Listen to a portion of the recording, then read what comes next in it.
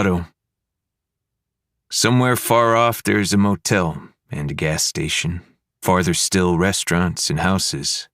At intervals, headlights cut through the night, emphasize how black and looming, how impenetrable the road in the dark.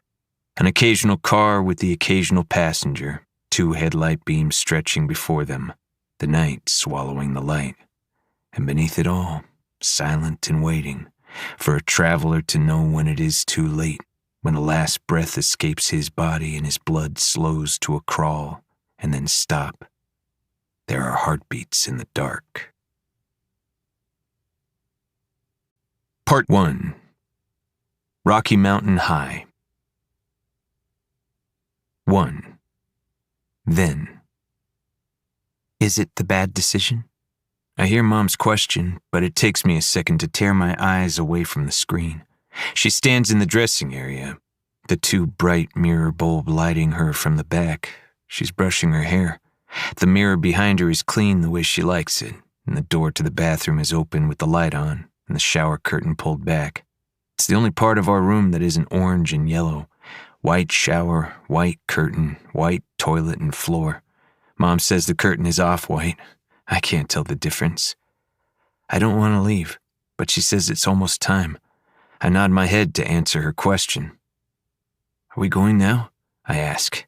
We haven't packed yet, but she has her makeup on. Don't you worry. We'll have dinner first, then I'll get us ready. I'm cross-legged on the orange and yellow carpet, 2 feet from the television screen, wearing my socks and long johns. My favorite movie is on, Take Me Home, the John Denver story.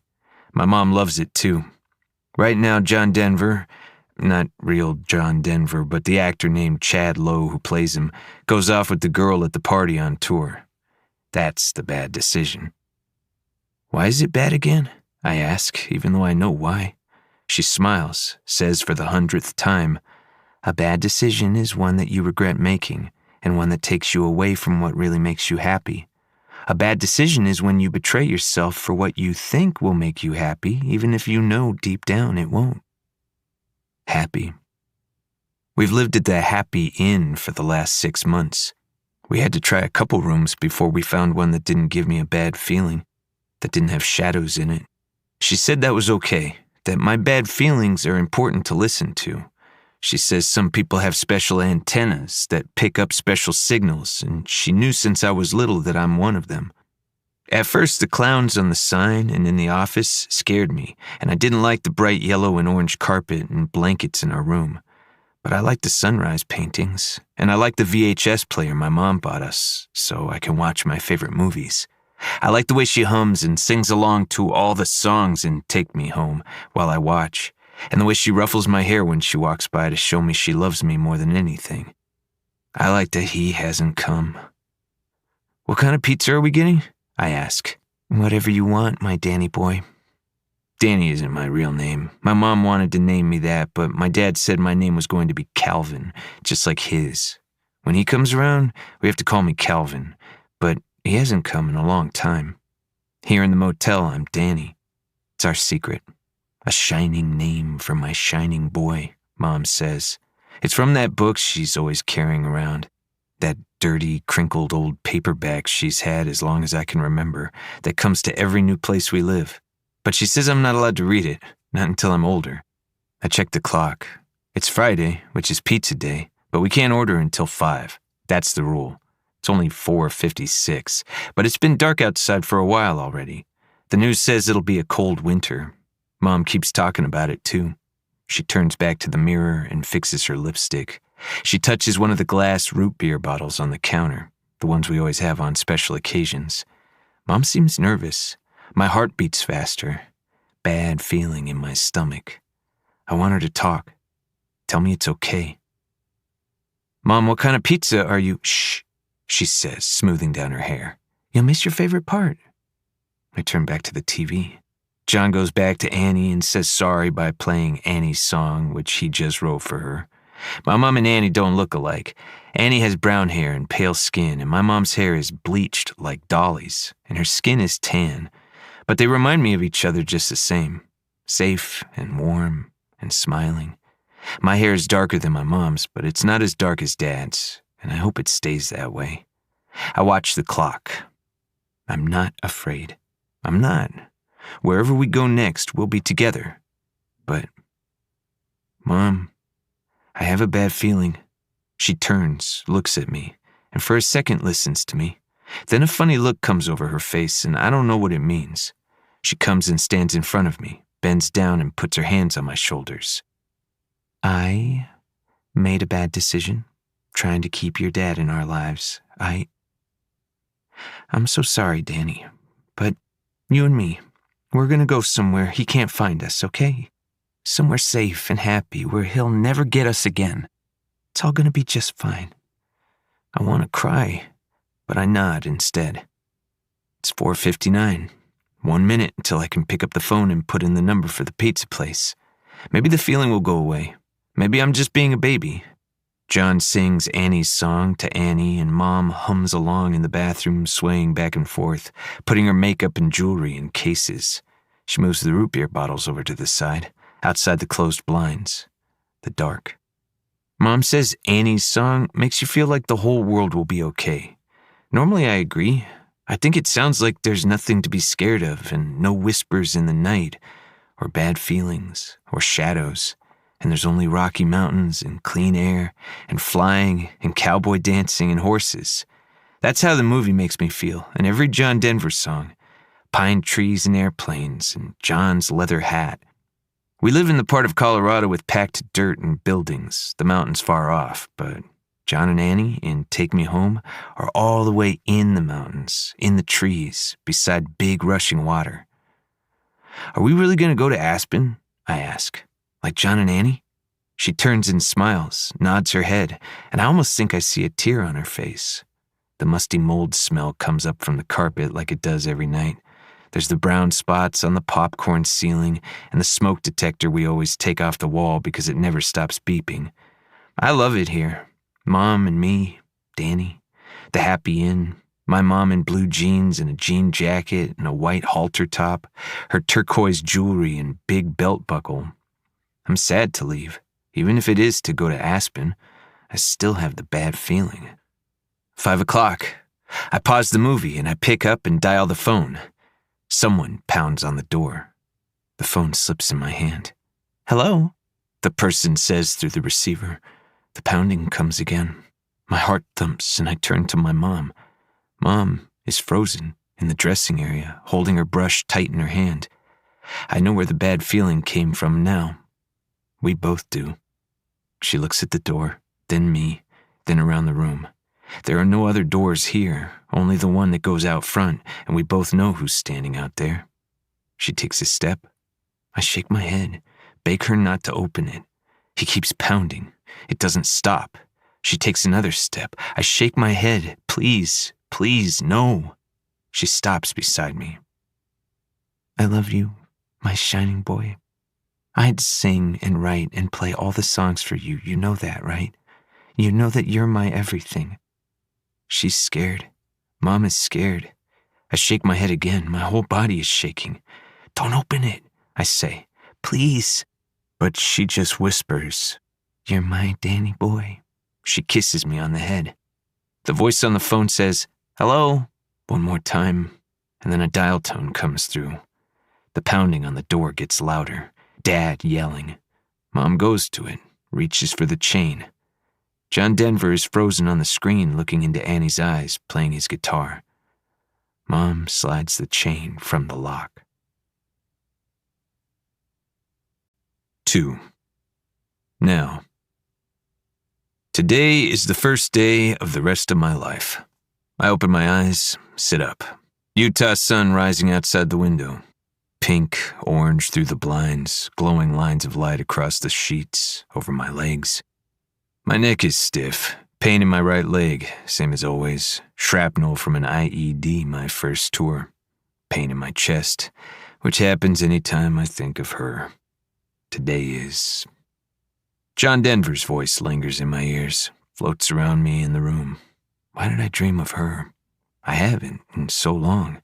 I haven't thought of that song, any of his songs in, I don't know, I've pretty fucking stridently avoided John Denver for the whole of my adult life. But today is the day, so I guess. Or, I don't know. Fuck. I breathe, close my eyes. At least there are no shadows. I get out of bed, turn on the fan for new noise, drown out the music that isn't there. In the bathroom, I take a piss, splash cold water on my face, step back into the bedroom, drop down and do what I always do. But today it's different, new almost. Today, my last day. Push-ups, sit-ups, diamond push-ups, box jumps on the crate. My body knows. Feet on the floor, back on the floor, forearms on the floor, feet on the floor, then the crate. Pain in my leg, in my back, pain in my left Achilles. Box jumps, jump lunges, jump squats. The heat before the sweat breaks through. The split second of relief when it comes. The drip of it down the skin, to the floor. My muscles push and flex, contract, extend. I catch the pull-up bar, start my count. I look around, breathe through my nose. White walls, white carpet, mattress on a box spring, white sheets, workout equipment, bookshelf. 4 years here in Salt Lake City. A feeling grabs my chest. But it's not a bad feeling, and it's not a buried memory. I think it's gratitude to this place for giving me a fresh start, any kind of reason to live. This apartment complex, brand new, no shadows, no past of mine or anyone else's. I get my 20, swing, and land on the carpet. See myself moving through the space since day one. See myself change. I was 30 when I got here. I'd just lost everything. Those first 2 years were spent just trying to get past the failure. And by get past, I guess I mean become properly acquainted with it. Learn to accept its enduring presence in my life. The unsolvable case. The divorce. Everything that led to both. My adoptive, but real in every way that counts, parents, gone, taken from me in an instant. That's of course without touching any of the deep past stuff, which I don't think about anymore, which I never think about. Today is the first. I push harder. I can't believe I didn't kill myself. It would have solved so much, at least for me. Mostly didn't do it because of Josie. I knew she'd picture me drinking over the divorce papers, fantasizing about blowing my brains out, which I did, drink and fantasize, and then finally going through with it. She'd carry that weight forever, and I've put her through enough already. But maybe the real reason, the one that got all the way through to me, was because he hasn't done it yet. Rotting in his cell in Sterling and pushing through, day after day. And if he hasn't, then I sure as shit won't either. Still, the music, there, just at the edges, hovering between atoms, between breaths, slipping through the walls and into my skin. It's not the worst song, the one I won't even let myself think the name of, the one that played that night. But still, today, could she be? I slam my hand against the pull-up bar. The fuck is wrong with me? I run the shower. I'm here, in this bathroom, in this apartment. Bright lights, mostly clean toilet, white cabinets, the giant empty spot above the sink where the mirror was before I ripped it out on day one. I buzz my hair and use an electric shaver on my face so I don't have to look at myself. I've got a system, and like my reserve status, it keeps me feeling sharp, ready. I step under the spray, let the bathroom fill with steam. Feet on porcelain, water on my face. John Denver. The third year here, I chased a sense of purpose, an idea. Be of service again. Find a way to help the world when I was so fucking useless for so long. I've been a reservist for years, ever since I got back from my second tour. 1 weekend a month going out to Aurora from Denver, then Riverton from Salt Lake to put on my camis and stay in the fight. A big circle jerk of dudes who want to punish themselves and play Rambo, who just can't let it all go. One boot out the door. Josie always hated it, that I wouldn't just quit. But how do you explain how hard it is to come back to normal life after being there? You can't come back or explain it. Still, she used to keep my bronze star with a V on the wall where everyone could see it. I don't know where it is now. Doesn't matter. The big plan. Decide to reactivate. fly out to Camp Pendleton and train and do one last tour to prove that I can be something useful to this world, to be back in the line of fire, to feel alive in a way I just can't in myself anymore, helping, trying. Today is... I squeezed my eyes shut and scrubbed the shampoo in harder, turned the water temperature up. This last year, the 4th year, pursuing the goal, putting one foot in front of the other, each day pressing farther forward and farther away from the past. The Bureau holds no joy anymore, could never hold anything but pain and shame and fucking helplessness. But I've worked every day. I've shown up. I breathe and I eat and I say hi or nod to anyone who passes. I exercise, I go to bed and wake up and drink coffee and get dressed, and I do it knowing there is an end in sight. Another tour, another shot at making a difference. And even, I don't let myself think it all the time, hardly ever. It seems too good to be true, and if there's one thing life has taught me, it's that if something seems that way, it probably is. But the secret hope, the real dream. When my next tour is done, when I've done my part and proved that I can be of even minor use to someone somewhere in this world, assuming I walk out alive, I'll finally do it. Head into the mountains, build myself a cabin, just me, 4 walls and no mirrors, no bureau, no shadows. A small town nearby, maybe a couple buddies at the local dive, fires in the wood stove, even a dog. I've always wanted to rescue one, and I don't care what it looks like, just a 4-legged creature to walk with me and share my dinner. Hell, I'll take 3 legs, whatever. If I make it that far, maybe then I can just live, whatever that means. I think briefly of While Ago Manor, then I don't let myself think of it anymore. Because after today, I'm officially retired from the FBI and headed off once again to report for active duty. Feel the sand in my teeth and the wind on my face. I inspect my body when I step out of the shower. 34 isn't 24, but I've kept it in check. Meat and veggies, only drinking when I really need it, which, but I've done my best. All the tattoos, probably the most money I've spent on anything, besides Josie's ring. Scenes of a life, this story of mine. Mostly concealed when I'm dressed. Half the time, I'm not even sure why I want them on me. This life, these memories. Maybe just want to convince myself that the good stuff actually happened, that I didn't just dream it up in the darkest moments. That music, still there, still just... Hey, I say out loud to the empty bathroom. I close my eyes. Please stop. Please leave me alone. Please not now. None of you have popped up here in 4 years, and I can't have you start today. I can't have you follow me to... desperately, terribly. Please, maybe if you're her, or them, if you're any of them. It stops. Fan blade whirring in my bedroom. Nothing else. I dress. Don't let myself feel anything. Tape up some more boxes. Let the Salt Lake City morning news play on the living room TV. I drink my coffee, stare out the window that looks out over the apartment complex's parking lot, then beyond to an open and dying field. A handful of blackbirds swoops and caws, biting over a half-eaten piece of what looks like meat, ripping small pieces from it in the grass. A feeling in the gut. It's hard sometimes to differentiate them. Guilt, fear, disappointment, anger, grief, dread. They all start to blur together. Eventually amount to the generic pit in the stomach, an occasional moment of confusion as to what's causing it. The acceptance that you may never find out, unless it's dread.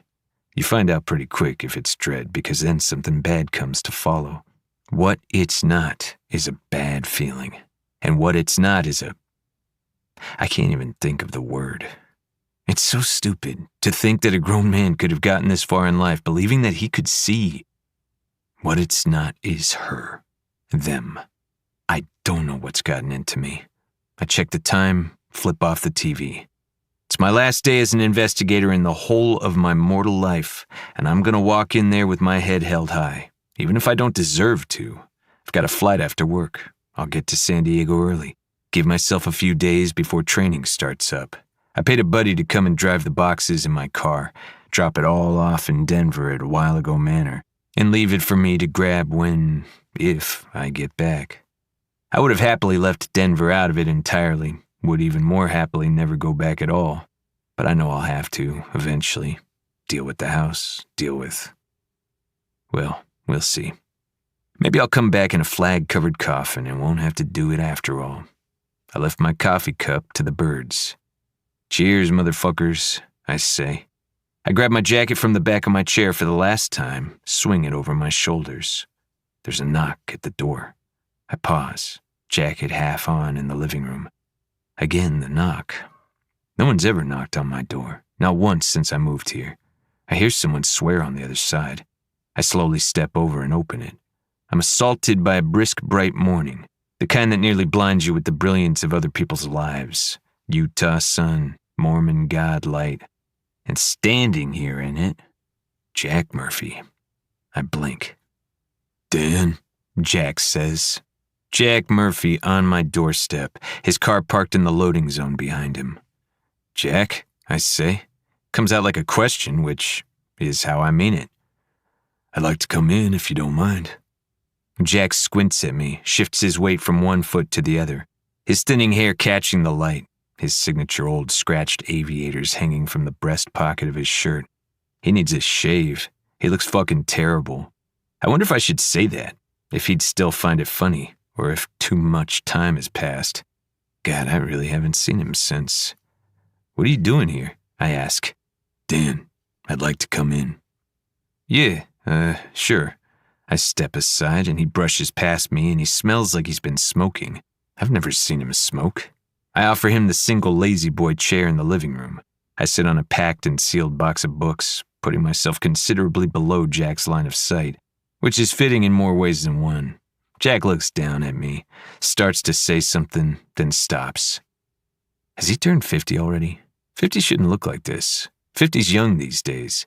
It's 8 hours from Denver to Salt Lake, so he hasn't slept all night, but it's more than that. I watch my old friend take off his hat and rub his face with his hands. The pit in my stomach. The feeling. Shit. No. It's just a shock to see him older, that's all. I worked for Jack most of my career, up until I transferred to Utah 4 years ago. I haven't seen him in all this time, and the way the years have worn on him. Do you have any coffee? Jack asks. Yeah, right. I stand, head to the kitchen. I'm relieved to get away from him. Jack takes in the apartment, and I glance around too. White walls, no art. One chair, the one he's sitting on. TV tray with a lamp on it. It's embarrassing, him seeing this place I was just feeling so grateful for and proud of. His eyes snag on one of the boxes. You just move in here?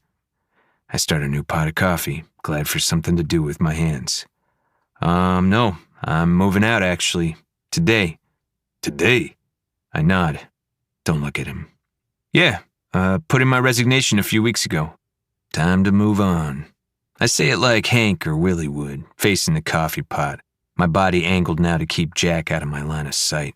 I sound stupid saying it, but still, it feels good to remind myself. The last tour, the cabin. Today is the first shit. Hot coffee on my hand. I shake it, bring it to my mouth. I pour a new mug, holding my hand steady and take it to my former boss and friend. The one who sits here, unexplained, a state over from where he should be, not at work, not at home, not with his kids, who should be, I guess, maybe 10 or 11 now. Jack, I say, and I know there's no answer I could want. Why did you come here? He takes a long moment to drink the coffee. He stares at the empty bottom of it and then brings his eyes up to mine. New wrinkles, dark circles, eyes a little bloodshot. I'm sorry, Dan. Sorry for what? He stares at me, that bad feeling in my stomach growing, making itself known, and he's back, Jack says. The birds outside fall silent. Suspension, the second after a blown frag. A cosmos and a planet and an aching, devastating pulse. I hear my own heart, feel it pounding through me, pushing against the apartment walls, throbbing through the earth. Today is... He's back, Dan. Jack Murphy says. I am here and not here. I am 1,000 places at once. No, I say. I might say it more than once. Jack exhales long and slow, stares out the window over the parking lot and the field, and eventually, carefully, sets the mug down on the floor. He shakes his head, doesn't stop shaking his head, rubs his face. Could be a copycat. Could be multiple copycats, but multiple, I ask. It's a plea. This apartment, too tight with the both of us here. I've never had anyone in this room before. My brain brings this thought to the forefront, pushes everything else aside. The few women who've come go straight to the bedroom, slip out before morning. That I should share this space with another human one time before leaving. That Jack should show up today of all days. Today is 2, Jack says. 2, about a week apart. We've kept it out of the news so far, but 2. Tears burn the backs of my eyes. I don't have it in me now to be embarrassed. There's no need, Jack knows. We all know. Jack drove 8 hours through the night to tell me. No, he had to tell me, yeah, but Jack needed it, for him. He needed to remember that there is a world outside of Colorado, that there is a world untouched by these... what? Crimes has never done it justice. Atrocities, abominations. I felt the impulse myself 100 times during the investigation. So many aimless drives, so many nights spent drunk at the bar or on the floor of the house or in Jack's garage chasing the moment of a blackout. Anything to drown out the details of the case, even for a second. Anything to solve any fucking part of it. Jack drove 8 hours to my packed-up apartment on the first day of the rest of my life, because that's what this case is. All of us infected, poisoned, trying forever to get out from under this impossible weight. In our line of work, we're supposed to be at least a little immune to the effects of violence. We've seen our share by now, have had to inflict it ourselves in our worst moments. How fucking stupid I was to think it could ever be over. He's back. There's no apartment, no lazy boy. It's me and a highway, me and a motel, me in a bathtub full of blood. Jack is watching me. You sure? I say, my voice again a plea.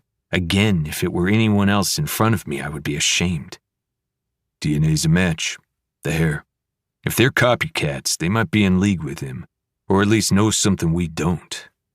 It's happening again, Dan. It's real. I look out over the parking lot and the field, the birds who've resumed their struggle, the packed book box sturdy beneath me. All I can do is breathe. All I can do is exist. You get a U-Haul already? Jack asks. My eyes on the field. Blood. I clear my throat, look back to Jack Murphy, can barely hear myself talking. I'm leaving the furniture, putting boxes in my car, but... I reactivated. I'm going to Pendleton. What? Yeah, I say. Going back on active duty, do another tour. Jack stares at me. Are you fucking kidding? He asks. He looks around. I come back to the room. Tried to. I feel him seeing it. A 34-year-old failure desperate to get back to the front lines. To feel that my life is not being wasted. To feel I am worth anything at all. This is your case, Dan. Blood, bathtub, motel parking lot. We want you on it.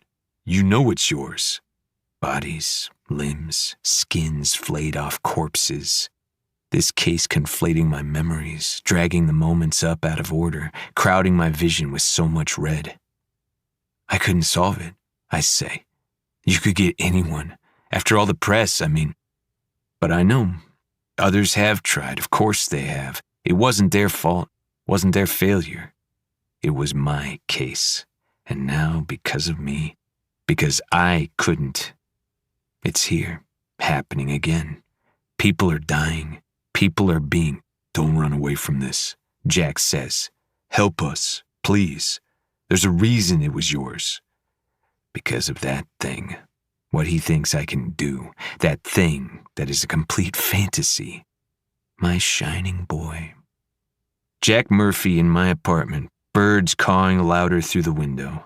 Sand in my eyelids, the brush of starched new fatigues, the weight of an M4 ushering civilians to safety, a cabin in the mountains or forest, new friends, a dog to share my dinner, the birds ripping meat from the carcass, blood in my eyes in the mirror, blood on the tiles, my skin in my hands, and John Denver's voice tearing through the air. Today is the first day of the rest of my life.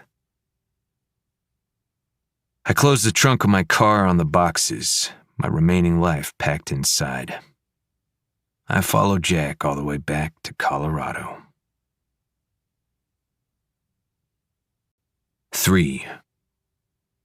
We stare through the one-way glass into the interrogation room. The fastest route between Salt Lake and Denver is the one that cuts up through Wyoming, avoids the Rockies altogether. We stopped for a meal halfway through the driving day, small-talked to catch up.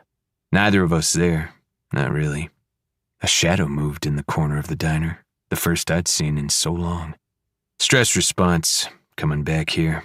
I pressed my hands to my eyes. We hit traffic, a protest clogging the streets. Colorado Subarus, the back of them caked in mud, like always, stalled in front of the protesters. One of them holding a sign that said, "Protect our ecosystems." Another with a photo of a wolf that said, "Stop the slaughter." Every mile heading back, an ounce of hope undone. Now, standing here again, it's like none of the last 4 years happened at all. How many times have Jack and I stood side by side in this very spot? How did I ever think I could escape any of it? Shadows I pushed past on the way inside the building. Not real. My brain just... Before us, on the other side of the glass, another bewildered killer. Another victim. A kid. He's terrified. Not small by any means. He's got to be 6'5". But the personality, the himness, more sensitive than the linebacker physique would suggest. It doesn't help that he's crying. "I told you," he says to the agent sitting across from him. Tillman, if I had to go off the back of his head, and Garcia, the prosecutor on the case, who's letting Tillman do the talking. "I don't remember anything," the kid says. "I can't. There's no way I did it. I couldn't have." Jack turns the volume down on the speaker between rooms, slides a file over to me. "Name's Pete Noland. Pretty beloved kid. Last thing he remembers is climbing out of his girlfriend's window in Greeley to walk to his car he'd parked in a field. No record, lives with and takes care of his grandmother. Waived rights to a lawyer, called the police right when he came to. Did the polygraph on him, not that we needed to. Same as the others." "Let me hear him," I say. Jack turns the volume back up. Pete Nolan steadies his hands on the table, shuffles his feet on the floor. His eyes travel up slowly from his hands and meet Tillman's. "So, this is it, right? I'm one of them now. Somehow I'm..." He trails off, but his gaze doesn't falter. I feel it. He's a strong kid, an important kid, as much as any kid can be. The kind of kid who grows into the kind of man who can make a difference in the world. "One of who, Pete?" "Definitely Tillman. He's always been the worst." "I don't want to say it. They say it's bad luck to say it." Pete leans back in his seat and shuffles his feet again. "Though I guess I can't imagine my luck getting any worse." He tries for a smile but falters when he sees Tillman's face. "Let's hear the order of events, Pete. One more time, if you don't mind." Yeah, okay. I can..." He sits up. "So, I said goodnight to Lucy, and I climbed out the window, and then..." He shifts in his seat again. "And then I'm walking on the side of the highway like 15 miles from her house, and I'm naked and barefoot, and there's this thing on my shoulders." "What was the thing on your shoulders, Pete?" Pete clears his throat, and his eyes fill up again. He uses the back of one cuffed hand to brush a tear away. After a moment, he says, "My Uncle Hunt's." He takes a breath. "I've never had the stomach for it, but, I know a hide. I mean, who doesn't?" His voice cracks on the last word. "But human skin, it doesn't..." His skin goes pale. "It feels different." "Did you realize immediately that you were wearing Ramona Lopez's skin?" "Please," Pete says, leaning back and choking on a sob. "Please don't say her name." When did you first meet Ramona Lopez, Pete? I told you. I never met her in my life. I have no clue who she is or why. He doubles over onto the table. Pete's sobs echo through the interrogation room and through to us, bounce off the walls and the floor and ceiling in my brain. The kind of unself-conscious anguish that humans only experience a handful of times in a life after the toddler years, if they're lucky. When they are reduced to nothing but a singular pain, when they would do anything, truly anything to get away from themselves. All the sobs of all the killers, every one of them. There is a word he doesn't want to say, the one the internet has so lovingly bestowed on the killers who walk the highways, wearing or dragging human skins. The one the public decided is bad luck, the word spreading on whispers as if having a name could possibly make these murders worse. Drifters, they call them. Turn it off, I say. Jack reaches forward. The sound cuts. We don't need to hear it. Pete Noland, like all the rest, blacked out in the dark of the Colorado night. He came back to consciousness hours later on the side of a highway miles from where he started, naked and wearing the skin of a person he'd ostensibly never met before like a cloak, with a single brown hair tied around his tongue in a knot, a hair that did not belong to him or his girlfriend or the victim or anyone else he knew, and which was an exact DNA match to every one of the hairs pulled out of every mouth of every one of the killers. The victim's blood under the drifter's fingernails in every case. 8 killers and 8 victims over the course of a year, 6 years ago. 8 strands of one person's hair tied around their tongues, staying in place through the drifter's eating of the bodies, or tied there after eating. Or the drifters aren't the ones eating the bodies. We just don't know. And the phones, both the victims and the drifters. We get a warrant with the cell phone companies, and every time the data stops right around the time and location the drifter would have intercepted the victim. Just glitches and goes black. Sometimes we find the phones with the victims' bodies, sometimes with the drifters and the victims' clothes. But they never yield any information. All of it a shitstorm of we don't know. And everything coming to an abrupt stop 5 years ago, a year after the murders started. Pete's victim, the skin he carried, a 41-year-old single mother of 2 nurse practitioner who was walking home from work to relieve her ex-mother-in-law of babysitting when she was intercepted.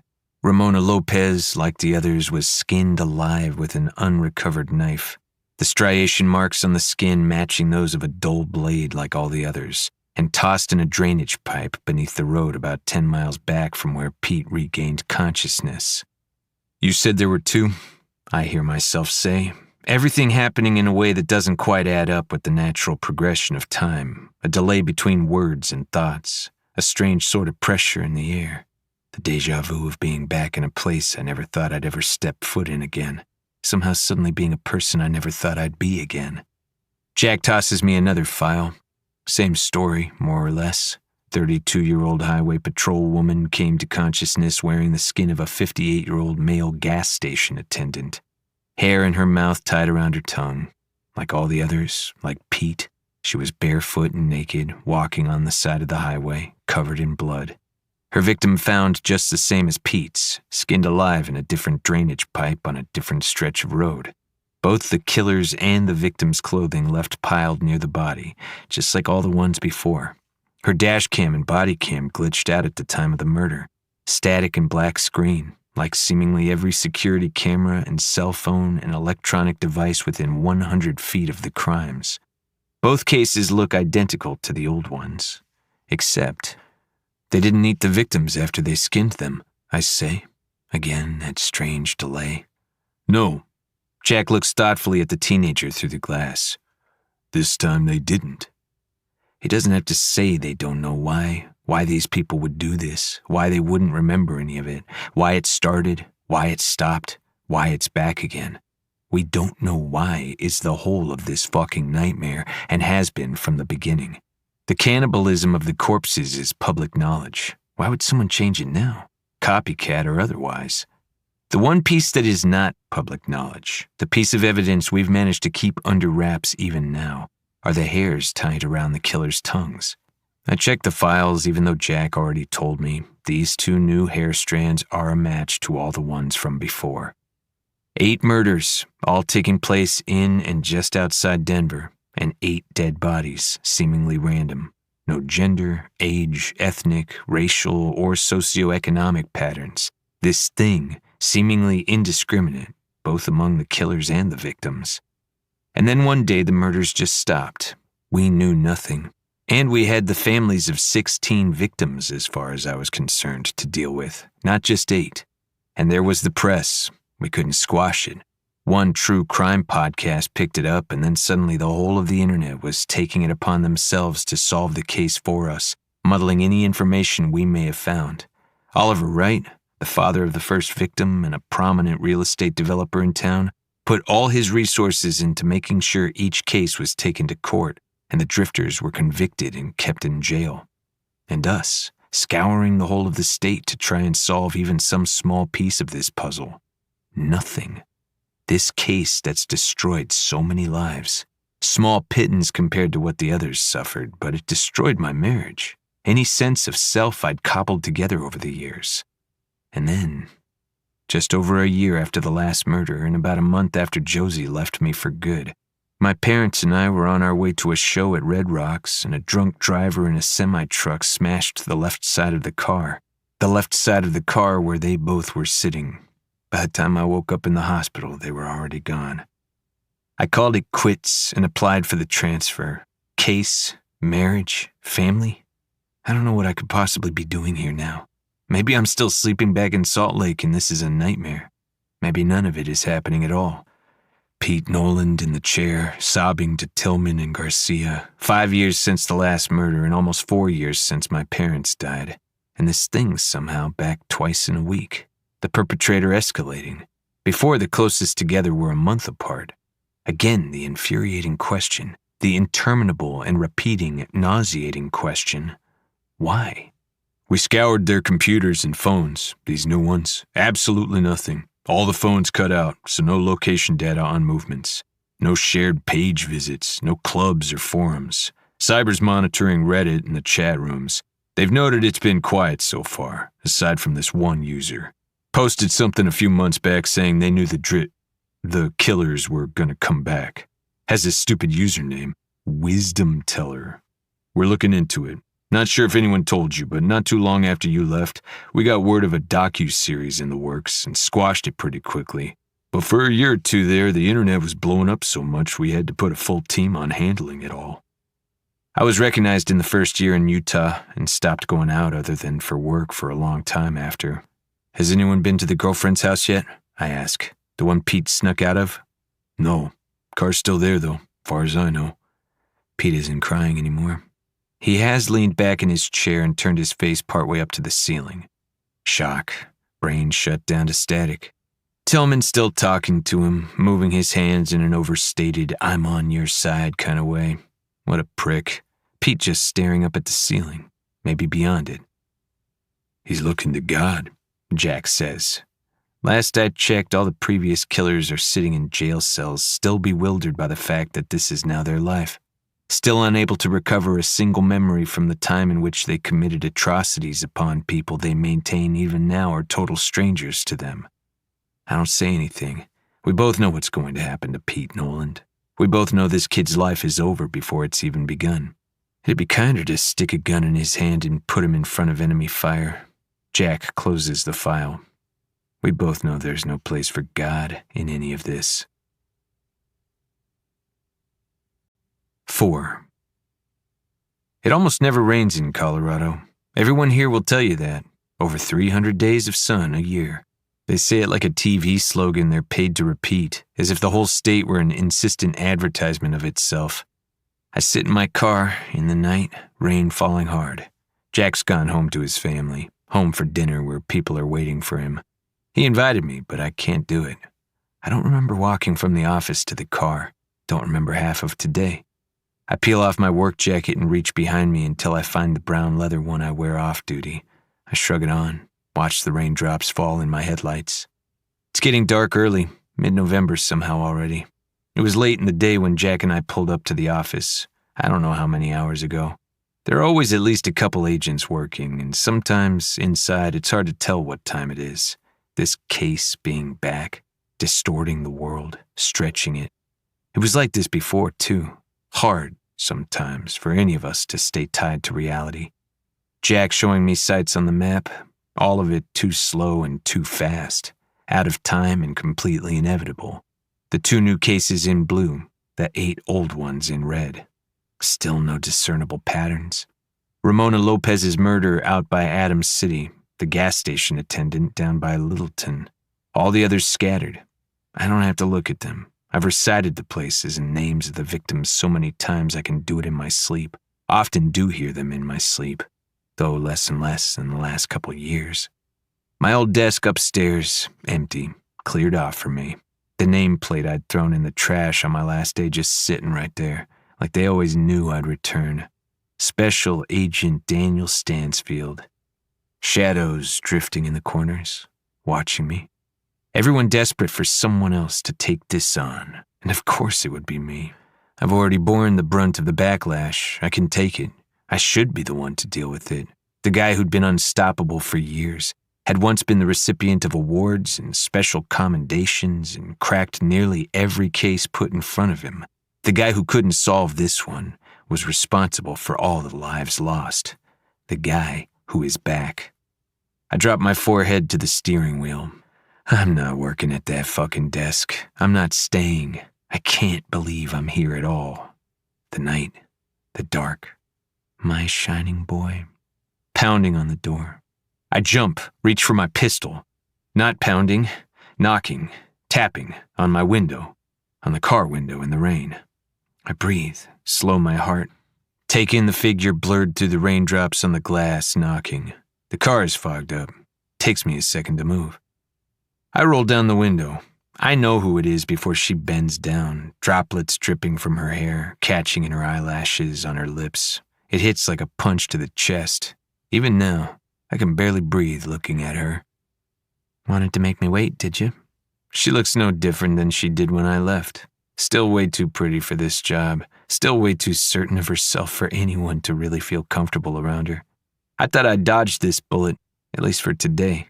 Jack said she was out on a call. But here she is. Here we are. Hey, Josie, I say, and her name on my tongue rips me open again. In just this second, all the work of the past 4 years undone. Hey, yourself. She stares at me through the open window, bites the inside of her cheek, the same way she has 1,000 times before, squints through the rain. Murphy filled me in. I don't know what to say. Guess I shouldn't be surprised you'd come, she says. Yeah, I didn't, an emotion threatening. I don't know what. I clear my throat. I didn't mean to. It's been a long day. Yeah, she says, same way she always says it, like she's laughing a little bit at me with whatever internal monologue she's got running. Even now, even with this, I can't believe I was ever married to her. Even more can't believe I'm not married to her now. Where are you headed? I have no idea. I missed my flight to California. Book another flight? Find a hotel for the night? I sure as shit am not heading to my parents' house. I might go for a run, I say. She squints at me again, looks out into the night, the rain. Hop out, she says. What? Hop out, Stansfield. I'm driving. Josie, I'm really not in the... She reaches through the window and unlocks the door, opens it. She grabs my arm and pulls me out of the car. I let her because it's the way it's always been with us. The car ride is quick and silent to the edge of town, save for the rain on the windshield and the roof. The tight space filled with the crisp citrus soap scent of her. We don't speak. My whole body is tensed and I try not to breathe in too deeply. Finally, she parks and I nearly throw myself out the door and into the rain to escape it. It's cold. If the rain came in another week or so, it'd be sleet, maybe even snow. But tonight, just a bitter cold rain in a bitter cold town. This whole place telling me to turn around. Still, I look to the neon roadhouse in front of me, lit up like a red, green, orange beacon in the night. We step inside. Just like the bureau office, Mama tried hasn't changed at all in my time away. The same roadside dive, same flickering neon signs and pool tables and tin beer logos. Antlers, skulls, and taxidermy hanging in the spaces between everything else. Same jukebox in the corner, skee-ball machine and pool table. Same Leslie behind the bar top. She smiles as we shake the water off us, hair piled on her head the way it always is. Shirt lifted and tied above her belly button like always, providing half her tips. A Colorado flag behind her and all the liquor bottles. No shit. Leslie throws her rag down on the bar and plants her hands on her hips. Daniel and Josie Stansfield in my bar again. Never thought I'd see the day. Hey, Les, I say. Maynard, Josie says. What's that? Leslie says. Josie clears her throat. It's Maynard now. My feet stop for half a second and Josie brushes past me. Well, that makes more sense, I guess. Josie Maynard. Suits you. Leslie pours 2 glasses of wild turkey neat, pushes him toward Josie, who's reached the bar. How you been? Leslie's asking me. It's very warm suddenly, having trouble breathing. I take off my jacket. Oh, yeah. Been okay, I say. She nods the nod of someone who's kept bar for a very long time. I'll keep 'em coming. We sit at the same corner booth we've always sat in, neither of us hesitating. Elk and caribou antlers hanging on the wall above us, and a taxidermy fox holding a bottle of Odell IPA.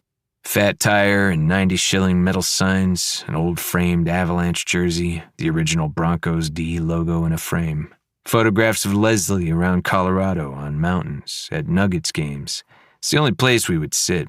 We are both, Josie and me, if nothing else, creatures of habit.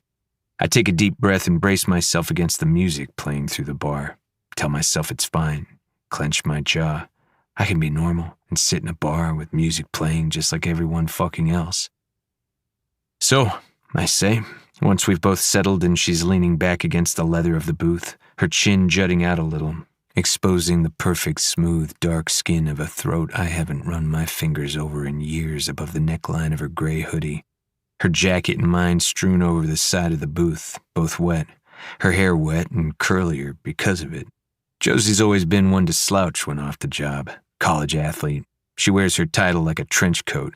And the second it's off, you see she's only ever a sweats on the couch kind of girl beneath it. The sweatshirt's hiding a single butterfly tattoo over her heart for the mom she lost 10 years ago. The same spot she presses her palm to now. Always does when she's uneasy. Her hand squeezing mine when she got that tattoo. Tears streaming down her face. Shop lights overhead flickering. So? She says. You haven't been back here, I say. Yeah, I don't know.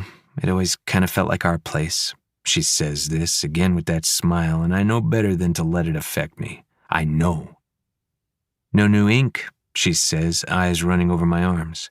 I look down at what she can see in my t-shirt. I shake my head, but it's a lie. Just nothing new on my arms. She doesn't need to know that. Maynard. You changed your name. I can't hold her eye, saying it. I sweep the room.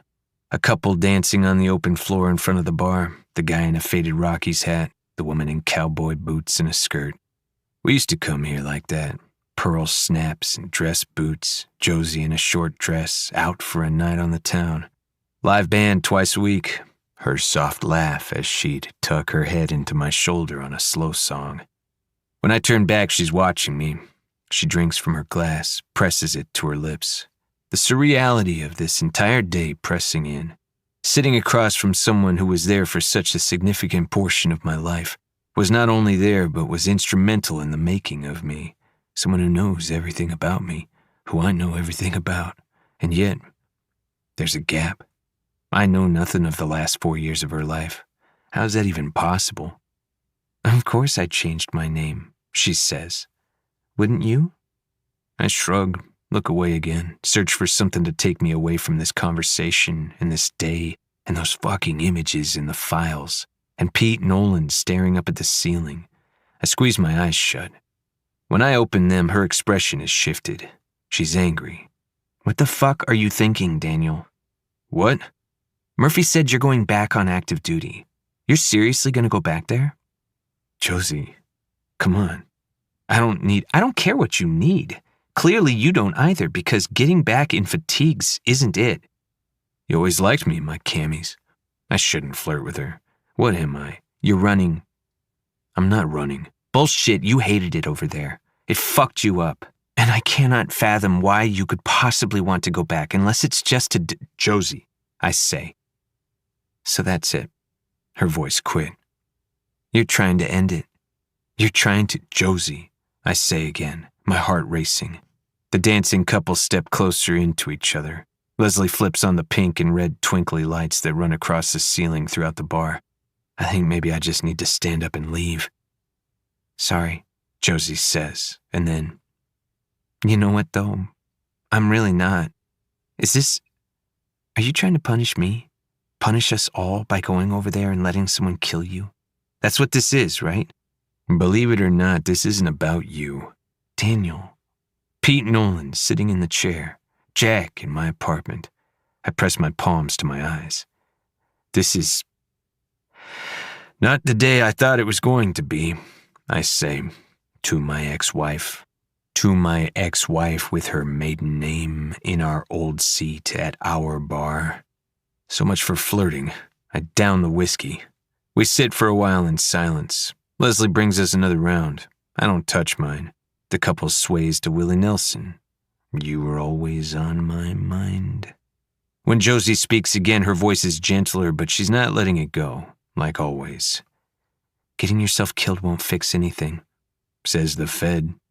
I'll have you know I haven't been shot at in about... She checks her watch. 5 hours.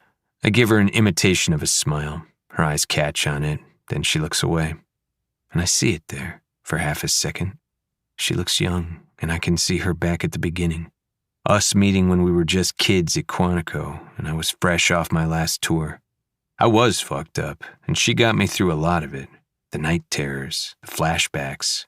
We joked and told everyone our getting together, and FBI training was pretty much just like Starship Troopers, her favorite movie.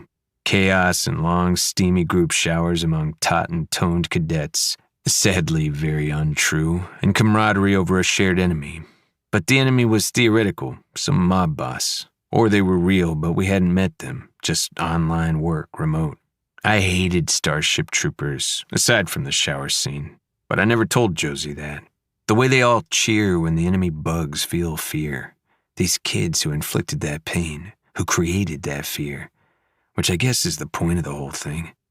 The divorce rate for the average American couple is 50 to 60%. For FBI agents, it's 70 to 80. It's rare for us to get married, rare to stay married. But when we both got assigned to Denver, of all the offices in the whole country, it seemed like fate. Especially because being assigned to a field office in your hometown is pretty much unheard of, and we were both from Colorado. So it felt like we were the kids to break the odds, like the world somehow wanted it for us, like John and Annie in Take Me Home. So, she says, all it took was one conversation with Jack Murphy to bring you back?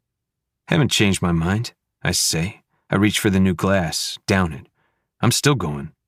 She nods slowly, bites the inside of her cheek again. Finishes the glass in front of her, her eyes never leaving my face. I don't want to feel it, don't want to sit inside the gravity of her. I'm in it, though. I'm here, and fuck it all if being near her doesn't just feel like home. Is she looking at me that way because she feels the same? You think it's the same guy? She asks. I should tell her she shouldn't have faith in my ability to answer that question, that I'm as clueless as anyone, maybe more than everyone. I shake my head, not in answer, but in lack of one. I don't know anything, not who the person coercing the killers is, or whether it's drugs, though nothing ever pops up in toxicology.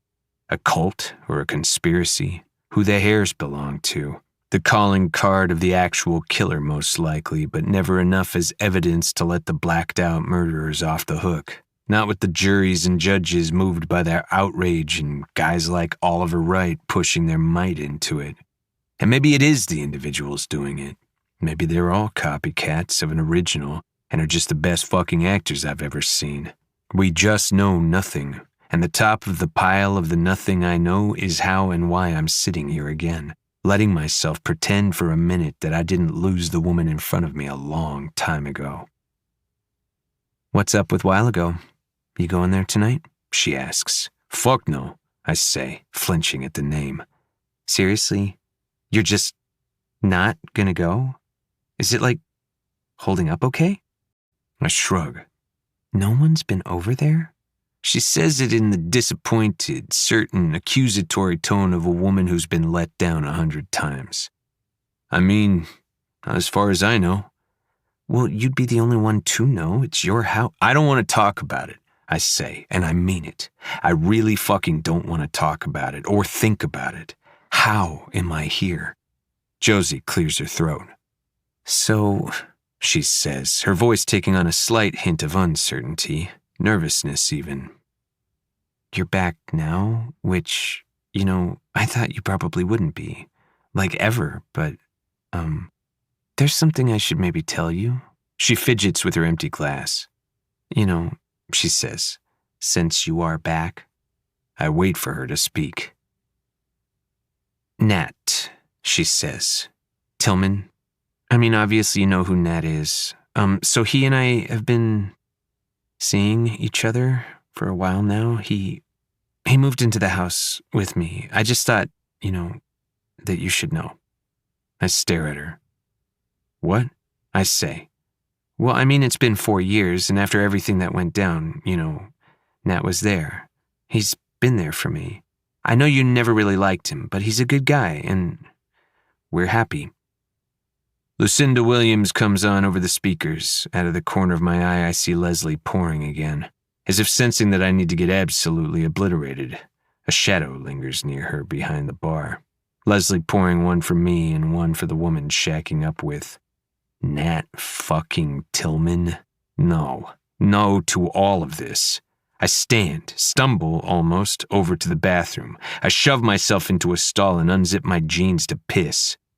I'm shaking again. With what? Rage? Exhaustion? Deja vu? I put my hand on the wall for stability, for something that isn't going to be pulled out from under me. The first day of the rest of my life is a seriously fucked up time travel back through the rabbit hole, and now this. Tillman living in my old house with Josie. Tillman sleeping in my bed, plopping down at the end of the day on my couch that Josie and I picked out together, watching my TV and eating off our plates that we were given at our wedding. Jesus Christ. Josie still uses my streaming logins. I thought it was sweet. The one way we've been tied together. The one thread holding us from afar, even if we never spoke again in the whole rest of our lives. I don't watch movies anyway, not since I was a kid, and then again when I was married to her. But every now and then I look, see what she's watching, try to picture what she's doing. Sure, I did it more 2 years ago than now, but every so often. But Tillman is the one watching those movies, with her. All her sci-fi movies. I remember now, the guy believes in UFOs. He drinks out of an X-Files mug at the office that says, "I want to believe."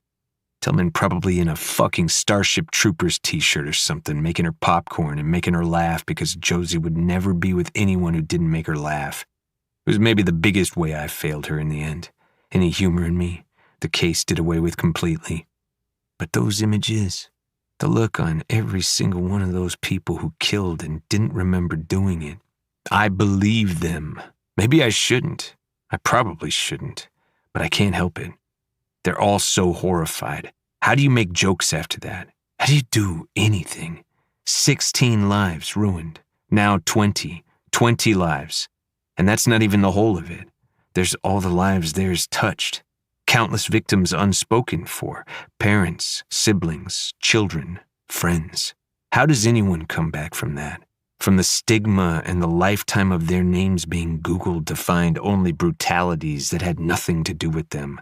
This poisonous thing spreading like rot, further and further until it destroys all of us. My parents and I had been discussing the case on the way out to Red Rocks when the truck lights swept through the night and blinded us. I close my eyes, hold the wall for support. The answer is you don't come back from any of it. You pack up your life and head off to war. You leave your shithole past behind you and don't let yourself get sucked back in. I button my pants and step over to the sink, run my hands under the water, my eyes on the flow of it over my skin. I check my watch. It's almost 9. This day has gone on forever, and I need it to end. I let my eyes raise to the spot in front of me that's always been graffitied wall. It isn't this time. Blood. Fuck. Blood. I jump back and swear. Blood in a bathtub. I hold my arm up over my eyes. Blood overflowing the bathtub and crawling out over the tiles, and I swear again, turn around. This bathroom has never had a mirror in it. Never. It was one of the best things about this place. Who needs a fucking mirror in the men's room? And who decided one day to spend the dumb fucking money to add it? I think I'm gonna be sick. Finally, turned away, I open my eyes and stare at the stalls. After a few minutes, the blood recedes from my vision. Someone scribbled on the wall, "Defend the wild. Co needs wolves." Someone else had scribbled over it, "Defend yourself, kill 'em all." A flyer is stuck to the wall that says, "Feeling lost? Find yourself in Yampa," over a photograph of a white dome in a field. Things have changed. This bar has changed. I've changed, even if it doesn't feel like it coming back here. I've grown past all this, have made peace with the fact that I will not solve this case, that there is nothing I can do to get my life back. I have a choice in this. I have a plan and people counting on me. I don't have to sit here and watch Josie and Tillman have their happy love affair and the faces of all my former colleagues and friends looking at me with such pity. My life so full of shame and guilt and every feeling that will eat a person alive has eaten me alive forever. I do not have to walk back into While Ago Manor or deal with this motherfucking mirror in this bar bathroom. My stuff is still packed. I can just get on the road tonight and drive to San Diego, call Murphy from the highway and tell him I'm not the guy. I haven't had too much to drink yet. I can do this. I can get on with my life and get the fuck out of this place. I grab a paper towel, keeping my eyes down this time. Again, that relief creeping back into me. That sense that things might start to look up. Today is the day I'm going to leave it all behind for good. Maybe this is a test from the universe or whatever fucked up gods there are, and the only way to pass is to turn my back on it, to walk all the way away and never look back. I dry my hands and toss the paper towel into the trash can a few feet away. It goes right in. And then I do smile, just once, just for a moment.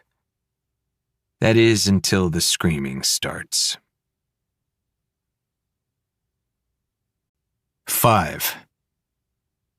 Josie. I run. I'm unarmed. I'm not thinking about anything, just her. I find her in the bar in shooting stance, pistol trained on the chest of a man standing near the door. She's talking to him. The scream wasn't hers. My brain takes in the information out of order. The person screaming is the man Josie is pointing her gun at. The person screaming is dripping rainwater and blood. 30s, tall, male, hysterical. The person screaming is naked and wearing someone's skin. Here. Almost at once, he seems to realize there's something on his shoulders. He reaches around with shaking hands to remove it, holding it out in front of his face. An entire human pelt hangs there before the whole of Mama tried. Deflated face, black hair shaved tight to the scalp, no feet or hands. The screaming man's volume surges as he takes it in, eyes frantic, searching around the bar, blood and rainwater dripping down to the floor. He drops the skin to the ground, turns, doubles over, vomits beside it. He stumbles on bloody bare feet. Unsure where to go, vomit dribbling over his lip and tears and rainwater streaming down his face through the blood smeared all over. Leslie hangs up the bar phone. She's called it in to the local cops. This can't be happening. Here. Now. In person. I reach slowly for my own cell and shoot Jack a text with one hand. Josie takes a step forward toward the man. The drifter. He flinches back from her. She slowly sets the gun down, still talking, still trying to calm him. I back myself through the exit, into the wet night, sprint around to the front. I don't know which direction he came from. The rain still pelting the ground, the parked cars, me. I don't have my jacket, but I don't feel the cold. I don't feel anything. I run to the car for a flashlight, move the beam over the slick pavement, make a full sweep of the parking lot. I head down the road to the east and then to the west, my limbs electric, every heartbeat, every moment. He's here. One of them is here. Now, third in a week. We've never had access to an actual crime scene, never even knew where the skinnings had taken place, and now, here I am, witness to this man fresh off his kill, and I'm sweeping the road again and again, back and forth, the rain pelting incessantly, taunting me. Back and forth, I run and slow. There have to be tracks. There has to be something. Feet pounding on wet asphalt, my feet, asphalt I've trod 1,000 times. The red, orange, green from the Mama Tried sign reflected on the blacktop, the surface slick like a mirror. Find something, anything. 3 in 1 week. This one in the bar we're in. I stop, stare out into the night through the rain. Open road stretching in both directions from the parking lot. Nothing but black beyond. This one bringing the crime to us. There's nothing out here. I grab my pistol from the car and head back to the front door that the drifter just walked through minutes before me. Through the front window, I see him. See Josie, too. I slow. He doesn't even know she's there. In the light of the bar, pink red lights twinkling above them, surrounded by the cold, wet night. The man's fallen to his knees, no longer screaming. He's sobbing, like Pete. I'd bet like the highway patrol woman, too. Josie kneels beside him, speaking low and soft. The man who had an identity of his own before tonight, who was a person with people who loved him, and dreams, and wants, and needs. Just as the sirens reach my ears, the man's anguished cries become words. How did I get here? 6. Red and blue flash over Josie's face in the Mama Tried parking lot, talking to Jack, both of them dealing with DPD. The rain has paused. Left the ground slick and the air thick, but allowing us all a moment to convene. The screaming man is no longer screaming, wrapped in a space blanket and shut in the back of a cop car. He's a university professor. His name is Everett Brown, and the last thing he remembers was over 48 hours ago, 30 miles outside of Boulder. All the rest of the killers blacked out for 12 hours or less and walked less than 30 miles during the night. Everett's feet are raw and bloodied, torn open from what very well could have been 30 miles of walking. But part of me wonders if it might have been even more. I don't know how he could have walked during the day without being seen. In the vomit pile, we found a long hair tied in a knot. Someone from forensics took it in for testing, along with the skin. "Stansfield, with me," Jack says, and I follow him into a car, 2 others with us. "Say hello to your team." It takes me a moment to realize he's said this to me. My team. Jack tells me their names. I don't hear him. I'm not staying. Still, I know Garcia, and I give her a silent nod. Not typical for her to come, but this case, she looks just the same as she always does. Black hair slicked back, clothing pressed and perfect, efficient, no-nonsense look on her face. Another agent I don't know, Josie in the parking lot, who I was just sitting across from, and the killer, and... We're moving, driving. The rain ruined any chance of us chasing footprints, but the couple in the bar said they saw Everett coming from the west, so that's where we're headed. Red and blue lights in the dark of night, the sweep of our headlight beams. All of this, some kind of dream, a great black avalanche. We hit a 3-way intersection and plug Everett's last known location into the map. If he fits the pattern at all aside from the differences we've already identified, the body should be back closer to where he started. But which road did he arrive here on? He could have come from the one straight ahead or the one veering north. We're assuming he only walked the roadways, assuming that, like the other murders, we'll find the body beside the road in a drain pipe. We're assuming a whole fucking lot. We head north, stop at intervals. Every drain, ditch, dip in the ground. The night is balmy, unusually humid. The rain's still holding off, but we feel it there, hovering, letting us know it'll be back, and we won't know when. My clothes are still wet, the night clinging to my skin. People from here aren't suited to moisture.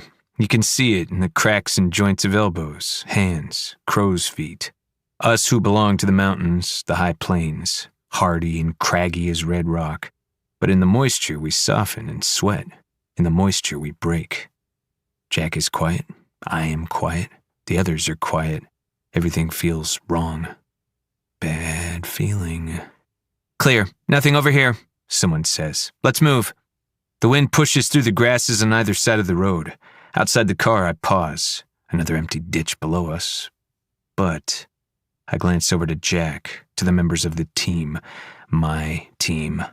They walk through the night with their flashlights. The new one shivers. She must not be local. So many people moving in all the time. New suburbs built every day. The city expanding faster than anyone can keep up with. They don't feel it, the others. The thing pressing in on my skull, scratching at the back of my brain. Not that it's real. I don't have some special power, and I turn. I can't help it. The black of the fields, the road stretching behind us, darker than usual. It's not normally this dark. The moon and stars blotted out by this strange humidity hanging around us, dampening the world, sealing us in. Someone's here, in the field. I can feel it. I grasp my gun and the cold barrel of the flashlight, take a careful step forward. I sweep the beam slowly through the grass, blade after blade, miles of it sprawling ahead. I hear Jack's faint voice 10 or 15 yards behind me. I take another step away from them, another, deeper into the night. More pressure, an ache, a throbbing, disordered pulse. Vroom. The sound like hawk wings in a metal barn, like a vacuum purge in space. Vroom. I take another step, my eyes unable to see anything outside the range of the flashlight beam. The grass moves on the left. I turn, whip the beam through the field. No, shit, my right. I swing the light. Vroom. Darkness. A crack behind me. I smell something now, though I can't say exactly what it is. Old, forgotten, like a memory just out of grasp. Bitter, maybe a little chemical. Vroom. Everett Brown's screams echoed on the wind, surging, growing, stampeding. I turn again. Shit, Stansfield! I turn back, heart thundering. I'm far, so far from them, from the road. That can't be right, can it? 100 meters, more. It was just a few steps. I shine the light again and that pressure, that sound. Jack calls again. I wait, watch, and listen. But there's no sound, no rustling, just a gentle sway in the wind throughout the field, grass bowing under its sweeping weight. Still, I take another step away from Jack. Something pulling, wanting. The night, or something in it. It's almost alive. Stansfield, they found him! A drain pipe off the side of the highway 10 miles northeast. DPD and FBI swarming the grass on both sides of the highway, blocking the whole thing off. Jack stops on the road past the barricade to talk to the other detectives, assesses the scene. I move to follow him, and someone's hand is on my chest. I look down at it, then up at a young guy in a DPD jacket. "This is an active crime scene," he says. "You need valid identification." The female agent next to him, older than me, shakes her head at the kid. She stares openly, lifts the corner of her mouth in a smile. I just step past them when she says to him, "You don't know who that is?" Low grass gives way beneath my boots, heading down into the muddy ditch beside the road, the ground slipping, shifting. Nothing visible beyond our floodlights. Whatever I felt in the field before didn't follow us here, or what I imagined in the field. Here, now, beneath the crime scene tent, a small hunched figure crouches at the edge of the floodlight on the grass, maybe 15 feet from the asphalt. A series of items laid in front of and beside her on 2 tarps on the ground. The crime scene photographer moves around, documenting the items, camera flashing at the tarp next to her, the yellow evidence markers. I'd looked for her at the bar, but she wasn't there. My chest tightens, seeing her now. "Daphne," I say. "Anything good?" The woman's head turns slowly until nearly black eyes land on my face. She's changed her hair a little, has new glasses, but otherwise the same. She maintains her crouch and neutral expression and says, Daniel is back, is he? Doing her Gollum impression, one she does because it makes me uncomfortable, because it also sometimes makes me laugh. For tonight, my precious, I say. The photographer steps over to talk to someone. I bend down beside Daphne, the familiar feel of her eyes on my skin, taking me in as though I were one of the thousands of insect specimens she keeps pinned to the walls inside her home, always smelling faintly of chemicals and carrying in her purse at all times a cyanide killing jar in case she should happen upon something wonderful. Just pieces, she says, shreds of fabric and skin that she's assembled on the cloth in front of her. She's already bagged up a hand. The photographer steps in and snaps a few more photos. The shadows move. I feel her watching me again. We were told they found the body, I say. She shakes her head. Just the hands and feet, a couple slivers of skin, and the killer's clothes, I would guess. They said he was quite tall at the bar. And these, she says, indicating the body parts in front of her, make me think the victim is smaller. Only one set of clothing? She nods, eyes unblinking. She's thinking. Chaos all around. Jack swearing, shouting at the cops, saying they shouldn't have said they found a body if they didn't find a fucking body. Radio chatter, rerouted traffic. We're closer in now, nearer to houses and stores. Some kind of new residential development a handful of miles away. Their light bleeds through to us at the edges of the night, hanging even more otherworldly in this unusual fog. Crickets in the grass. Too many voices. A pile of items on a tarp, a couple feet from us. A styrofoam gas station cup, food wrappers, a cigarette pack, small pieces of plastic. Tons of them. Shit that crowds the earth, multiplies faster than we do. Daphne's made the pile, cleared every item of mud in her floodlight, put the yellow markers beside them. This all come from the drain pipe? I ask, bending down beside her. She nods. Just passed it in the grass. They're all looking for more now. Mud all over her gloved hands. Where'd you dig? I ask. She glances to me. Knew you'd be back. The others didn't think so, but I knew. I don't know where I am, I say. You used to be good at this. Anyone else and I'd bristle, but it's Daphne. Maybe. Not now. She narrows her eyes and looks up at the sky. Want to know what I think? Guessing I'm gonna hear it either way. No, she says, turning her attention back to the items in front of her. It doesn't matter what I think. I lean to this side, just enough so our shoulders touch, just enough to say I missed her, and I realize I really did. Not once in 4 years did I reach out to her. When I left, I said I needed a clean break, and I did, I think, in the beginning. But then I just didn't call. Time kept moving, and I sort of just... I guess I disappeared on her. My friend. You okay? I ask. These days, I mean.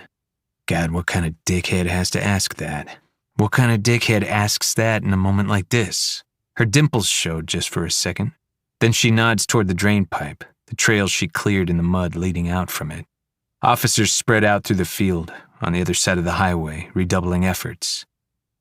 Go be useful, Stansfield, she says. I hesitate, want to say more. But she's right. We have to keep moving. I step away from Daphne, crouch down to where the ground's already been tilled, closer to the road. I touch the mud, the cold dankness of it. Inhale. It rained hard. Water would have pushed things out pretty far. I ask Daphne what each of the yellow tents and their numbers represent. Try to imagine that hard, heavy rain washing it all from the pipe. Hands, feet, t-shirt, jeans, all the trash. Unfocus my eyes and try to follow. Not the path the others dug, but the one that's intuitive, the one that feels right. Out into the grass. A few paces out, I bend down, stretch my hands in the earth, the mud, move forward a few more steps, drop to my hands and knees, grope in the mud. Again, forward, deeper into the night. Again, forward, dig, crawl, search, away from the road, away from the light, dig, crawl, search, until I sit back on my heels. There's nothing here, at least not in this spot. And why would there be? Why would I, of all people, find it? My shining boy. Of course there's nothing. Some washed-up asshole digging in the dirt, playing make-believe that he can somehow sense things, know things that other people can't. The truth is, I was a scared kid who always thought there were things going bump in the night. And in my 20s, I was just lucky. That's what it all came down to. Just shit all luck. Luck that put Josie and me in the same town after training. Luck that got my whole squadron out when we were surrounded by enemy fire, holed up in a lookout tower. Luck that led me to solving a few big cases young. And part of that was just knowing how to read people. Just watching. Survival mechanism, probably. But the problem is when people start to put too much faith in you. The problem is when your luck runs out and you're no longer the guy everyone thinks you are. The guy they were all counting on you to be. I stand, knees wet, hands and clothes filthy, head swimming with lights and voices in the day that will never end. Daphne stands now at the edge of the road. I'm not gonna find anything. I'm tired. I finally have my life in my own hands, and today I don't know. I lost control. And it's time to get it back. Boots squelching in Colorado mud. Daphne by the road in her new glasses, studying something. I fucked up. She doesn't have anything to do with Josie or Jack or any of it. I was so desperate to get away from this, away from everything, and now I've missed out on 4 years of a friend's life, and I'm shipping out. May not even get a chance. Maybe this proves I'm making the right move. I don't make anyone's life better, haven't in a long time. My notice is already in. I don't work here, and I can walk away right now. Just step out into the night and call a fucking car to come and pick me up, and snap. I stop. A feeling beneath my boot. Something breaking. I step back, put my foot down again. Another snap. Plastic. More trash? But Daphne wouldn't have missed it. Maybe something I dropped. Or maybe she just hasn't come this far out yet. I step back, bend down, reach my hand out for the item in the grass. Red, maybe pink. Hard to tell with mud on it, here in the strange, foggy dark. I can tell I broke it, though. 3 items. Or 1 item, but now in 3 pieces. 2 matching halves, and one of them broken in 2. I picked them up, the 3 pieces, hold them before my face in the floodlights, start to wipe the mud from them, and sweat. The humidity. No. I'm cracking. Boom. That pressure. That's strange. The lights are too bright. The air too close. Everything. Daniel? Daphne's voice. But the whole of the world is turning and I feel it. I feel the motion in this vast, empty darkness that only gets darker every day. I look up at her walking toward me, the floodlights behind her nearly blinding. I ask, am I dreaming? She picks up her pace. Hey, are you? John Denver's voice floats to me on the wind. The other song. The worst song. No. A dream. All of this has to be. This plastic in my hand, 29 years ago. This plastic in my hand now.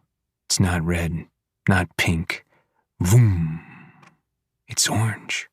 Orange with a yellow smiling clown on one side. Running through the parking lot, throwing it up in the air and catching it. Mom calling from inside. Danny! Vroom. The pieces fall from my hands. The wind blows in the grass and the Colorado soil softens the landing. I don't need to see what it says on the back. Daphne stops a foot away. Her eyes find it on the ground. 3 pieces of an orange and yellow plastic motel room key tag, with words in white cursive on the side. Words that form when Daphne bends down and fits the pieces together. Free smile with every stay at the Happy Inn. 7. A motel by the side of the road, south of Denver on I-25. A flickering neon blue Wander In sign. We and a SWAT team pull up to the front parking lot. The motel lights shine in my eyes. I could have driven this way 100 times and not known it was the same road, the same motel. When I was a kid, it was wide open stretches, nothing around but open road and black night. Now, houses. New developments everywhere. A sea of brown roofs, strip malls, subdivisions, all their lights so bright, nearly suffocating. I was told the Happy Inn was torn to the ground. You know you're my shining boy. The Wander Inn now. It's been painted blue and white, given a cosmetic overhaul, but it didn't fall. It's the same structure. I'd know it anywhere. This place hasn't died. It hasn't even been reconfigured. Just soft colors added. Mountain flowers on the front office sign. Befitting a motel near these new neighborhoods. The road itself a main artery now, no longer a back road. No more carnivals saturated orange and yellow. No more clowns. But the Happy Inn is still here. Officers jump out of vehicles, feet on pavement. The main office is over on the right with the innkeeper's suite, a little apartment and garage where Sherry used to live. Same as it used to be. The room's on the left, the towering sign in the middle. Mom stands and walks to the door of our room. Dad's fist pounding from outside. Rose, open this door right now. Mom, please, don't. Shh, Danny. Don't you fucking talk to my son. Let me in. I'm out of the car somehow, standing on the asphalt. Pavement. I don't... Mom looks scared. She turns to me. Put your boots on, Danny, okay? Get your boots on and go for a little walk while Daddy and I talk. She opens the door, and he stumbles in. Wander Inn, Happy Inn, glitches in time, static, pressure. Wearing 2 big cowboy boots, the ones my mom found for me at a thrift shop, the ones she said I'd grow into, that we both thought John Denver would wear. A tired couple is dragged out from the apartment attached to the office, the innkeeper's. Jack asks for a manifest log, the plastic key tag pieces shoved in front of them, the innkeeper's eyes wide. I haven't seen one of those in years. Not since the renovation. Not since we took over. I don't... Where did you say you found it? SWAT starts at the nearest room. I drift behind them.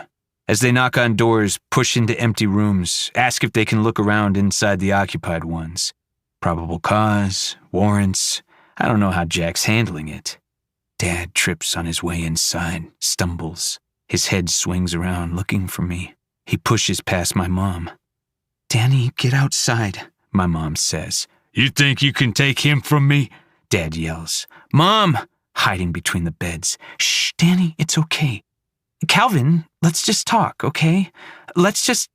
I wasn't... Outdoor walkway, lights flickering, static in the air. That's not his name, Rose. Bad feeling. Bad feeling. A black Cadillac in the final parking spot out front, 30 paces from the room. My room. Mine and Mom's. Glitch. Static. I blink. No Cadillac. Glitch. Again. Yes. There it is. It's there, and I'm staring at it.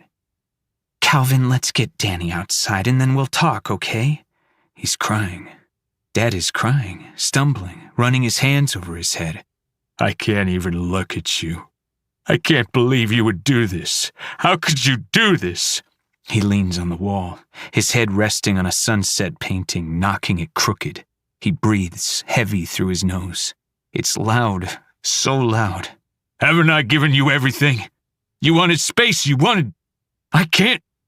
I don't mean to, but a sound comes from my throat. I'm scared and I'm shaking. Mom's eyes cut to me and she shakes her head to say, be quiet. She takes a step. I'm here, on the mat, in front of the room, just outside. Blood on my cowboy boots. Someone on the SWAT team steps in front of me, knocks and puts his ear to the door. I blink. The motel is the Happy Inn again. Orange, yellow, I blink again. Mom crying too, both of them crying. Go wait outside, honey, okay? Go take a little walk, and Mommy will... 2 officers knocking on the door, one of them young, new. A third and fourth holding information. I'm just standing, just... How could you do this? How could you? Dad yells. Police! It's cold outside. I didn't get a jacket before they made me leave. Calvin, please. A slap, a loud one. Mom's screaming now. I turn the knob, but they've locked me out. I pound on the door, yell for my mom. The officers knock, pound on the door again. Footsteps come. The owner, Sherry, runs through the parking lot, asks what's the matter. Mom yelling inside. Mom screaming, and I can't get to her. And orange, then blue. 2 motels, 2 times, glitching, flashing. The young officer abruptly stops knocking, leans into the door, listens. He signals to the others, crouches down, cocks his gun. He knocks one more time. No answer, but this time I hear it too. A whisper, a muffled cry from inside the room. The whimper I'd made that night. It sounds just like me. Sherry unlocks the door. They kick the door in. The forward 2 officers step into the room, the other 2 flanking, turned, holding position. Already a stench wafts out from the room. One of them says, "Jesus Christ." The other stops, frozen. "Danny." "Dan, what the fuck are you doing?" Jack says. He pushes past me to get inside. Dad in the dressing area, holding Mom by her hair. "That's not our son's name, Rose. How dare you do this? How could you?" Jack turns to me, eyes frantic. "Paramedics now." Mom whimpers, cries. Dad's face contorts with rage. He slams her head into the sink. I scream. "Clear out. Get her out and get forensics in here." "Mom." My legs are warm, wet. "Stansfield, what the fuck is wrong with you?" I blink. I lift my hand, speak words, radio the paramedics, force my legs to move. Orange, blue, orange, static, glitch. He picks her back up, yells into the side of her face, crying, howling. "Why?" Mom's eyes lock on me. She looks dazed, blood on her head, her eyes half closed, still crying. She opens her mouth and says to me, "I'm sorry." Dad reaches up and twists something sharp and shiny against her neck. I run for her, trip over the TV remote. I fall to the carpet. The movie starts again. John Denver singing Annie's song. It's loud, louder than before. Mom reaches up, grabs her throat above the turquoise necklace. She's bleeding. Dad pushes her hard into the bathroom. She slams against the shower wall and slides down into the tub. She doesn't fight him. John Denver sings. Mom in the bathtub. Blood and... I shove off the carpet. "Mom!" Not screaming, not moving. She's just, "Mom!" Dad stands. He's crying, crying so hard. The mirror splattered with red. He raises his eyes to the mirror where they land on me. Sirens. Dad's eyes on me. Annie's song. Sirens. "Mom!" I'm here, standing in our room, looking at the mirror. No blood in this bathroom. White, still clean. Dad is here, in the mirror though. Hard jaw, hard brown green eyes. Dad's eyes on me. Dad in every mirror, in all the years since. Blood. I turn, force myself to take in the room. No one's looking at the bathroom. There's no blood there, no body. Everyone in the motel room is focused on the bed. The bed is covered in blood. It has seeped through the sheets and spilled off the sides to the blue floral carpet. On it is a man with no skin, missing hands and feet like all the other skinned victims. His raw, exposed body is duct-taped in a side-lying position to the bed, tape looped down under the mattress. It holds him there. Him and the woman in the bed who is taped in beside him, the 2 of them facing in toward each other as if they are lovers. Annie's song in my ears, Mom screaming. The woman in the bed is alive. SWAT cuts the tape, officers rushing to try to help her up. She has trouble moving. She wears a blood-soaked tank top, hiking pants, socks but no shoes. There's a tattoo on her arm, obscured by the blood. With the help of the others, she's off the bed, touches down on the carpet. It takes a minute. Even then she can't hold her weight, collapses against one of them. A large double piece of duct tape covers her mouth. She whimpers, but it's weak. She opens exhausted eyelids as Jack yells to the officers. Garcia is there, talking to the woman, saying she's going to remove the tape. The song keeps playing. I still hear it. Everyone must hear it. It's so loud. The glitch, an orange room, the past pushing itself up, and Garcia swears. The woman from the bed lifts her eyes. Jackie's telling me to do something. Everyone talking, saying different things. Sirens, sound and movement. And my father in the mirror. Pressure, static, pulse, that sound. Vroom. You fill up my senses. come fill me again. The woman from the bed stares up at me. They rip the duct tape from her mouth. She chokes a sob, spits something on the floor. Dad's eyes on mine, and the song playing. Dad through his tears. Her eyes lift to mine again. The thing on the floor, what was in her mouth? It's a human tongue. 8.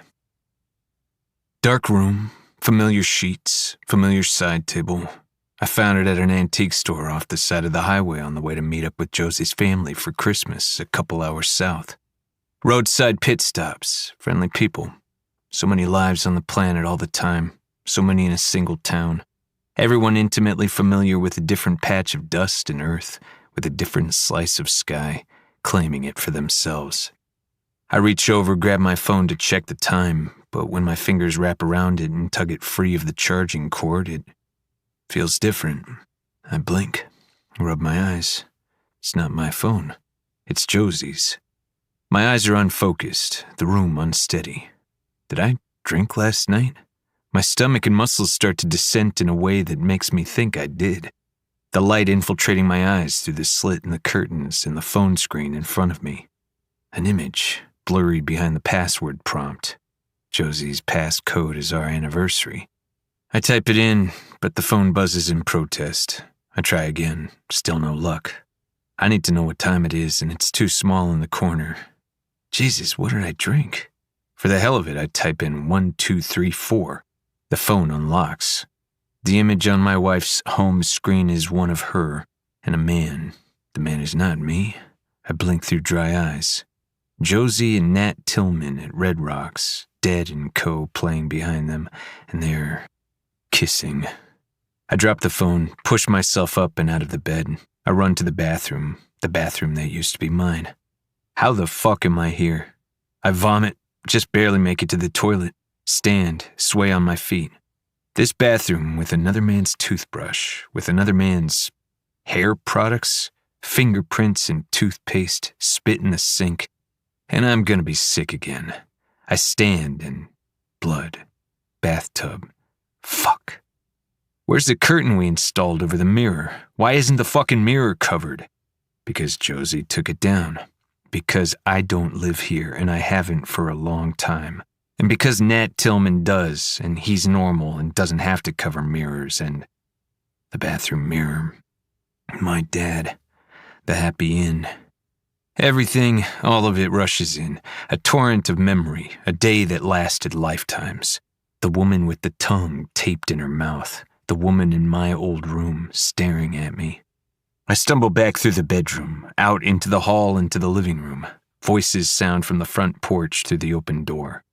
The world spinning, I lean around the corner to find Tillman and Josie sitting there on the other side of the open front door in the Adirondack chairs, admiring a crisp fall sunrise and talking to each other so casually and comfortably I have to hold the wall to steady myself. Breathe until the framed hall photos come into focus. People I don't recognize, with Josie and Tillman at the holidays.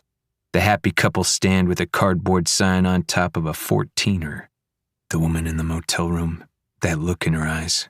Yeah, but is he sick? I mean, going down like that. You remember I had that uncle who had the tumor and didn't know it. Maybe he's got cancer. Tillman's voice. He doesn't have cancer, my wife, ex-wife, says. It's just complicated. You don't have to protect him. I mean, if it's gonna impede his work. I fainted last night. That's what happened. I passed out on the scene. Who brought me here? Did Tillman carry me? And if it all did happen, it's a mercy, a not insignificant one. Josie keeping my secret even now. I shove off the wall, walk as carefully as I can down the hall with my balance off and push the door open. The desk, twin bed that could accommodate guests but really is always just covered with files and romance novels, maybe a half-clean sweatshirt or two. I try not to inhale the smell of her in this room, try not to see her hunched over those files and biting the inside of her lip in concentration. An audiobook of one of those romances playing from her cell phone in the corner, a seasonal, over-scented candle lit beside it, flickering. I step over to the window and undo the latch. My muscles still don't work the way they should, and it's hard to push the window open. I'm just able to lift it. I raise one leg and shove it through the opening. Have to hop a couple times to do it. None of my limbs going where I think they will.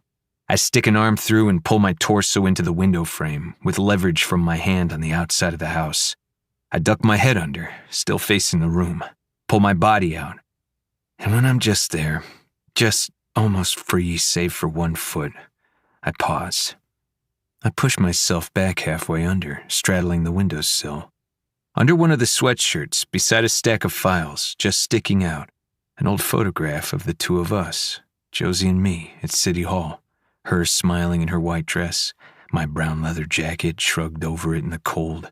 Our family and friends, me in a pearl snap shirt and embroidered suit and cowboy hat, smiling at her, looking so happy, so blissfully, momentarily weightless. I am frozen, half in and half out of the house, staring at the photograph, the one she has out on the bed, the one she must have been looking at. I hear the porch door open and close. Josie's and Tillman's voices carry in from the living room. I swear, push myself further out the window. My foot, the one still inside, catches on one such over-scented candle and it falls to the floor with a crash. "Daniel?" Josie calls from the hall. I swear again. Outside, the dizziness hits me even harder, and my bare feet crunch through the grass, dry and full of burrs because we've never landscaped back here. "Daniel!" Josie calls from her office. "What the fuck are you doing?" I run, trip, the too bright rising sun in my eyes, around the side of the house and through the front yard to the street. The front door creaks open and Josie says, "Daniel, come back." I keep walking. Can't run anymore, I'm too dizzy, but I walk until my feet hit the asphalt. "Daniel, you've got ketamine in your system. They gave you a shot.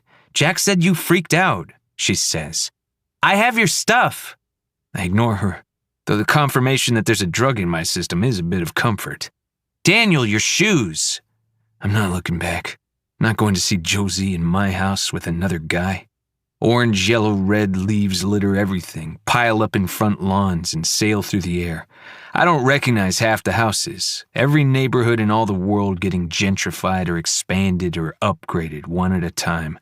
Then there is the hand on my shoulder and I turn to her. Josie drops my boots on the ground, holds out a plastic grocery bag. Phone, wallet, keys. She looks me over.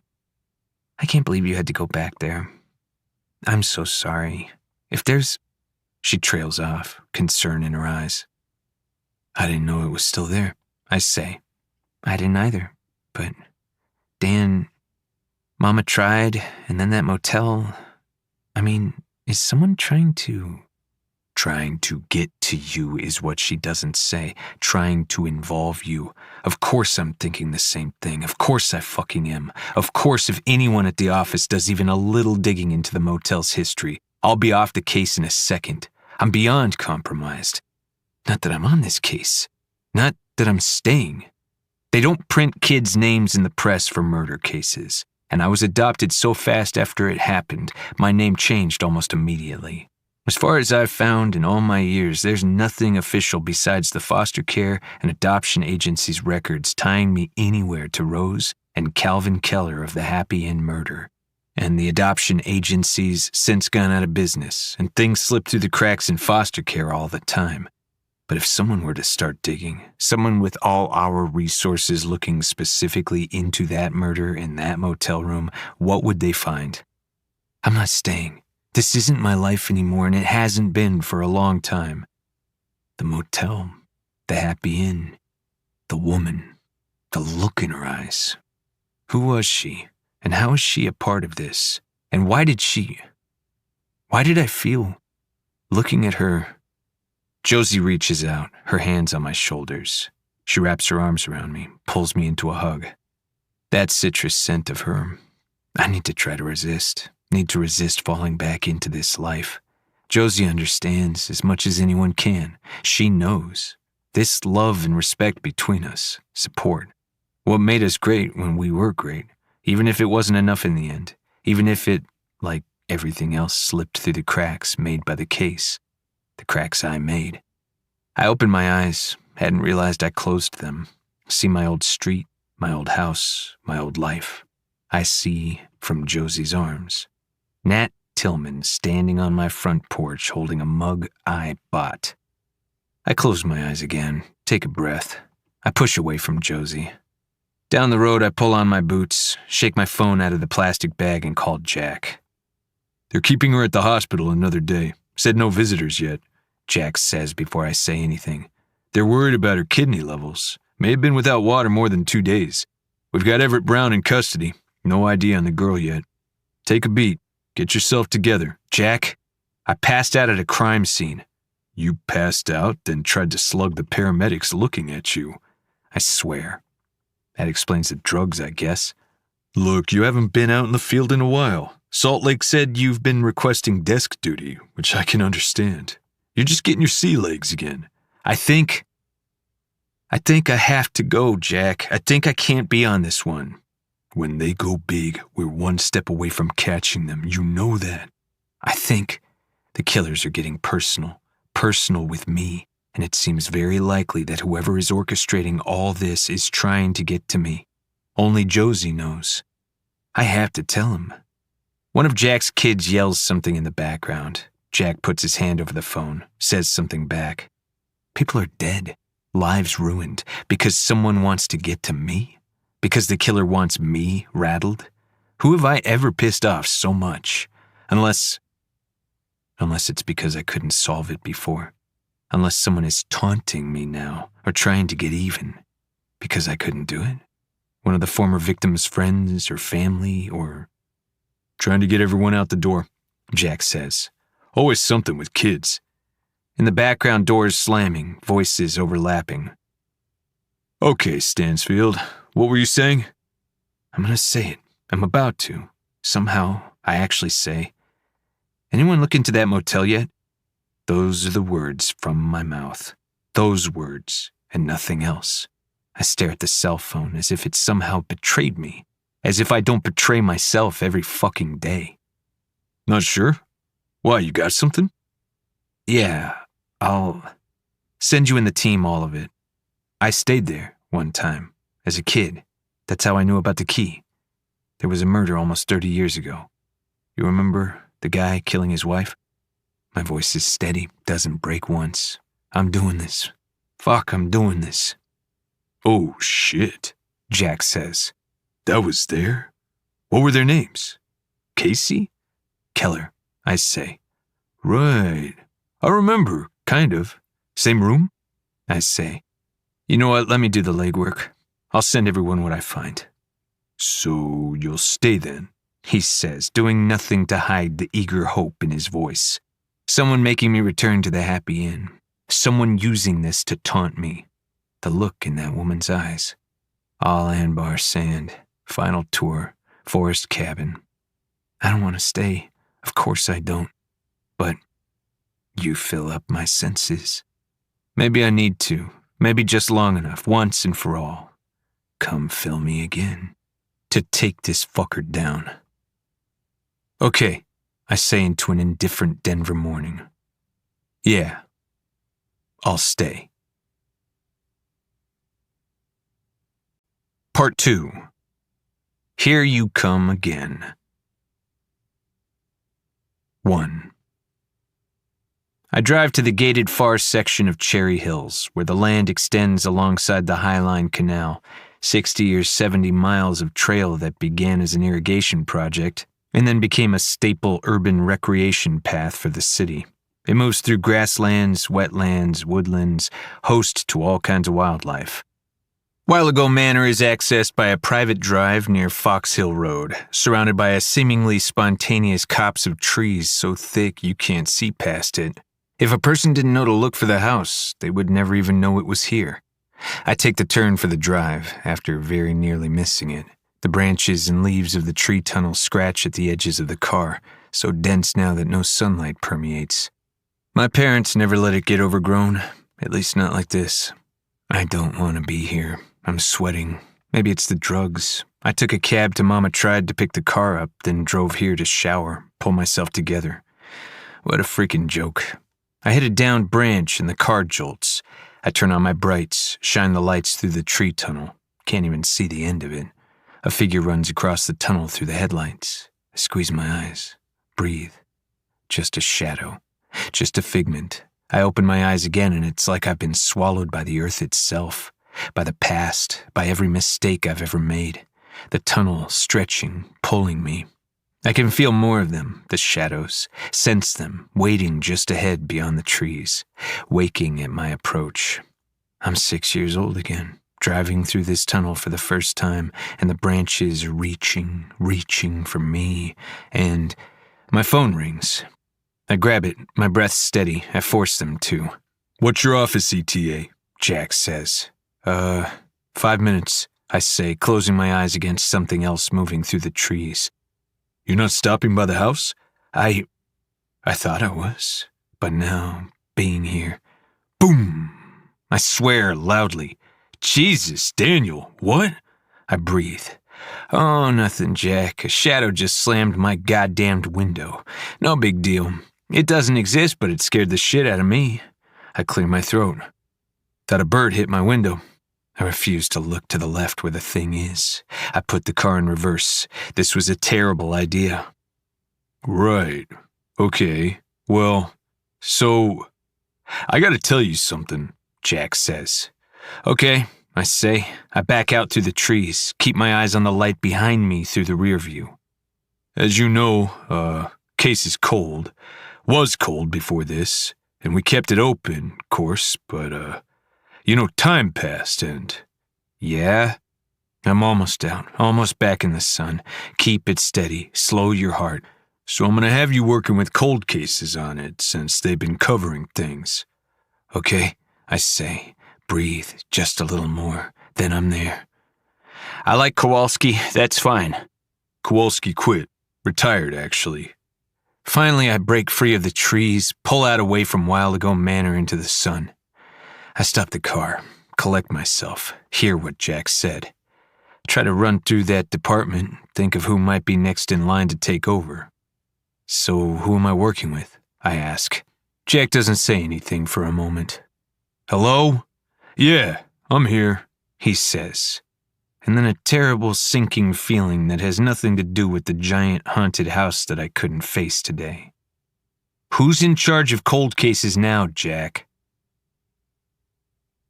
Nat fucking Tillman stands outside the front door to the building, staring up at the sky. Wiry climber build, black hair, a tan from time outdoors, supremely punchable face. I forgot that he does this. Just stands around and cranes his neck up at the clouds like a stoner, which I actually don't think he is, which somehow makes it worse. He startles as we approach, as if he were not waiting here for us to arrive. He reluctantly draws his eyes down.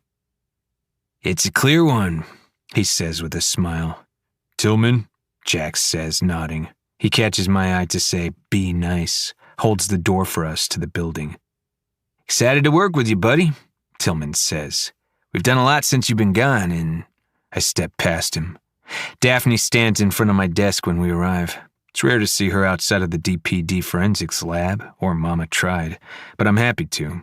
Sometimes in the past, she would come over to deliver information to us in person, just to get out for a bit. It's a strange space to occupy, not knowing what her life has been like Josie, Jack, everyone.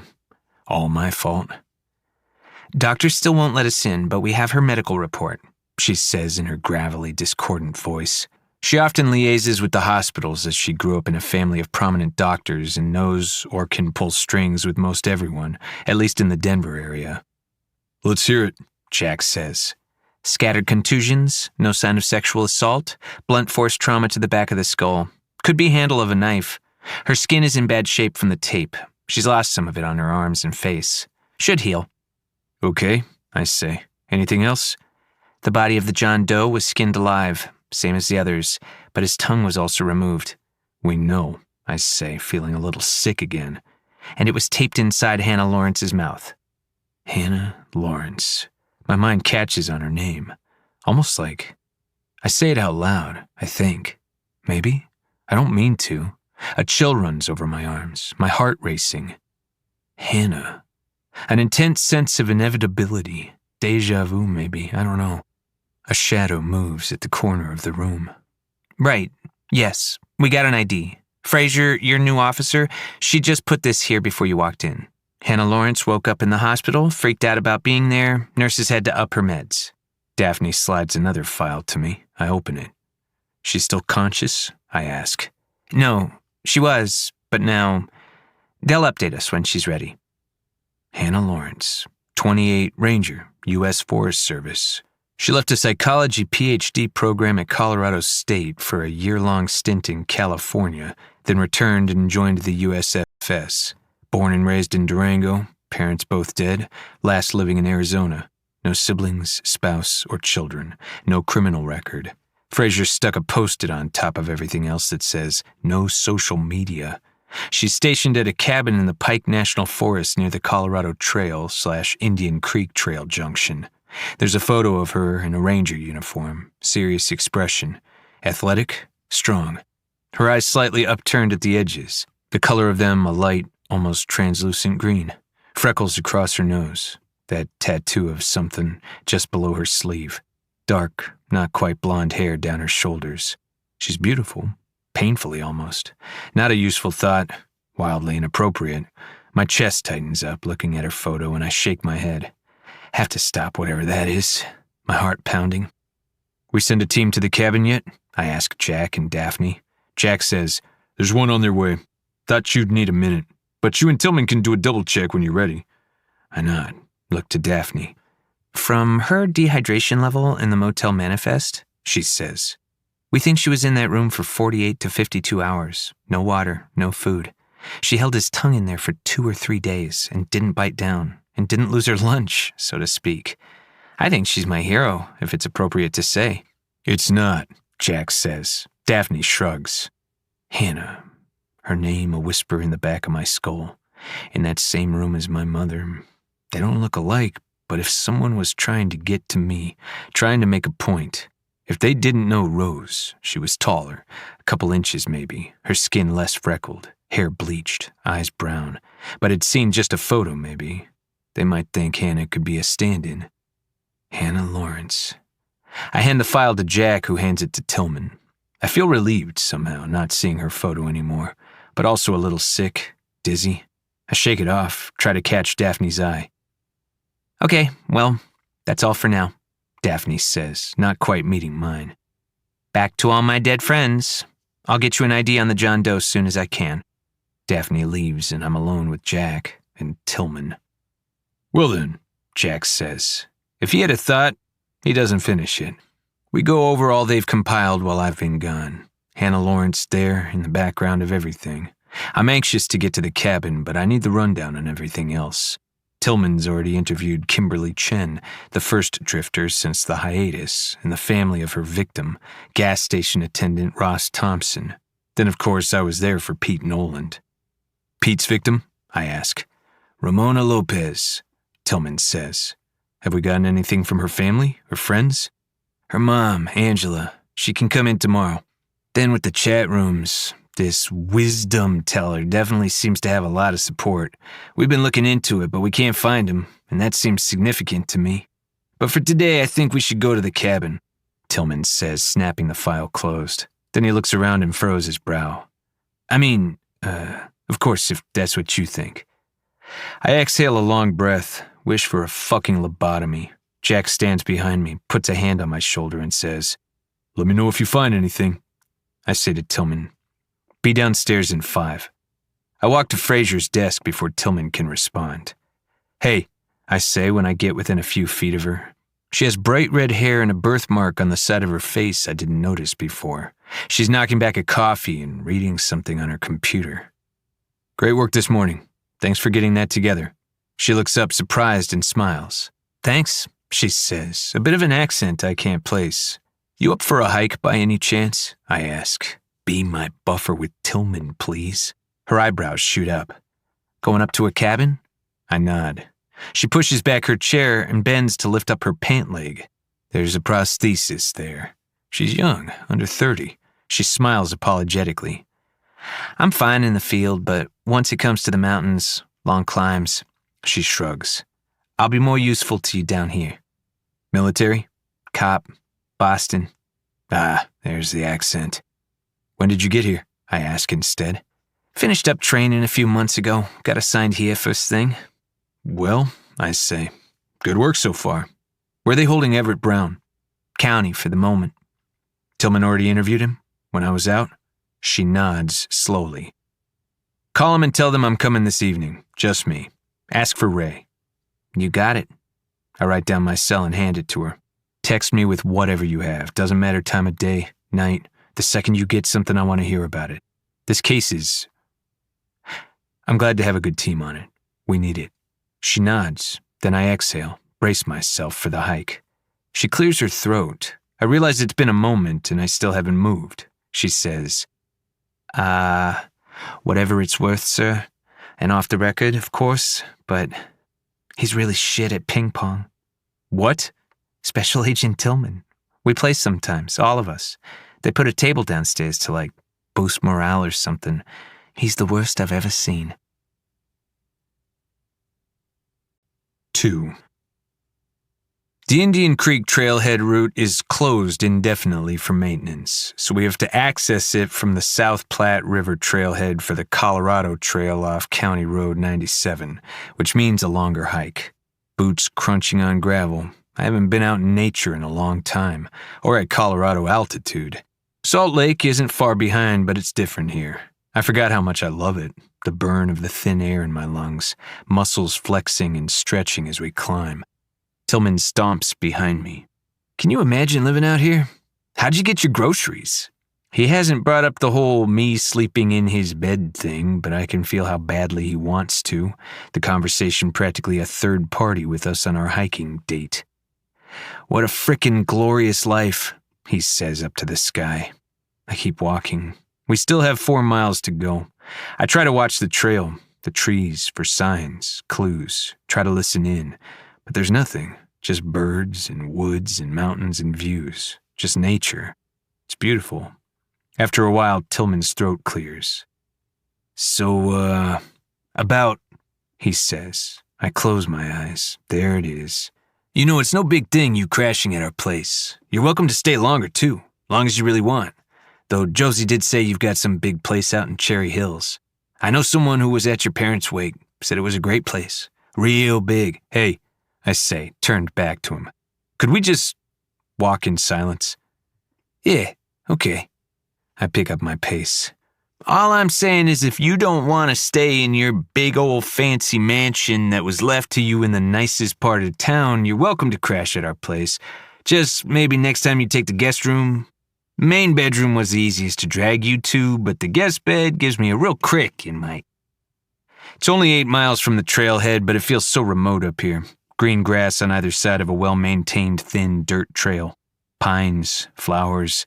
We pass a moose at one point. Start to gain elevation, the trail taking an upward turn. Hannah Lawrence. Solitary life, at least mostly, I'd imagine. To Tillman's point, I want to look into how she gets supplies up here, how often she goes down and where she goes when she does. Obviously, the location of the crime was significant to me anyway, which is what I think it was meant to be. But what about Hannah? Why this girl? Why bring a third person into this at all? This matters. She matters. I can feel it in the air up here as we near her cabin, a sort of thick, crackling rightness, or wrongness, I don't know. I just... want it. Want to be near it. Want to know how and why I am a part of it. Want to be near her. No, I clear my throat. That's not... Tillman trips and stumbles behind me. I don't turn around. I remind myself that he's working for me on this case, technically. It should make it better. It doesn't. The dude is, at the end of the day, maybe even at the end of today, fucking my wife. Ex-wife. Whatever. The sun filters in through the trees and the unexpected heat releases a pine smell familiar to anyone who's grown up in these parts. Ponderosa. Smells almost like butterscotch. I breathe it in. It's peaceful up here. Quiet. I can see how someone would be drawn to this life. It isn't all that different, maybe, from the one I've been planning. Dreaming of, at least, after my tour. After I've proved that I deserve it. What did Josie say? Getting yourself killed won't... I look up, suddenly... And there it is, the cabin, 200 square feet, less, tucked back away from the trail in the trees. A bell on a hook hangs above the door, and a brittle mat sits in front of it on the ground. One word printed on the door: Ranger, in black letters. Crime scene tape across a perimeter attached to trees. The two crime scene investigators step out and come over to us. We introduce ourselves, and they say they were told we were coming. "We've done our sweep, got everything we need, no sign of struggle. Up to you, but I think we can turn it back over to her for whenever she comes back. Don't have to leave it active." Tillman's staring up past the trees to the sky. I nod and thank them. "Here," one says, handing a key over. "We locked it up. Ranger came by and gave us this. Said he'd get it when we're done. Be down at the trailhead in a bit for questions." We thank them, and they head back down. Tillman and I approach the cabin, slipping on our gloves and booties, ducking under the crime scene tape. They were right. There's no sign of a struggle here, at least not from outside. The mat squared just so, door locked, no scratches against any of the window casings or the door frame. Inside the cabin, a plain twin-sized bed is built into the wall with just one sheet, one blanket, and one pillow on it, tight-fitted. A single wooden chair and a small one-person table sits on one side of the room. An electric heater and generator-powered kitchen comprised of a self-contained sink, toaster oven, griddle, and electric kettle on the other. A small cubby hole of a room with a composting toilet in it, entered through a wood pocket door by the kitchen. 3 windows in total, none large enough for a human body to get through, just enough to let in a little light. Simple white blinds pulled down over them. The wood of the furniture is all one color, some kind of light pine. The whole place is Spartan, except the one wall. I take a step closer, hold my breath. All of it, the entire wall, is covered in playing cards. Each card with a sketch of an animal, a view, plant life. At least 3 full decks worth, maybe more, covering nearly every square inch of it. When I step up close, I see how meticulous and detailed each sketch is. How beautiful. They're amazing, actually, all of them labeled and dated next to the rank and suit. Bobcats, insects, bears, chipmunks, coyotes, foxes, birds. These moments in time, quiet encounters. I reach up and trail my gloved fingers over the edge of an ace of clubs with a mountain lion on it. The girl who was in the motel room, the room from my childhood, she drew these. I can't imagine how much time it must have taken, the thought and devotion that went into each one. It feels intimate, seeing them, like we shouldn't be here. Something of her soul exposed in these drawings. In a cooler we find film canisters, no camera. In a drawer, film rolls full of the shots she must draw from, the photos she must take. I hold them up to the light while Tillman gets cell phone shots of the space. On the film, close-ups of animals, of flying wings. I try to picture the stillness required to capture these images, the patience and quiet. I open another drawer, clothing, simple utilitarian, lavender sachets in the corners to ward off certain bugs, the clothes smell of it. I softly close the drawer. "Wow, she really digs nature," Tillman says. He changed before the hike into a fish farmhouse shirt and a smoky bear beanie. My blood pressure goes up looking at him. The cabin is clean, that's already clear. No blood, no scratches or scuffs, no sign of struggle. Assuming no one came in and cleaned the place, it probably hasn't been abandoned for that long. 3, maybe 4 or 5 days tops. I glance up at the wall of drawings again. We document the orientation and state of the room, but I think it's probably a waste. She wasn't taken from here. My gut tells me, and the evidence does. Still, somehow I think, we learned something. We learned something about Hannah Lawrence, even if I'm not quite sure exactly what it is. And something tells me it's going to matter. Something tells me she matters. Tillman steps back outside first. My heart races for some reason I can't identify, looking around the space. A dizzy feeling jolting through me. And in a split second of insanity, just me alone in Hannah Lawrence's cabin, I unpin one card from the wall. I slide it into my pocket. "Can we play some music?" Tillman asks in the car. "No music," I say. "Podcast or talk radio or whatever, or silence. No music." "You don't like music?" "No." "Who doesn't like music?" "Do you want to listen to something or not?" "Yeah, okay. I got just the thing." He puts on a paranormal podcast about an abandoned mining town. We pulled down the crime scene tape at the cabin. The ranger met us at the trailhead and gave us his info, but he didn't know anything. Just recently took over in the office where they keep all the spare keys, but I might call and follow up later.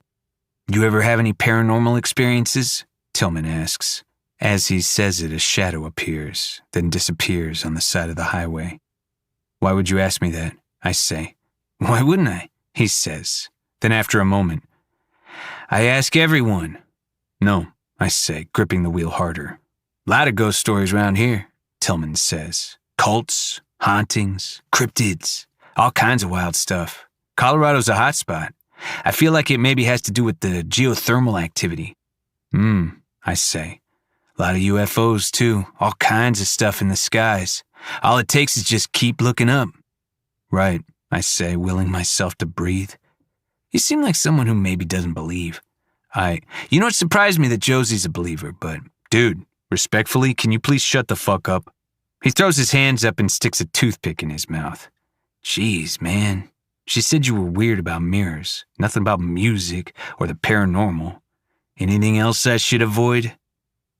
I drop Tillman off at the office as the sun slides behind the mountains. He steps out of the car and looks up immediately to the sky. Then he turns and starts to bend back down to say something else. Before he can, I pull out of the lot. 3. Dark blue-gray bleeds in to dampen the world, sweeping in a cold wind. Fall descends so quickly on us here. Winter, even faster. Then it sits for months. Snow, a thick, numbing blanket that seeps into tendons and ligaments, fingers, toes, brains. Colorado winter, unlike any other on Earth, somehow simultaneously harsh and friendly. People from here will fight anyone who seems to imply that any other place might make them happier. Californians say that Colorado is not the happiest place on Earth, that we Coloradans are not so happy. A strange darkness, a snow-shifting haze. 8 of the top 10 states of highest suicide rates are in the Mountain West. Tourists flock from all over to see the Rockies, to hike or scramble them, ski, snowboard, sled, horseback ride, take a gondola and drink a hot chocolate in a hot tub at some resort. And those of us who live here, so insistent of our happiness as we scrape ice from our windshields and pour salt on the ground, chain our tires, as we check for the locations of exits in our movie theaters and put in metal detectors at schools, as we glance up to the mountains for the weather, for the time of day, as we shore up our houses against disproportionately high levels of radon poisoning in the soil, try to keep it from seeping through the cracks into our lives to poison us. Denver, low red and brown brick buildings and houses, always that strange heaviness of the sky here, even on all our sunny days. A dirt-packed cow town at the western edge of the Great Plains, masquerading as a city shadowed on the west by distant mountains that dictate everything about our lives. Our sports teams named for them, seasons determined by them. Always at the outskirts, those mountains, always 45 minutes away by car at least. We're the town of settlers who crossed all those plains just to give up before the good part. Hannah Lawrence, who lives in them. Her drawing in my pocket, the way my palms sweat thinking about it. Her face behind my eyes, pulling at me. My phone pings with another text from Fraser. I glance at it. Everett Brown, environmental sciences professor at CU, and the man who walked into Mama Tried wearing the skin of the John Doe we found taped in next to Hannah Lawrence. He is also, it turns out, a member of an online chat forum called Drifters Seeking the Truth, and has been for the last 5 years. One of the chat rooms this wisdom teller that Tillman flagged as a part of. Wisdom teller who kept saying the murders were going to start up again. I pull over and read through what Fraser sent. Before all this, I didn't even know chat rooms were still a thing, but this one's pretty active. He lives with his wife in Erie in some new development called Rock Creek, and she teaches at a nearby public elementary school. He's got one arrest for assaulting a cop at a climate demonstration in Boulder. Otherwise, clean record. I call Jack, go over it all with him. I hear Emily in the background talking to the kids. I watch the black steel traffic lights change. Everett Brown could have kidnapped Hannah Lawrence sometime 48 or more hours before he brought her to the Wander Inn. Kidnapping location unknown, though we can probably rule out the cabin, and duct taped her to the man he skinned.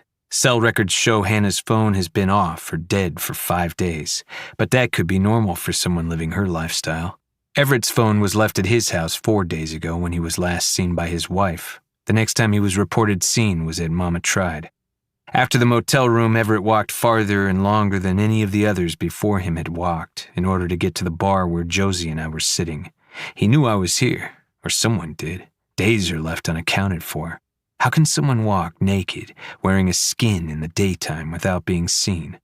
The 3 recent murders deviated from those before the hiatus in that the killers did not eat the skinned victims before walking down the side of the road. And then there comes Hannah with a dead man's tongue in her mouth. Hannah alive, the first in all this.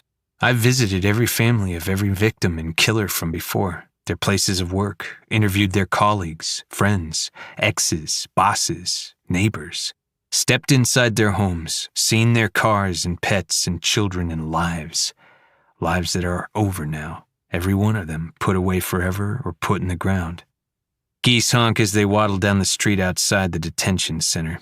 The city is overrun with them. I read that recently the goose populations have gotten so out of control that the city is now feeding the birds to the ever-growing unhoused human population. This city's somehow sprawling with new homes and more people who don't have one. I pull into the jail parking facility. Josie is calling. I hesitate, consider not answering, but then I clear my throat. Josie, hi. Wow, she says. What? I say. You sound like before. I sigh. What do you want? I think we should talk. About? You know what about. Her voice still makes my heart do something stupid in my chest. And maybe, as a goose waddles out into the street in front of my car, as the evening grows colder in a town I'd rather do fucking anything than be in, maybe I feel resentment in this moment too. I put the car in park. I gotta go, Joe, I say, and I force myself to hang up. Everett Brown sits in the chair across from me, large ears, slightly unkempt hair, dark circles. He looks as haunted as the others before him did, but there's an air of acceptance about him, surrender. He's thin, 36 years old, just 2 years older than me. We probably grew up on the same shows, same ads, same prom playlists. But while I've been training, strategizing, running and lifting and investigating, he's been in libraries, in classrooms, theorizing, learning. I wonder if that's more the life my parents envisioned for me. Doesn't matter now. You doing okay in here? I ask. Everett nods. His hands are shaking just a little. Of course he's not okay. Good, I say, and lean back in my chair.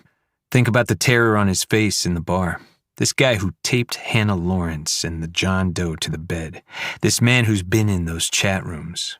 I know my colleague already came in and interviewed you, I say. But do you mind if we just start over from the beginning? I don't know.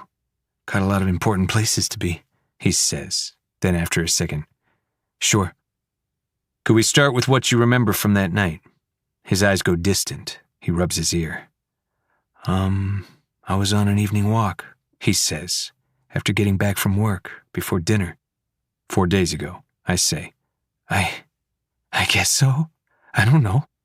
Says here it's what your wife said. When can I see her again? I'll see what I can do, I say. You went for a walk straight out your front door. He nods, defeated. I was just a few streets over on Sagebrush. It was just at the beginning. I do it every night. How long do you normally walk for? 30 minutes, sometimes an hour. And you stay in your development normally? Yeah. I nod. Okay, you're walking on Sagebrush, then what? It was like... Have you ever read any of that stuff about time and space being a fabric, and theoretically it could be folded and changed the way we perceive it? Or move us somewhere else entirely? Not linear and not fixed points, you know? But it can be adjusted? It's not my area of expertise. I don't know if it makes sense, but that's the best I can do, I guess. To explain it. That's what it felt like. I turn his answer over for a moment, let it hang. What is your area of expertise? I ask. Organismal ecology, basically the way living organisms relate to each other. And you've always wanted to do that? I was in cellular biology before. It was the wolf reintroductions that got me interested. That what made you hit a cop? That stuff gets pretty heated. He blinks. No, that was... No. So, the wolves. It's been controversial? He lets out a bitter laugh. Yeah, you could say that. I watch him. When settlers got here, he says, they immediately killed off all the bison and elk, shipped them back east. That was the wolves' food source. Those same men brought in livestock, stuck penned-in cows on the plains. Wolves had to eat, and now they had nothing else. And the trappers needed a frontier enemy besides native folks. And we all know how the Europeans treated them. The wolves became that. The emblematic epitome of the wild. If the frontiersmen could dominate the wolves, then they'd have proven to the world that they'd beaten the West into submission. The land was officially theirs. They strung up the wolves' carcasses by the hundreds. Next thing we know, gray wolves, the most widely distributed predatory mammal in the world, this keystone animal, we shrank their territory to nothing, and they became the villains in our storybooks and the trophies on our mantles. Otherwise, just a distant memory. But they've been gone so long, right? Bringing them back now. When you kill an apex predator, it sets off a chain effect that can obliterate entire ecosystems. Now it's a coyote problem. All of them sneaking into yards, eating dogs and cats, attacking kids. They're everywhere. And it's because we took out their predator in competition. Foxes are endangered because now coyotes outcompete them. Deer populations have skyrocketed. Too many deer leads to too little vegetation and an increase in illness. Human illness. No wolves, more moose and elk. They eat all the saplings. No more aspen trees. Whole forests taken out. Can you guess how much life a forest holds? Every time we tweak anything, everything is affected. We just do this everywhere all the time. Eradicate entire species, send shockwaves through the earth. It's hurting us, ultimately, but we can't see it. We've just decided that of all the almost 9 million estimated species on the earth, only one matters. I watch him a minute. I consider him. This. I nod. After another moment, I say, "You were on your walk? On sagebrush?" He nods. When I don't say any more, he says, "Sometimes I just want to see, like what it's all for. What matters so much more about us and the breaths we take and our wants and fears than those of any other living, breathing creature. That hour before the curtains are shut in people's houses, but the lights are on, walking by, glancing in, not to be weird or to just witness something. People sitting or playing on lawns, kids running, grandparents with a glass of wine or a cigarette or an iced tea. Human life, bonds, family units. It can be beautiful, this thing we're destroying the world for. Sometimes I feel like I need to see that. Sometimes seeing it from the outside makes me realize. What's the exact last moment you remember before you were at the bar? It was evening. I passed a house, saw a family cooking dinner, and then there was no break in the walking. I picked my foot up in Rock Creek, and when I set it down again, I was still walking, and it was full night. I wasn't in my development or anywhere near my house. I was cold. My body felt, sore and exhausted, terrible, like I hadn't slept in days or maybe ever. My feet hurt. I looked around, and there was this one glowing building in the dark. It felt like the strangest dream, me in this dark, cold, endless night, and that bright, warm building in front of me. Neon and Christmas lights. I could hear music even. And the sort of dream logic just told me I had to get inside to the light, had to get out of the cold dark. I had a cloak around my shoulders, and I pulled it tight. I walked toward the neon sign and the lit-up building, out of the dark. And then, Everett takes a breath. Well, when I stepped inside into the light of this bar, it felt real, suddenly not like a dream, like stepping inside the building brought me back to this world somehow, woke me up. And there was a woman in front of me, the first person I saw, that agent, and she looked at me like I was a monster, which made me look at myself. When I looked down, I saw blood. I guess I just started screaming. I can't believe she didn't shoot me. I would have shot me. Got lucky, or probably unlucky. Anyway, that's what happened. Do you know now what happened in the time between walking near your house and ending up at the bar? Has anyone told you? Everett swallows. His voice breaks a bit when he says, "They said that skin I was wearing, that I killed that person. They said I kidnapped a girl." Do you know where you took them? What you did with them? Can you imagine someone telling you not only that there are multiple nights of your life you don't remember at all, but also that you somehow did things that are so unfathomably horrific, things that you know you are completely incapable of, that it all feels like some elaborate joke? And then they tell you they have proof that you did it? Proof that something you have no memory of happening at all, that honestly makes you sick to even hear about, actually took place, and now, suddenly, your life is just over. No, I say after a moment. I can't imagine. But I know that we're capable of so much worse than we think we are. War will show you that. Life sometimes. There was a hair tied into a knot in your vomit at the bar. Do you remember there being a hair in your mouth? He stares at me. What? There was. Is she okay? The girl?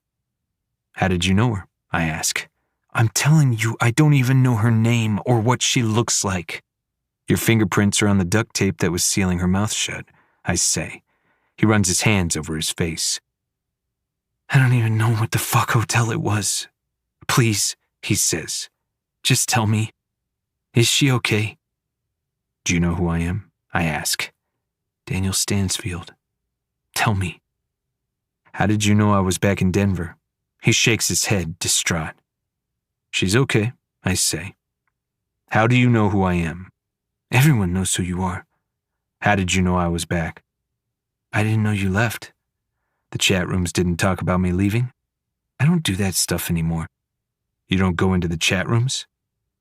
Look, my wife got into all that stuff a while ago and she got me into it, and it was a stressful time, and it was just this thing to let off steam. As soon as I realized it was affecting investigations and lives, as soon as I realized, I guess, how real this whole thing is. By all that stuff, you mean like true crime? A pause, a slight shift in the air. Yeah, he says. You used to log on after your evening walks? Yeah, I guess, sometimes before. Look, like I said, it was stupid and a long time ago. It's easy to get caught up in stuff like that.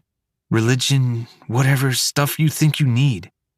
Did you know that one of the chat rooms you belong to has an entry and exit log? Yeah, that sounds right. I don't know.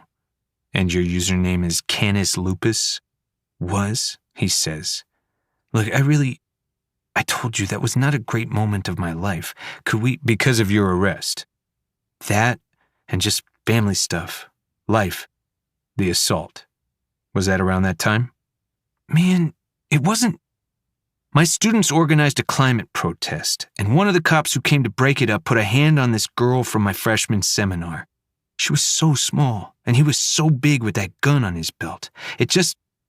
You don't put your hands on an 18-year-old. You don't bring guns on a college campus. It was a protest. Just students with signs. Something in me snapped, seeing it. His hands on one of those kids. But I didn't hit him, just pulled his hand off her. Guess that's what they call assault. I have a report here for the chat room. It shows that you've logged in a lot over the last year or so. About 3 times a week on average. Everett looks puzzled. But I haven't. Here, you can take a look. I don't know what to say. Maybe I got hacked. But a look crosses his face. Some kind of understanding, maybe. Do you know who might have hacked you? I ask. No. It's a lie. I can feel it. Is there anyone you can think of in your time on the internet who might be pulling some strings on all this? Anyone who could be in charge? A flash of panic, there and then gone, but clear as day. Not that I can think of, he says, his jaw is tight. What about this wisdom teller? They seem to be the organizer of a lot of these online conversations. They say they knew that the murders were going to start back up again. Everett's face goes blank, his knuckles white where his hands grip each other in his lap. I really don't want to talk about the chat rooms anymore. It's it's bad enough that everything I've ever done with my life is going to be forgotten for this murder I don't remember committing and have no connection to at all. I don't need to be remembered as one of those freaks too. Okay, I say. I just have one more question for now. He's tensed now, but he nods. Back in your early chat room days, you said you thought every one of these killers was guilty. You suspected that they had found each other online like you and your chat room friends did and came up with this whole elaborate plan. What do you think now, if you could guess? I don't have to guess. Really? None of this is the work of people. People can't do this. What do you mean? I've never liked religion, but I don't know if it's God or Spaghetti Monster or something else. I just know it's bigger than us.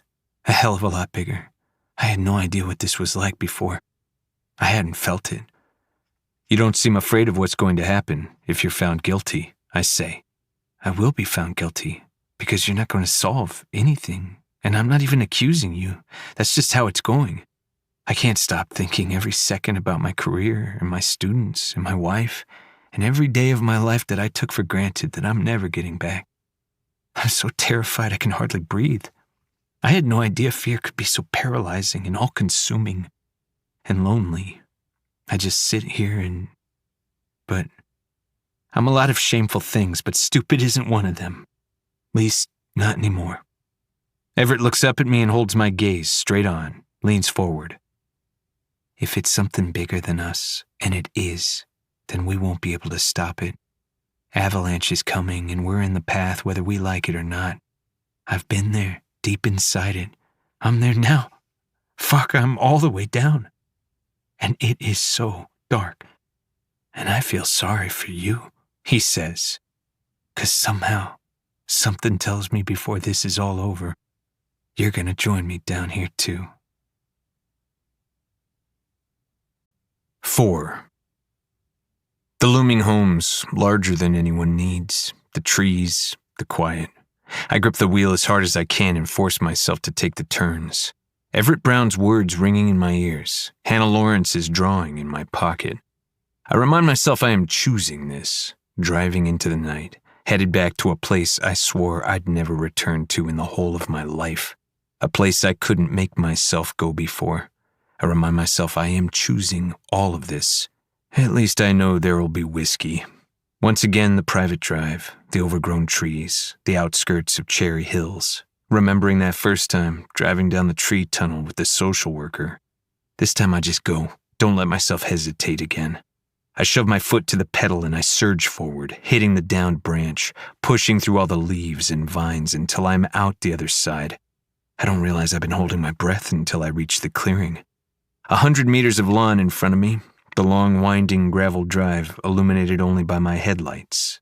The house is dark, the garden's dead and rotted, the vines barely clinging to life, still climbing up the grand, over-the-top walls of While Ago Manor. I haven't seen the great stone structure in 4 years. Music pushes its way in, moves along the edges of the house, the sides of my skull. Dolly, Waylon, Hank, as if in the space between molecules, pushed into me by the night wind. All the songs, all the life and memories. I shut off the engine. My hands are shaking. I get out, step foot on the grounds. I feel something waking. I feel all of them. I will my heart to steady. Gravel crunches beneath my boots. I input the garage code, realize it won't work while the power is out. There's a manual latch hidden around the side. An owl calls from one of the trees at the edge of the lawn. After a couple tries, the door finally creaks and lifts. I take a shaky breath, keep my eyes on the task in front of me, catch movement out of the corner of my eye. Ignore it. In the garage, I use my cell phone light to see my way past the cobweb-covered paintings on the walls, ice scrapers, snowshoes, cross-country skis on their hooks, the sculpture in the middle of the 6-car garage, some kind of deity or goddess, I can't remember from where. It was my mother's doing. Mary Ann Stansfield. She always loved for there to be something beautiful in every room, even when you might only just pass through. Her taste's always a little eclectic. I try the switch even though I know there will be no light. The door to the mudroom is unlocked. The music pushes in again. Threads, short clips of voices. My heart pounds. Something clatters to the ground somewhere in the dark. Stop it! I say out loud. The music stops. I open the door. The hall between the mudroom and the kitchen is still full of family photographs, images of my parents on their many adventures, others with their arms around me. My graduation, Josie and me at our wedding, all of it an assault in the cell phone flashlight beam, the reflection glaring back at me from the glass. My boots creak on the floorboards. In front of the gallery wall, on the bench with boots beneath it, sits a stack of handouts from my parents' funeral, celebrating the lives of Noel and Mary Ann Stansfield. In books and movies, characters always have one big life event, that singular thing that defines them from the past, the one bad thing that happened that made them who they are. But in reality, with real people, it's 5 big things, 10, 100. You go to war and see and do things you can never take back. You see death in so many forms through your job that you're constantly shocked at the capacity humans have for cruelty. You build a marriage and watch yourself destroy it. You even learn you can lose parents twice, it turns out. You can lose a whole hell of a lot. The smell in here is horrendous. Past the hall, in the kitchen, I cover my nose and mouth with my arm. On the enormous center island sit vases overflowing with long-since rotted flowers. Maybe 15 of them. A casserole dish full of fungus and mold. The stench nearly unbearable. I walk to the fridge and open it. All the dishes, the sympathy foods at room temperature. I close it immediately and gag, run to throw up in the sink. The tap at least still works, after a few sputtering tries. Off the kitchen to my left is the informal dining room, then the formal one down a hall beyond it. I turn the other way, step through the opening to the right instead, to the house's grand formal entry. A large round table in the middle with more rotting flowers. My mother loved giant arrangements in 3 or 4 foot vases, changed them out weekly, themed around holidays or events in our lives. Everything sort of Mountain Lodge meets eccentric collector. Behind the table, matching large staircases sweep from either side of the room up to the 2nd floor. Beneath and behind them lies the sprawling living room and the 30-foot-high floor-to-ceiling windows looking out over the lawn and the trees that surround it. And, of course, the mountains beyond. My phone light sweeping over everything, the darkness swallowing the rest. Before the entry table and opposite the living room is the front door, massive frame carved in oak. The one I first passed through that first day here, clinging to the social worker's hand as we stepped through the enormous entryway. As I approached the table, taller than me, and walked around it into the living room, I was 6 years old, and I'd never seen an indoor space so large, a ceiling so high. I didn't know indoors could be this big. It made me feel as though I'd done something wrong, a feeling I wouldn't come to understand for a long time. The social worker and I sat down across from Noel and Mary Ann Stansfield. The couple was in their 50s, so much older than my actual parents, more than double their age. Mary Ann wore scarves and layers and colors and jewelry, and Noel wore a green sweater. They offered me every kind of snack I'd seen, and some I hadn't, all laid out on plates made of wood and woven baskets and hammered metal that I would later learn were only a small sampling of the treasures they had brought back with them from around the world. Hobby travelers, bohemians, philanthropists. Not that I knew what any of that was. Not yet. I couldn't stop looking at the ceiling. Couldn't stop wondering how tall it was. The windows overlooking the outdoors. Noel was talking about how they'd always wanted a son, had always wanted to adopt once they had accomplished everything else they wanted in life. I was staring out the window. The social worker touched my arm. Blood. My mom and my dad and... I pulled my arm back, my heart racing. "I'm sorry," she said. "I didn't know if you could hear me." She had already talked to me about my name, about how I could change it and go by something new if I wanted. They gave me a list of ideas to help, but said it was my choice. I picked Daniel because it was close to Danny, like Rose had called me, and I didn't want my dad's name, but I still didn't always remember to respond to it. Mary Ann Stansfield cleared her throat across from us. "We can't imagine what you've been through, what any of it's been like. We know that we can't know, but we have space. We're both retired, so we have all the time, and we promise to work every single day to give you the best, most wonderful life possible. If you want it, that is. Or if you want us. I grab my chest here, now in this dark, empty house. The pain of their absence, a terrible living thing. I go to the wall, try the living room switches, which of course don't work. I head for the giant hearth, sit down, pile on some wood that still rests beside it, reach for the matches and start the fire, just as Noel showed me. I stand up again. I can't be still in here, can't sit with this pain. I stand beside the fireplace, nearly as tall as I am, and I watch the room darken in contrast to the glow of the flame, rub my chest with my palm, breathe through it. Will I ever not be drowning in this? Noel, my father, in this same room, even older, sitting across from me and letting out a long sigh. You don't have to do this, Daniel. There's nothing to prove. Me opposite him, just as I was on that first day, but now 18, holding enlistment papers in my hand. I don't want to disappoint you. It's not... But I broke off, because I didn't know what it was. Or I did, but I didn't know how to explain it to him. How I couldn't live this life, couldn't accept that it was mine, or that I would ever deserve it. How in the moments in which I'd start to forget myself, start to enjoy any of it, her face would return to me. The motel room that could almost feel like a nightmare or dream. How my whole life I'd been outrunning this one person and also so desperately, pathetically hoping she'd return. Hey, Noel leaned forward. He had aged, was nearly 70, and it showed. He reached over the coffee table and took hold of my hand. You could never, ever disappoint me, kid. I knew they were getting up there, but I wasn't ready. I was so far from ready. We'd gotten tickets a while before for the four of us to see Willie Nelson play at Red Rocks. Mom, Dad, Josie, and me. My parents closer to 80 than 70 now. The divorce initiated. Josie wasn't coming. My dad insisted on driving like he always had, and I didn't fight him. I sat in the passenger seat, and my mom sat in the back. And we were talking about the case. A grown man riding to a concert with his parents, talking about his failures. A grown man who'd let his aging father drive. When the truck came at us from the side, I saw the split second in which I might have reacted if I had been in the driver's seat. Saw what my dad didn't. Both my parents on the left side of their car, their bodies silhouetted in the truck's headlight beams. Bright, brighter, so blindingly white that I thought I'd never see again. All the sound in the world, the crash so painfully loud, and then silence.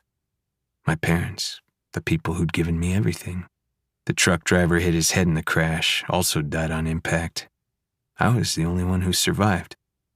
I stuck it out for a couple months, moved back in here, planned a funeral, worked day and night to make any sort of headway on the case, walked into the snow and onto the road and asked, please take me instead. Please, let them have a little more time. Please give them back. And when it was clear that my marriage was lost, my parents weren't coming back, and the investigation was going cold, I said fuck all of this and left Colorado.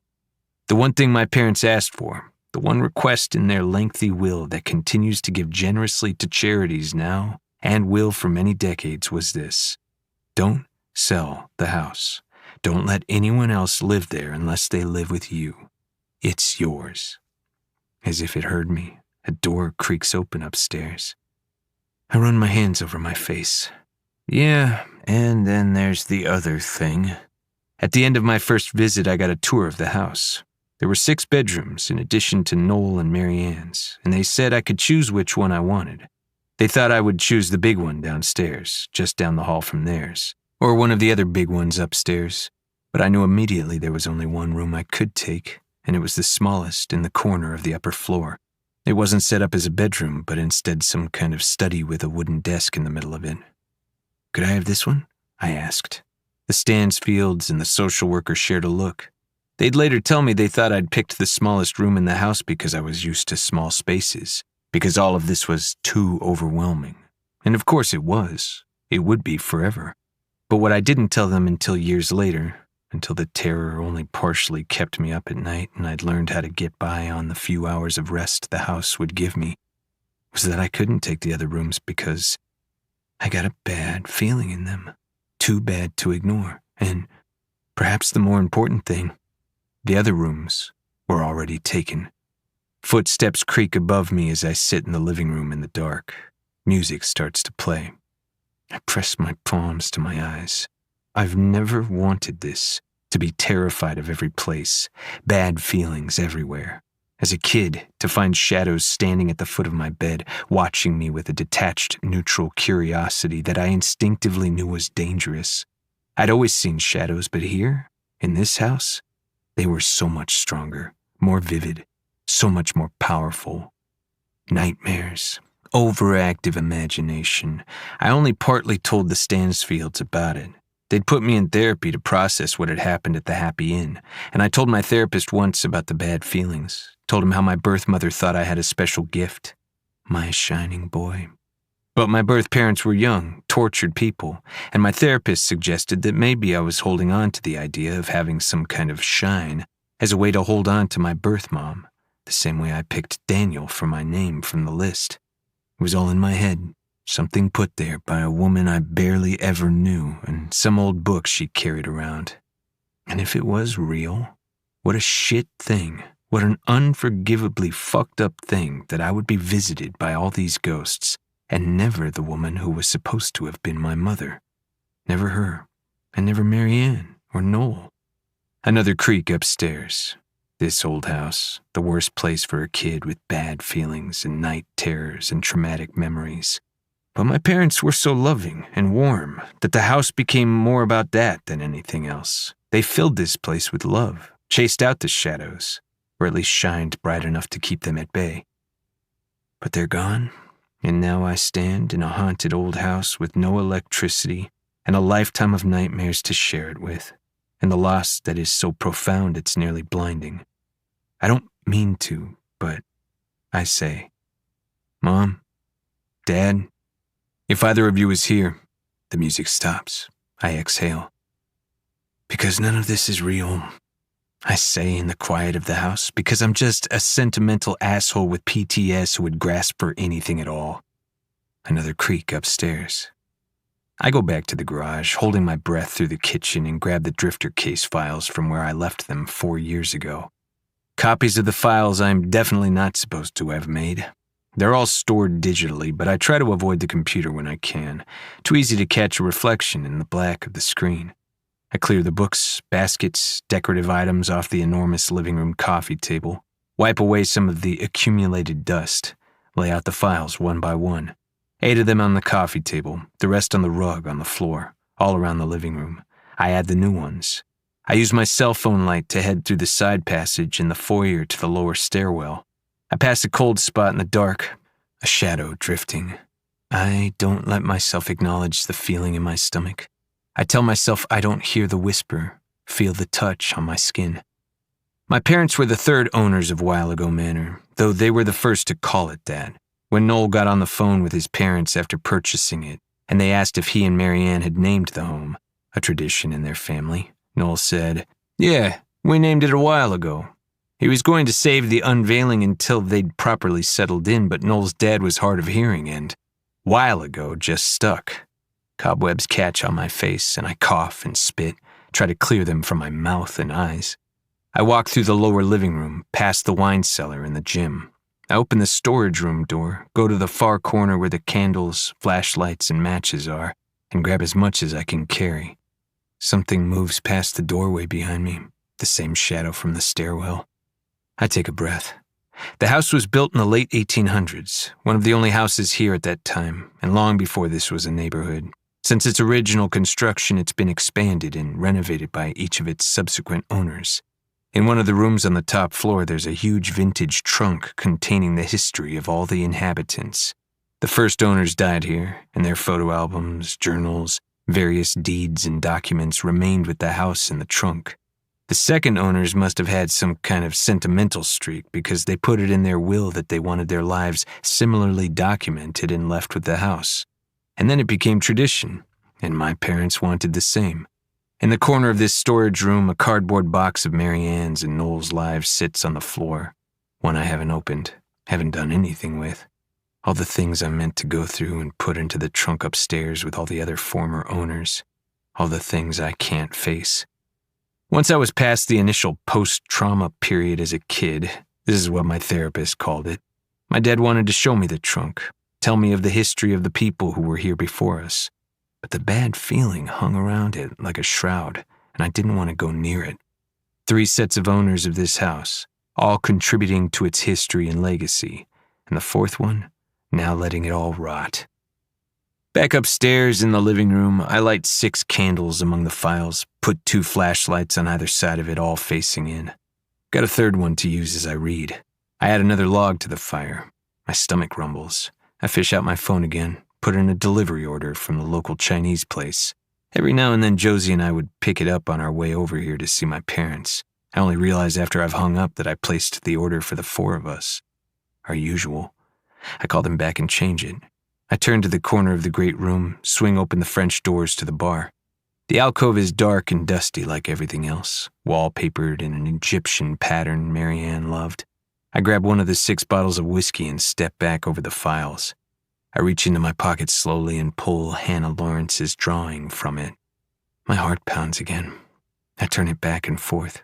A fox, sketched on the 6 of spades. Did I mean to grab that one, or was it just there in front of my hand? I think of her. Picture her. Hannah alone in that cabin, creating this. My senses on full alert suddenly, adrenaline coursing. Why? Just because she was in my old room at the motel? I'm not sure if it's more than that. Not sure why thinking of her makes me need to run or do something, anything. Why I took this card from her cabin. The candlelight flickers over the card. I drop it, watch it slowly fall and land on top of one of the files. Another creak upstairs and the music drifts back in. A shadow darts past the stairs. This card, Hannah Lawrence. The whole of a city holding its breath. Something feels different this time, strained, inevitable, like it was always all coming to this. It's 6 a.m. when the phone rings. I fell asleep on the floor, slumped against the mantel, a file splayed open on my lap. Photos of bite marks on the former bodies, the images capturing my midnight attention, an itch in the back of my brain. The bite marks on the last 2 bodies before the hiatus seemed to indicate a smaller or missing canine in the person cannibalizing them, meaning it very well could have been the same person eating the last 2 bodies before the hiatus, and either it was a different person than the one who ate the previous bodies, or they lost or chipped a canine between the 6th and 7th killings. Forensics deemed it inconclusive. It probably is a dead end. So many pieces, crooked, useless paths, and me going over it all still, following it straight off a cliff. The candles have all burned down, the fire gone out. While Ago Manor is dark and silent. Jack's voice on the phone. "Dan," he says. "She's awake." 5. Denver sunrise, clouds over mountains, geese and dry branches in a waking city. Front lawns covered in leaves, brown roofs, brick and wood and steel. My mom, Rose, in a pink dress, sitting on a big rock in a river, me sitting beside her, her crinkled old paperback sticking out of the picnic basket with our sodas and snacks. She reaches for my hand, bruises on her face, a tear in her eye. "She requested a nose plug," Jack says, putting his cell phone back in his pocket. I'm at the office, boots on office carpet. That memory, what is wrong with me? I don't know that river, have no other memory of ever being there. Wherever there is. I shake my head. Jack, Tillman, and I stand on the other side of the one-way glass of the interrogation room. Jack checks the time. 10 more minutes until she arrives from the hospital. Hannah Lawrence. Hannah, who is coming here. Garcia and Frazier have gone to get her. At one of their suggestions that maybe she should only be in close proximity to women after what happened. "Nose plug?" Tillman asks. Jack shrugs. "They said after the motel, she doesn't want to smell anyone." We take this in, all of us. She was taped into that bed with a dead man for days, with his tongue in her mouth. Hannah Lawrence, coming here. A shadow moves at the edge of the room. When I started here, there were only a couple, but the number grew, especially when the case gained momentum. Crowding, waiting until I was alone in an elevator, staircase, bathroom, until it was late, my nerves on a hair trigger, appearing before me suddenly, shoving something to the floor. Externalizations of stress, hallucinations, it's a trauma response. I drop the files I'm carrying on the table. Tillman for once is silent, all three of us tense, waiting. The question of Hannah, the potential implications of her part in this. Tillman is sitting across the observation room, closer to the door. Jack's loosened his tie. I sit, stand back up again. I startle when the door to the interrogation room opens. I glance down at my watch. 10 minutes have passed. I'm not sure how. Time stretching, warping. She walks in. I can't breathe. I don't know what comes over me, but seeing her, Hannah Lawrence, I feel as though I've lived this moment before, or I knew it was coming, or, of course I knew. It's more, why is my heart racing like this?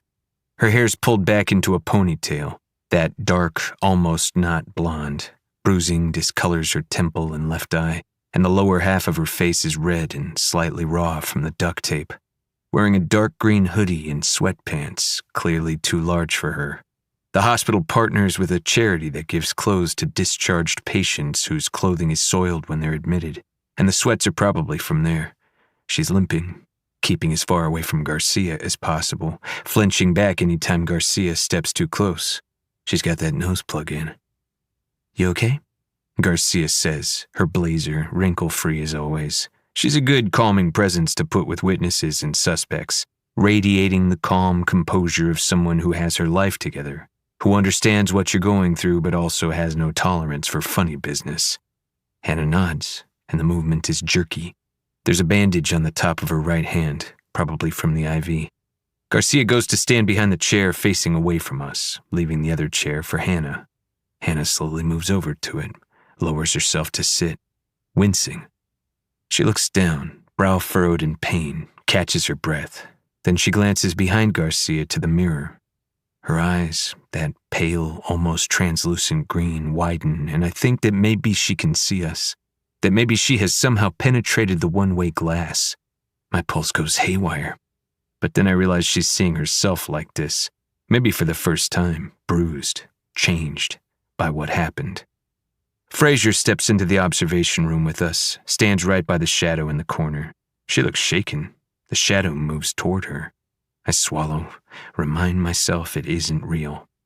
Thank you so much for being here, Garcia says to Hannah in the other room. Did I have a choice? Hannah's voice is raw, hoarse, low and melodic, even rough as it is now. Yes, Garcia says. We could have spoken anywhere.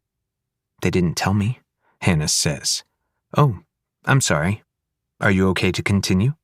She glances around the room, sinks lower in the chair, covers her nose with her hand. Hard to be indoors. She closes her eyes, clears her throat. Does that window open? Garcia glances over, then back to Hannah, shakes her head. No, I'm sorry. Okay, if we can do this fast, clears her throat again, shifts in her seat. Do you need anything else? Water? Hannah hesitates, then nods. Frazier leaves the observation room again and steps into the interrogation room with a water bottle. When she sets it down in front of Hannah, Hannah leans back as far from her as possible, face a little pale. All right, Garcia says after Frazier leaves. If you're okay with it, I'd like to walk through the last couple days that you remember and work our way up to the motel. If at any point it's too much or you need to take a break, that's completely fine. We can get you anything you need, and we'll try to get you out of here as fast as possible. Frazier steps back into our room. Still that shadow is there. Whenever you're ready, Garcia says. Hannah takes a sip of the water. Right, the last couple days, she says. Before, pretty normal. I was clearing brush from some trails, checking backpacker permits, though there were only one or two, backpackers. That's normal for this time of year. Don't need a permit for a day hike, so it's just... She takes another breath. She takes another sip. I was down in the prairie grass. I heard something behind me, a twig snap. I turned, and then... I don't remember anything. I heard it snap. I turned, and then I was... She trails off. Sorry, she says, and it comes out more like a whisper. It's okay. You're doing great. I was in the grass. Then I was in the motel. That's it. I can't remember anything else. What were you doing down there? What? You said you were... Oh, I was trying to photograph something. A fox. Did you... Or did someone find my camera?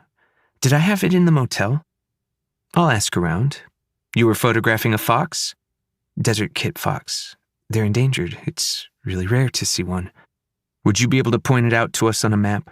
Where you were in the prairie grass with the twig snap? Yeah. I mean, of course. Garcia motions with her hand and Fraser leaves the observation room again. You know the mountains pretty well? Garcia asks. Yes. She says it like it should be the most obvious thing in the world. How long have you been a ranger? 5 years, give or take. Pretty long time. How often do you come down to town? Every 2-3 weeks, I come down for a resupply. You see a lot of people up there? A lot of foot traffic near your cabin? Not really, except during peak season. You ever get lonely up there? Hannah stares at her for a minute and... That look again. Like Garcia's asked the dumbest question in the world. I almost want to laugh. No, Hannah eventually says, and I see it there, behind the anxiety and pain. She's got fight in her. Fraser walks in, sets a map on the table in front of Hannah. Hannah leans away again, her breath coming faster at the proximity. She points immediately at a spot on the map. Wow, pretty far from your cabin, Garcia says. Hannah shrugs, relaxes when Fraser moves away again. How many miles? 12 or so, probably. That's a lot. Oh, not really. You hike a lot? That part of the job? Not for everyone, but for me. You ever worry about your safety out there? Have anything to protect yourself? I wasn't taken from my cabin, she says. I was down closer to people. Garcia pauses, seems to consider. But you don't remember being taken. Hannah looks agitated, glances around the room again. You have a background in psychology, Garcia says. What made you switch to... I was awake when he put the tongue in my mouth, Hannah says. Garcia stills. That's what you want to know, Hannah says. I'll tell you. She braces herself. I know those planes. I know how to stalk and what it is to be stalked. And I heard and sensed nothing until that twig snapped. And then, in the next second, I was in a motel room with my arms duct taped behind my back and my legs taped together, and I couldn't move. I was paralyzed, I guess. I figured he must have given me something, and She closes her eyes. A strand of her hair falls loose over her face. She tucks it back. The guy on the ground, she says. Most of his skin was off already. I couldn't see his face. It was hidden from where I was, but he was still alive. For a while.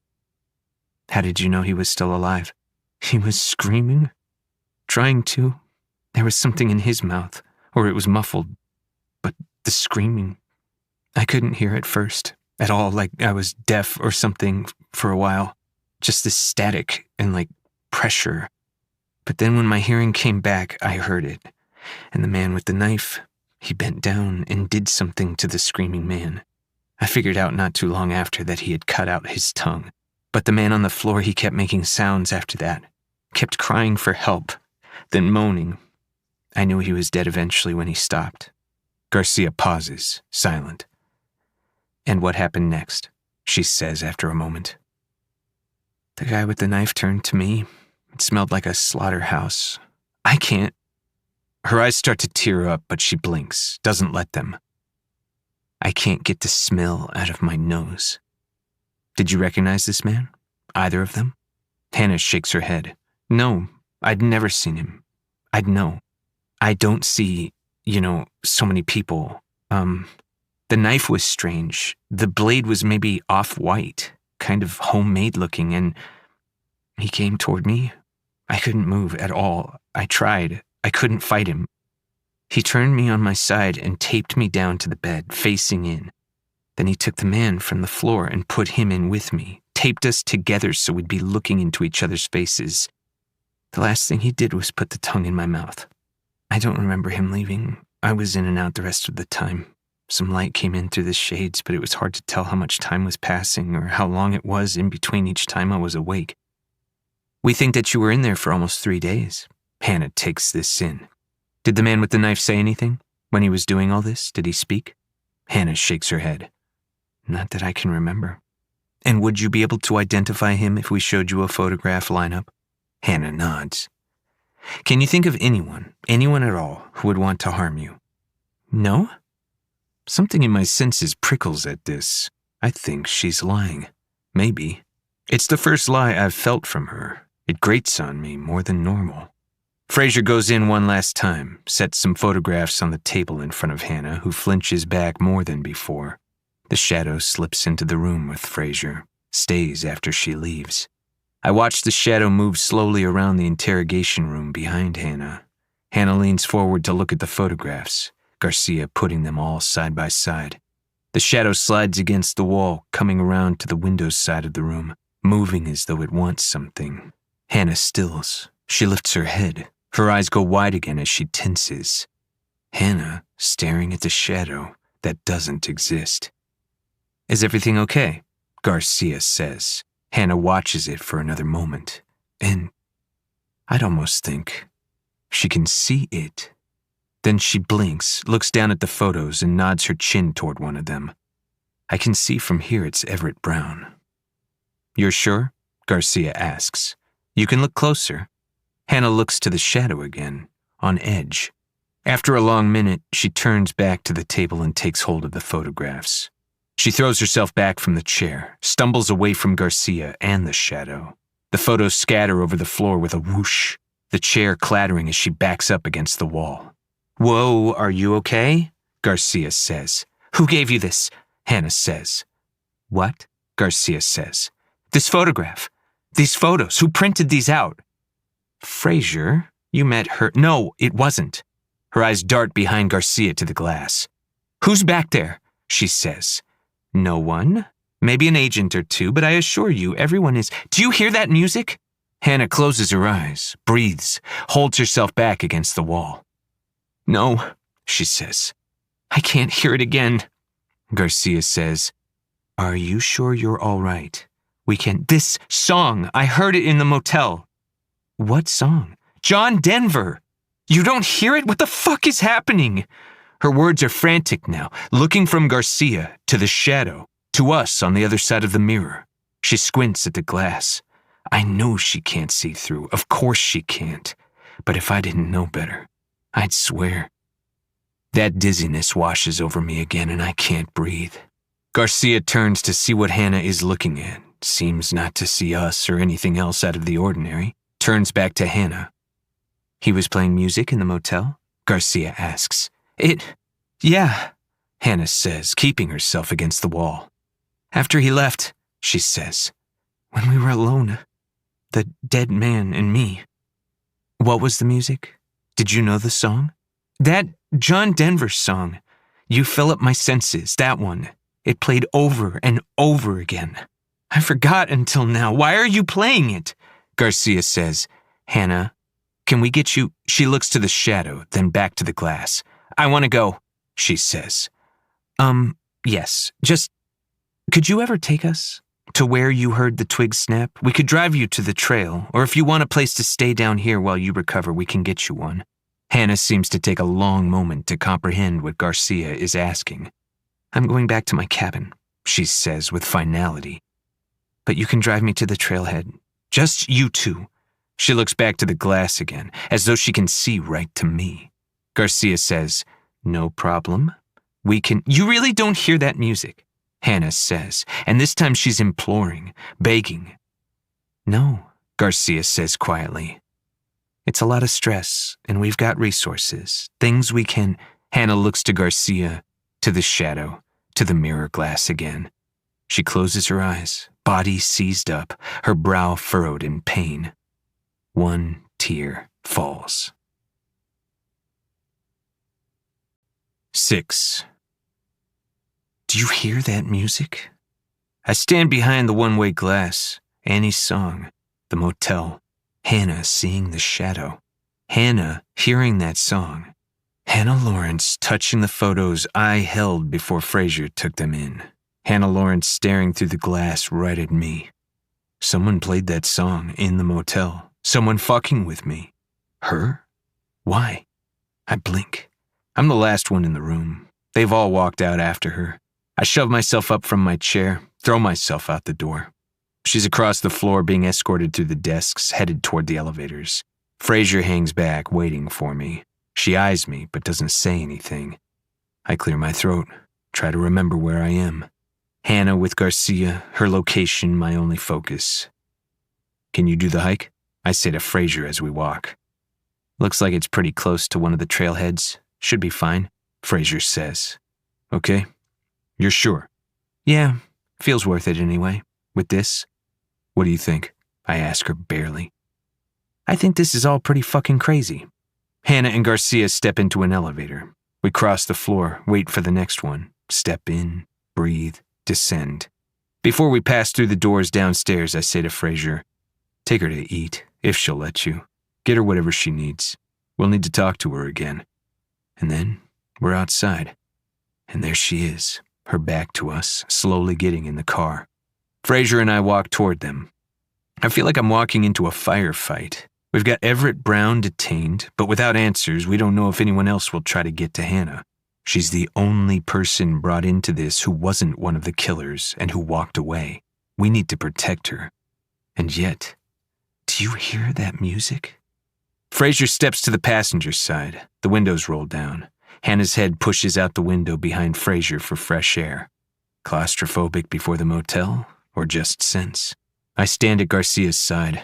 I don't know where Jack and Tillman went. I don't know anything. Make sure she gets to the cabin, I say to Garcia somehow. She looks me up and down. We've worked together for years, know each other well. Please, I say.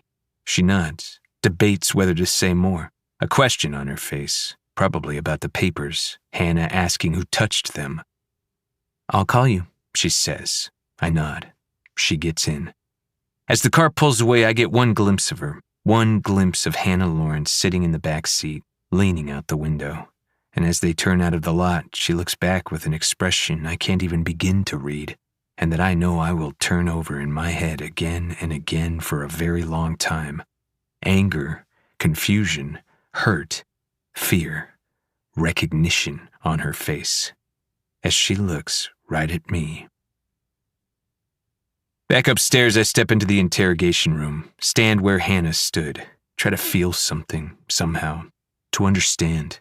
This space she occupied just minutes ago, molecules, breath. I force my eyes up into the mirror wall. Blood, bathtub, Dad. I close my eyes and take a step back, exhale. She couldn't have seen me through it. It's just a mirror. There's no way. I breathe through the moment and I open my eyes to look down. Check my watch. Ramona Lopez's mother is coming. I run my hands over my face and look at the chair Hannah was sitting in. I look up to find more shadows moving in the room. They all rush toward me. 7. The house that Pete Nolan snuck out of the night he killed Ramona Lopez sits on 20 acres just outside of Greeley. Tillman and I passed through the city on the way up. Ellich Gardens, Meow Wolf, Mile High, warehouses, downtown skyscrapers, factories, the adventure forest on our right, bright letters painted on a giant wooden pod that kids run in and out of. We are alive in a living world.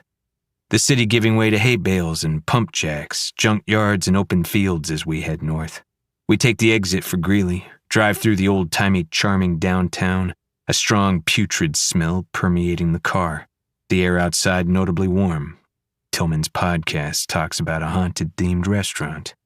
My mind is occupied by Hannah Lawrence, her eyes on mine, leaving the lot, my heart pounding. Before we got in the car, Ramona Lopez's mother came in for her interview. She was crying too hard to give us anything other than that no one had any reason to hurt Ramona, and that Ramona Lopez was walking home from work at St. Mary's Hospital near Eagle's Nest when she would have been intercepted. The reports say her phone was found on the side of 76. I hadn't heard of Eagle's Nest. I put it in the search bar of my phone. Try to focus. Try not to think about Hannah Lawrence. Eagle's Nest, new development, out by Aurora. Jeez, what a smell, Tillman says. What is that? Right. Tillman, who probably only goes into the mountains hiking, climbing on weekends. Who wouldn't have come out this way? It does smell terrible, to be fair. Meat, methane, blood, I say. Greeley, it's the town. The smell is worse before snow. Why? Gets warm before snow, and humid. No, I know that. But why the town? I nod to the stockyards and meat-packing plants we're passing, and Tillman sees them too. The farms and all the cow methane don't help either. It's a whole thing, I say. How long have you been here again? There might be a little shade in my tone. 6 years. I say. Tillman is silent for a moment, then he takes a deep, loud breath, stretches and says, Man, I just feel like I need to move today. Shake all this shit off. I was able to squeeze in a morning workout between Jack's call and Hannah arriving for the interview. The basement gym a while ago is dusty, and I still haven't got the power back on. But sweating out that much whiskey feels shitty in the dark or the light of day, so who cares? After what happened in the office, though, I could use more, too. Tillman groans and stretches loudly, again. Maybe hit the gym, I say, as the podcast prattles on. I swear, bacon and eggs just flying across the kitchen, which sometimes hit you right in the face. Not really a gym guy. I'm about the fresh air, you know? We live in a freaking wonderland. Real waste not to explore it. As if suddenly remembering that he hasn't done it in 10 minutes, he leans forward and looks up to the sky through the windshield. It's brown, wide open, windy. Despite the college nearby, the town feels quiet, aside from the construction. A lot of nearly identical apartment buildings going up off the main roads, farms surrounding, so many new developments all the time. We pull up to the Wheely property, Pete Nolan's girlfriend, Lucy Wheely, and her dad, Frank, the residents.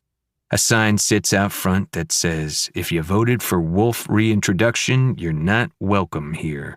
We walk up the front porch steps. The first thing he says when he opens the door is, if I had known that boy was sneaking into my little girl's room, he probably wouldn't have been the one going to jail, if you know what I'm saying.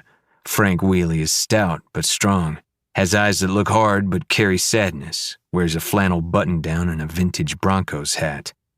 Sure, yeah, Tillman says, adjusting his beanie. Mr. Wheely, I say. We just have a few questions for Lucy, if that's okay, and if possible, we'd like to take a look around the property, see where Pete's car was parked.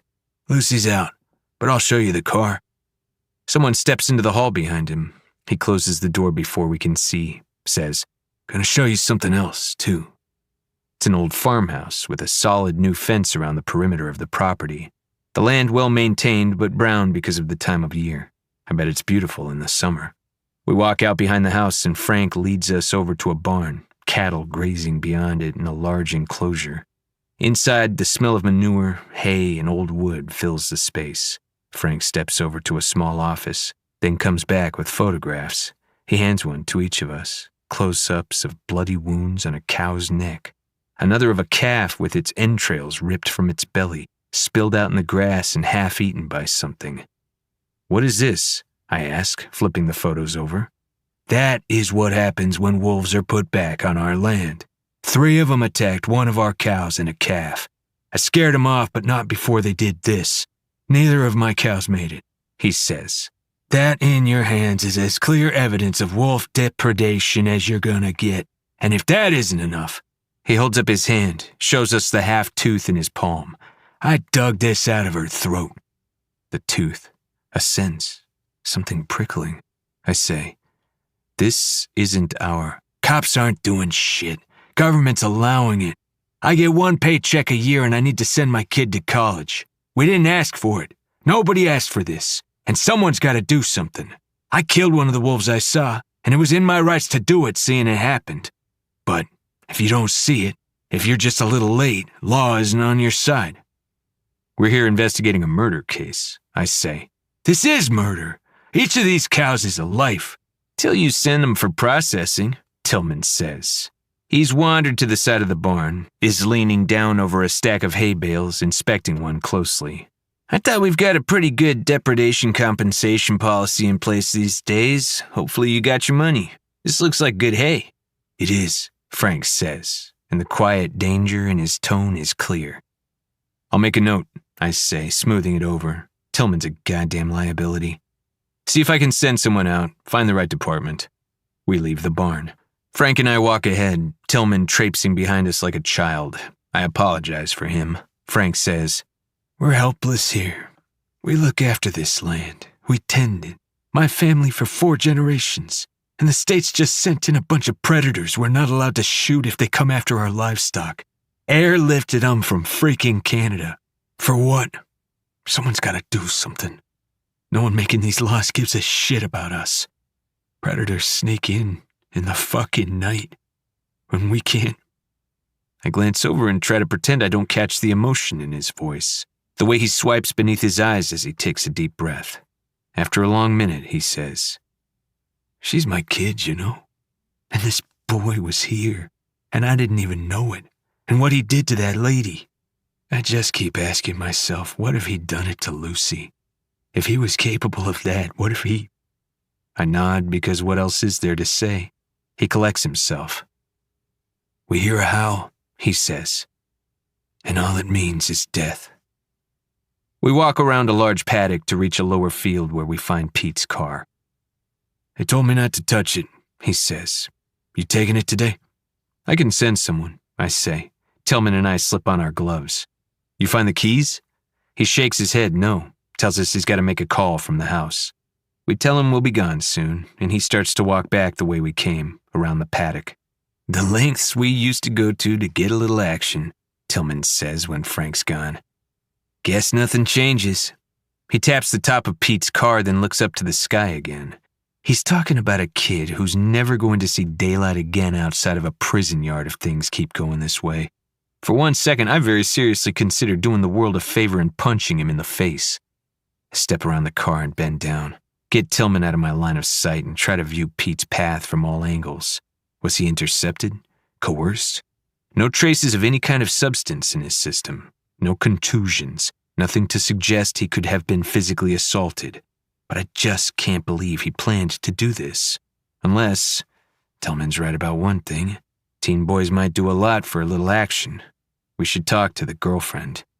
I watch the grass, the sky, the roads, feel the wind, listen to the quiet.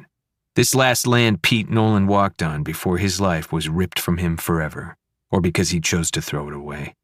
I rub my neck, my eyes on the cows. That photo Frank showed us, the teeth marks in the throat. Teeth marks. That strange pressure in the air. The field the other night. Everett Brown abducting Hannah out in the middle of nowhere, in the plains grass. The grass in the wind, something moving in the dark. Something I couldn't see. And Pete's car here in this hayfield. We're dealing with someone who knows land, who can move freely through the outdoors, who keeps using cover of night. Movement to our left. I turn in shooting stance. There's a girl there, a teenager. She throws her arms up, stumbles back from us. "Oh my God, sorry. I didn't mean..." I lower my weapon.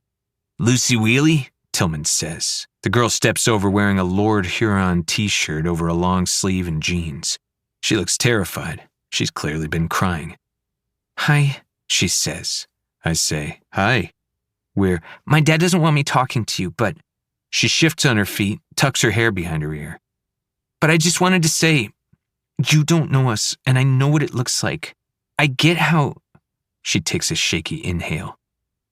"A lot of people have 2 sides to them. People say that they never knew someone had a dark side until they snap, until they do something terrible one day. But if there is one person in this world who's not like that, who's good, and only good, and not even in an annoying way, just like really genuine, and..." She turns pleading eyes on us. "Pete would never hurt anyone. I'm telling you. Please help. Beep, beep, beep, beep, beep." Lucy and I both jump at the same time. Pete's car alarm blasts through the day, sends a flock of nearby geese sailing into the sky. Tillman stands beside it, his hand on the door handle, a sheepish look on his face. "Whoops," he says. "Sorry, didn't know it was locked." Frank Wheely runs out of the house and jogs toward us through the field. 8. We spent 20 minutes trying to figure out how to get the fucking car alarm off without a key. Then I had to apologize to the Wheelies again for Tillman's absolute stupidity. Not to mention, we didn't get to properly ask Lucy anything while we had the chance. We drove around for a bit after, took all the roads around the property, but didn't find anything. "What the fuck was that?"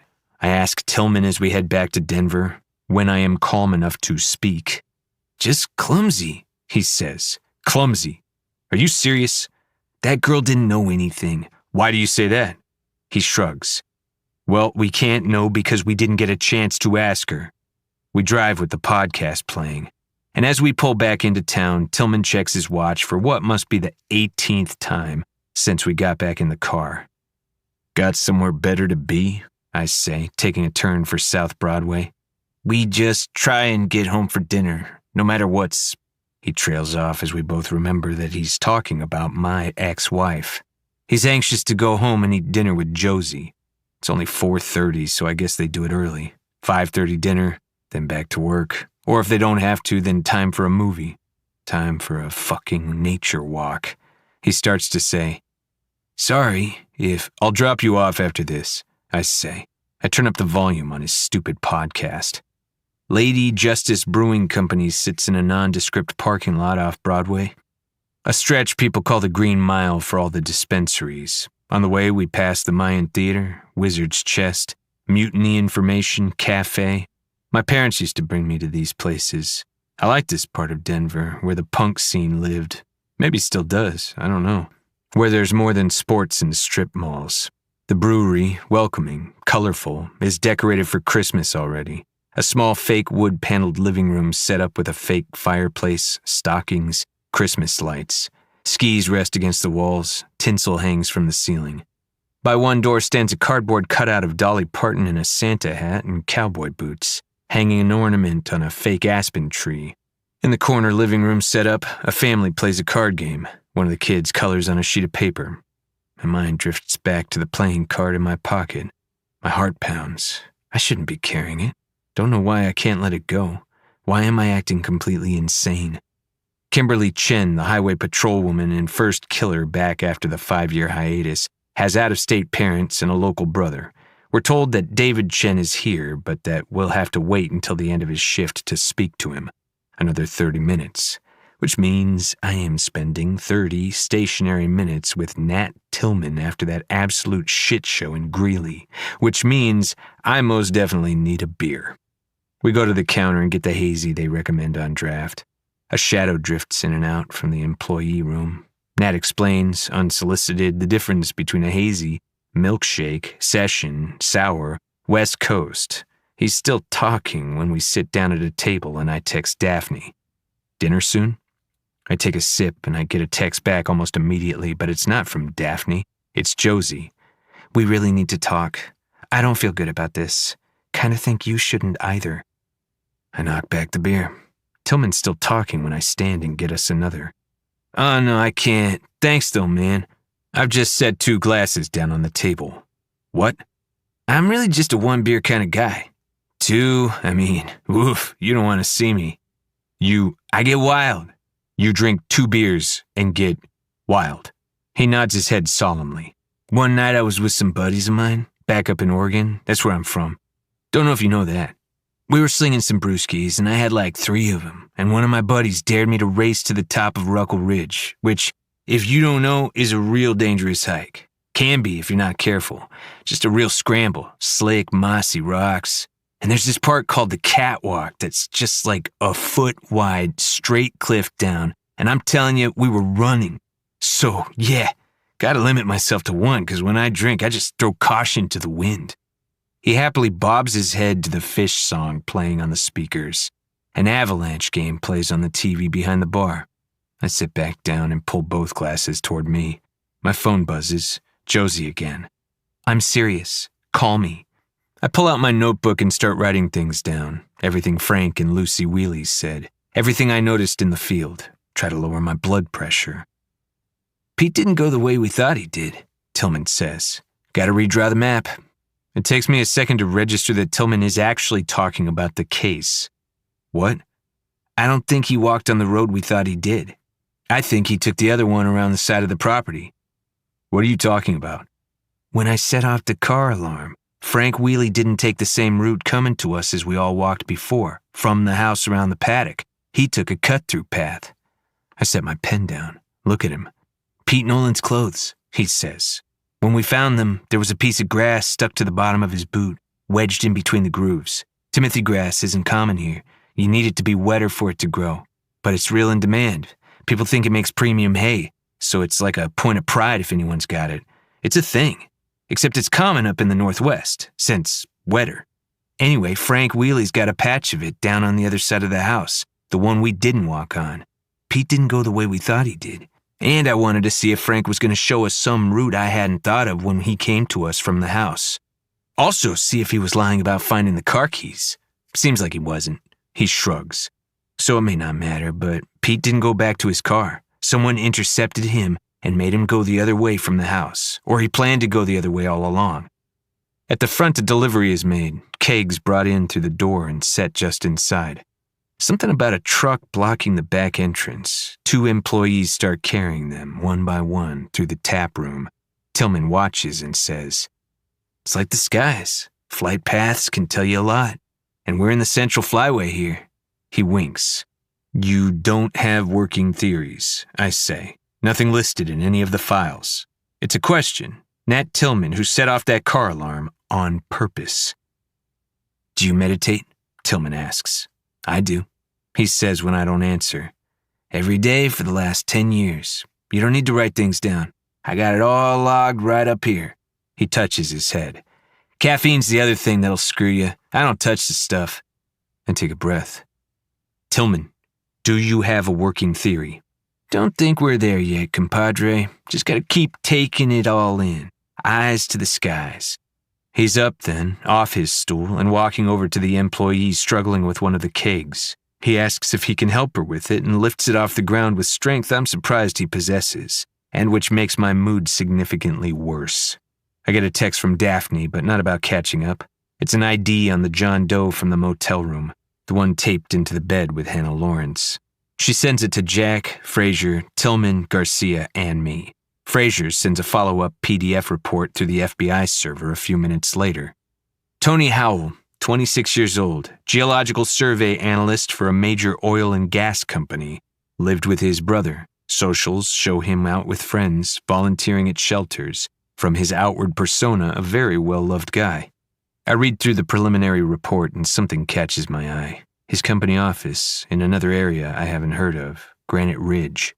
All these names of these new developments, all these stupid, meaningless nature references. Eagle's Nest, where Ramona Lopez's hospital is. Rock Creek, where Everett Brown lives with his wife. And something occurs to me. Something so glaringly obvious that I cannot believe it didn't before. I search for the owner of each of these developments. Different LLCs, but all one developer. Right Star. I exhale a long, slow breath. The very first victim in all this, 6 years ago, was a 14-year-old girl, Claire Wright. None of us will ever forget it. Claire's father, Oliver Wright, is the developer on Rock Creek, Eagle's Nest, Granite Ridge.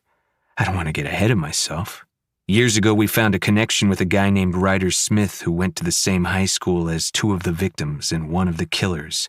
While at that school, years before, and unrelated to this case, we ultimately determined, Ryder took a fake gun to school and threatened to kill everyone. Jack interviewed him in jail, but he was a dead end. It was a straw grasp anyway. But Oliver Wright.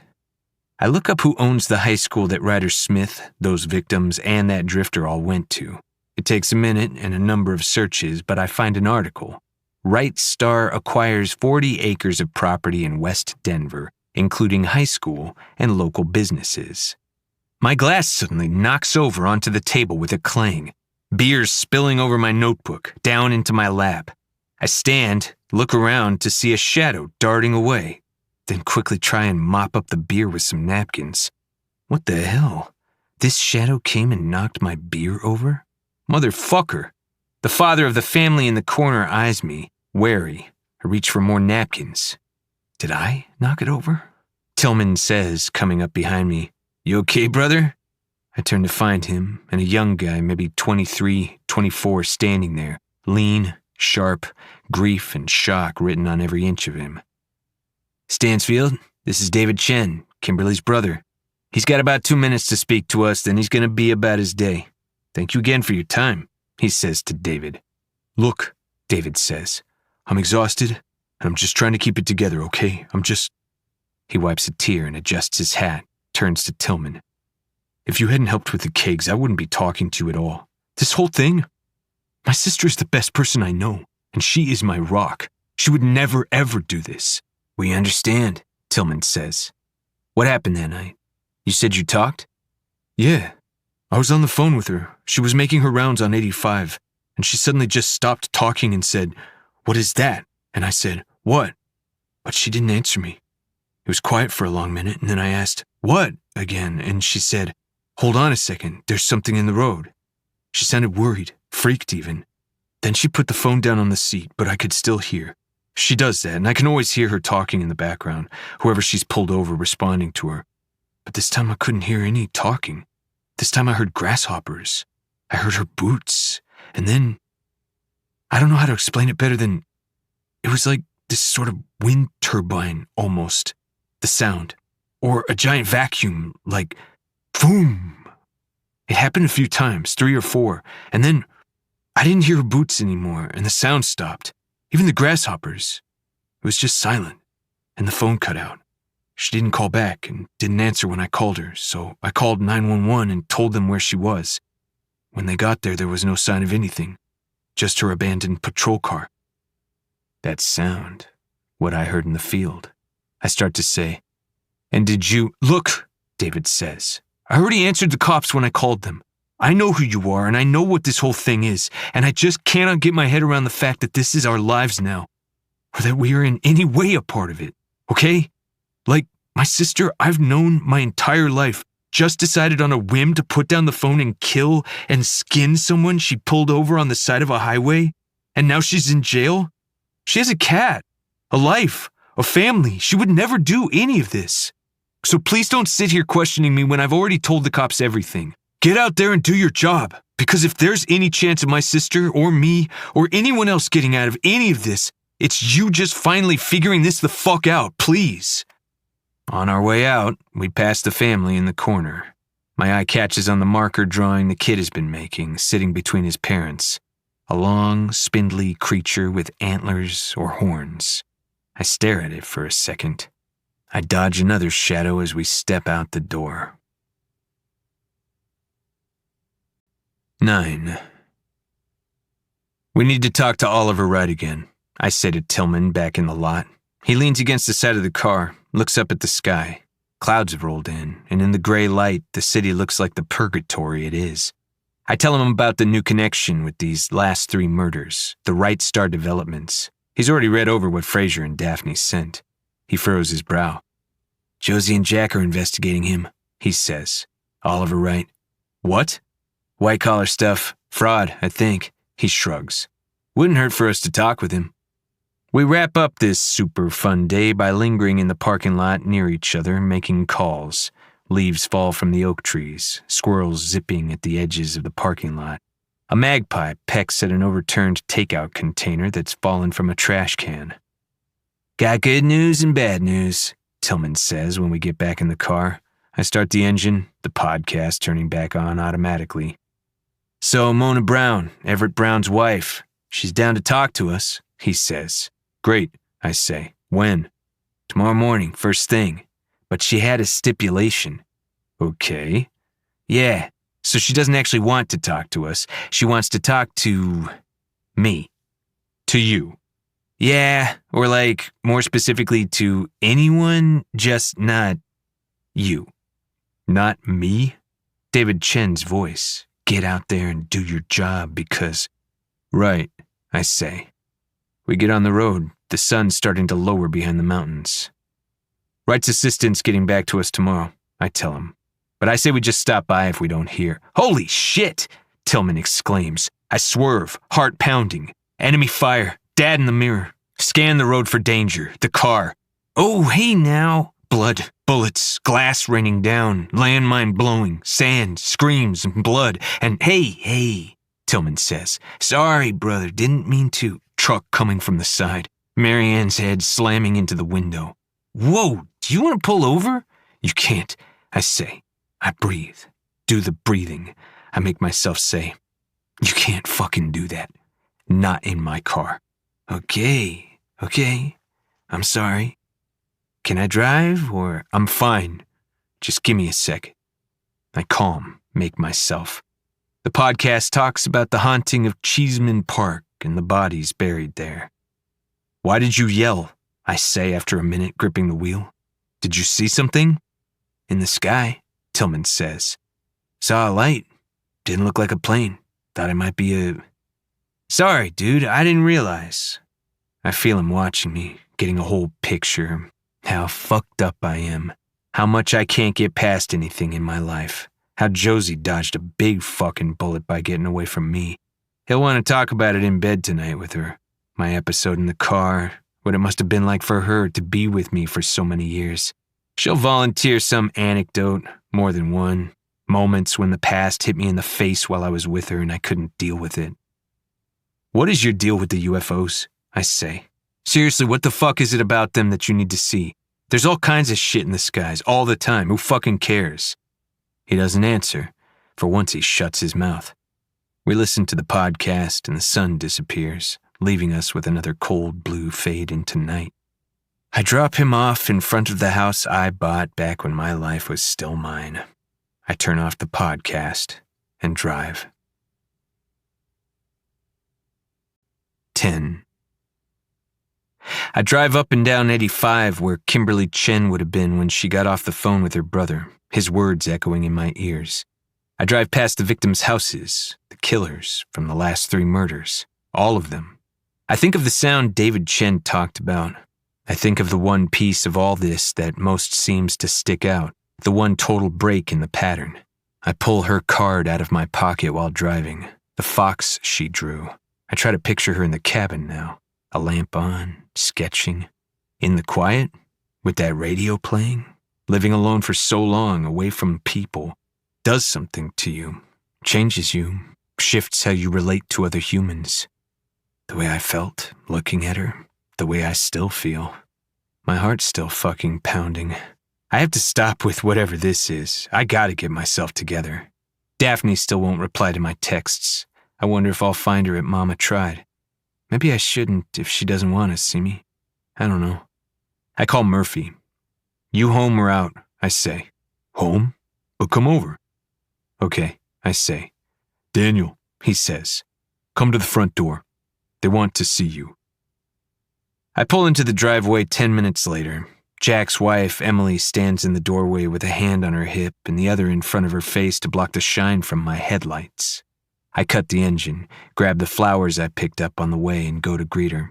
Her red hair is tied back, a little more gray in it than before, and she's wearing a turtleneck and jeans. Only been waiting here for 4 years, she says, the light from their house shining behind her. Jack, like Daphne, I haven't seen his family in so long. I spent all this time so relieved that I wasn't here, all this time grateful to stay away. If I'm being honest, I just didn't let myself think about everything I was leaving behind, the people I wasn't showing up for. Convinced myself somehow that they'd be happier with me gone. Maybe they were. Shit agent, shit husband, shit friend, shit person. I run my hand through my hair, look down at the flowers, clear my throat. I'm sorry, I say, meeting her eye. I just couldn't face it, I say. No excuse. She looks me up and down. You look healthy. I shrug. Happy? Not really. She barks out a laugh and pulls me into a hug. I put my arms around her, too. He's missed you, she says in my ear. We all have. Then she releases me and takes the flowers. Come on, she says. Kids are excited to see you. It'll only take a second. She closes the door on the night. Their house smells like home-cooked dinner and pine needles. Soft glowing lights, a carpeted, wood-paneled living room with framed family photographs, trophies, awards, art projects. One half of the room is a mess of half-opened boxes, ornaments, Christmas lights and tinsel spilling out onto the floor, a tree already sitting in the corner by the front window. We're getting a head start on Christmas this year, Emily says. A boy sits on the couch, homework in front of him, one hand tapping a pencil, the other twisting a fidget spinner. On the floor by the tree, a girl tries to untangle string lights. I hardly recognize either of them. 7 to 11 is a huge jump. I can't really believe it. Kids, you remember Uncle Danny? They both stare at me a long second, then jump up. Homework and toys and lights flying, run at me, tackle me in a simultaneous hug. Their voices climb over each other. Uncle Danny, where have you been? You missed my birthdays.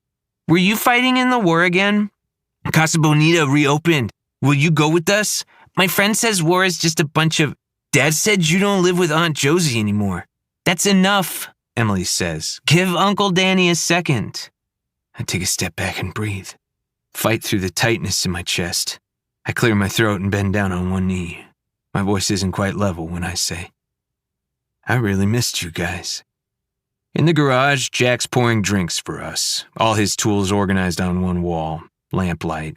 I've always loved this space, how they've set it up with an old rug and a couple chairs and couch, next to the charger he's been fixing up forever. Someone's put a bunch of rainbow Christmas string lights crisscrossing over the top of it, plugged in and lit up. There's a fake fireplace heater going in the corner of the sitting area set up, and a sign hung up on the wall above the couch that says Santa's Workshop. 2 coolers between the chairs and couch as side tables, and a beer fridge in the corner. Jack's pouring us bourbon for tonight, though. He's got a Santa hat on, his aviator's still hanging from his shirt, always on him somewhere. Cheers, asswipe, he says, handing a glass to me. Watch it, I'll call HR. We're off the clock. Good one. He sits down on the couch. Kids attack you? I didn't mind, I say, taking one of the chairs. Nice hat. They said I have to wear it at home every day November 1st until January 1st. That's a big job. Someone's got to do it. He adjusts the hat, settles in. After a long minute, he says, It's weird, having you back. 4 years is nothing, but the kids grow really fast, I say. Yeah. Not to kick you while you're down, but Brianna cried when we first told her you'd left. 2 nights in a row. I take a sip, a big one. A poster board rests against the wall, a school project. It says across the top, Our Friends the Wolves. Then a bunch of facts in circles around the poster board, images of wolves pasted around them. Wolves will adopt orphaned or abandoned young wolves, mourn when another wolf dies. Wolves have complex family dynamics and are very playful. Only 1% of livestock deaths are from wolves. Gray wolves mate for life. You didn't have to do it, Jack says. What? I say. Big fat medical center donation anonymously comes in, suddenly the doctor calling to check in all the time. How's she feeling? Can we do anything? Let us know what you need. I don't know what you're talking about, I say. Brianna's epileptic. It's been a struggle for years, but she has great parents and they're on top of it. Has she been okay? I ask. She looks good. Happy. Couple bad ones, but yeah, she's good. She's strong. Wish she didn't have to be, but I'm glad. I'm sorry, I say. That I haven't checked in, I'm sorry. He watches me, takes a sip, says, I get it. You had a shit hand. Thank you for donating. But you are the worst rich guy. I'm not. You would be if you didn't just hemorrhage it out to charities. Not that I'm complaining, mind you, but to not even get like a beautiful car out of it, something. The only thing I want is some answers and for people to stop dying. Yeah, well, don't we all? Tillman said you and Josie are looking into Oliver Wright. He developed a few of the properties some of the victims live and work on. Obviously, in addition to Claire being our first victim, I think it's worth looking into on our end. Well, he developed half this town, at least in the last decade. But we're gonna get him soon on financials. He's like any rich asshole. Sorry, you know what I mean. But he's been gaming the system for years. You don't think he could be involved in this? I don't know. I mean, have you ever talked to him? Not in a while, I say. Look, I get, theoretically, that there are sick fucks out there who could hurt their own kids, and he's a pain in the ass, but he's really fucked up from what happened to his daughter. Like, really. So could he be tied to the murders? Sure, maybe, but I don't know. Being a parent is like, you would do literally anything for your kid. Anything. You think you know yourself, and then you have these little people, and suddenly you're like, I don't know who I am at all. But I know I would die before letting anything happen to them. And his kid is gone. 14 years old. And the way it happened, I just can't imagine what that does to someone. I feel sorry for him. It could make a person into a monster. Yeah. I mean, he could be responsible for the murders after. I don't have a fucking clue, but I'll look on our end and see if there's anything that could possibly tie him into it. And you guys do it too. Might be able to get some of the drifters retried without him breathing down everyone's necks, too. He takes a sip. Any other leads? Hannah Lawrence, my brain says. Hannah Lawrence, the outlier who might somehow be the key to everything. My hand twitches, wants to reach in my pocket for the card. My eyes find Brianna's poster board project again. Something... I pause. Glance up to the little window in the corner that looks out over the front yard. Think I catch movement. I wait, tense, but there's nothing there. Of course there isn't. I'll send you everything, I say. Everett Brown's lying about logging into the chat rooms. I gotta look at those transcripts tonight. So far, those two feel the most promising. Thank you, Jack says after another long minute. Thank you for what you did for Brianna. And thank you for coming back. We needed you on this. I don't know, I say. Dan, I've seen you solve shit no one could, and in record time. This case is fucked up, and there's no one who could have figured it out. I mean, we've been trying. We haven't stopped, but you just know how to see things that people wouldn't think to look at. And I think this drifter thing just got your confidence, put up some kind of block for you, but you are the best we have. And I know grief does a lot of weird shit to people, but you can do this.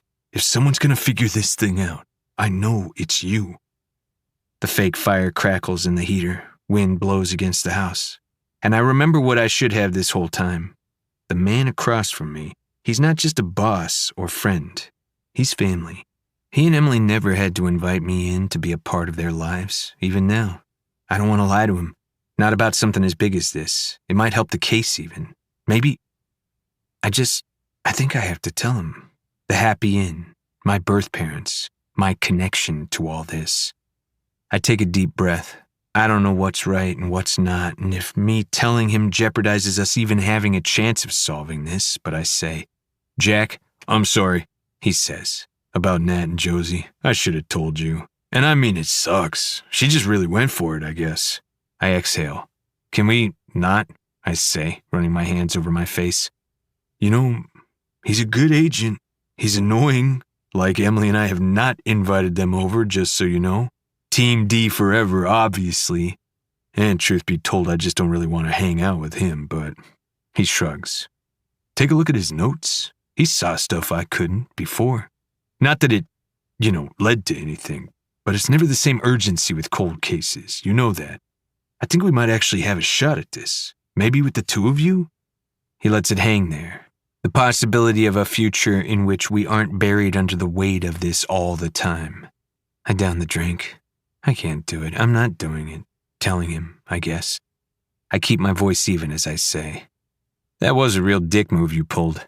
Well, how was I supposed to know you wouldn't want to partner with the climber bro deadhead who's taken your job and your house and your wife? It's late when Jack and I step out of the garage. The lights are on the tree. Brett's gone to bed. Mom said I could stay up to see you put the star on, Brianna says. I look to Jack and then back to her. Me? Emily laughs. Okay, to be fair, this is sweet, but it's also because last year Jack did it and the whole tree fell down. We lost like 8 ornaments. Santa works in mysterious ways, Jack says, tucking her under his arm, kissing her head. I hang the star, and I promise them I'll come for Thanksgiving, as if I'm doing them some kind of favor, as if they're not rescuing me in every way. As I fix it in its place, movement catches my eye again. Outside, I turn to the window. Blood. Bathtub. I close my eyes against my reflection in the glass. I force a breath and open them again. Look above and past my reflection out into the night. Pressure. A strange pull. Bad feeling. I gotta go, I say. Thank you guys so much. I hug them and step out the door. It closes behind me, sealing in the warmth of the house. I scan the night for any movement, any life. Quiet suburb, waning moon through the trees. I have a bad feeling. I walk to my car, boots crunching on November grass and fallen leaves. The air chilled enough that I see my breath. Yellow-white street lamps illuminated up and down the cul-de-sac. I pull my keys out of my jacket, and there's movement out of the corner of my eye. I turn just as a black shape rushes forward, throws me back against the car. I can't see, am blind suddenly. Something shoves its fist down my throat, blocks my airway. All I see is black. Panic as I try to breathe. I drop to my knees in the grass beside the driveway, choke, hold my hands to my throat. I can't breathe. Rose and me on a rock in a river, someone singing Blaze Foley. If I could only fly. The thing releases me. I drop forward to my hands, forehead to the grass. I wheeze in a breath. That image. The same place, same memory, not memory that hit me in the office. When were Rose and I ever at a river? When I've recovered enough to sit up, the shadow is gone. The lights are turned off in Jack and Emily's house. I know I'm crazy, that this isn't real. Grief does this, PTS does, rips the air from your lungs, makes you think you've... But still, just in case, I say out loud and into the night, not them. The words barely rasp out after what it just did to my throat. This is what happens when they start to come for me.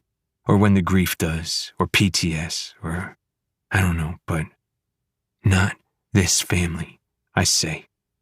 You stay the fuck away from them. I shake my head to clear the half memory, not memory of my birth mom. Get myself in the car. I pull away from the Murphy's house, the street lights flickering one by one as I pass. 11. I hired a cleaning service for a while ago, Manor. When I get back now, it's less dusty and the smell is gone. In some ways it's worse, cleaner like this. It looks more the way it did when my parents were here, but dark, empty. As if to contradict me, footsteps pound upstairs. A door slams in the basement. The lights of the entry and living room glow at my approach. The power's still off. I go to the wall switch to double check. I walk to the living room and sit by the hearth, start piling on the logs.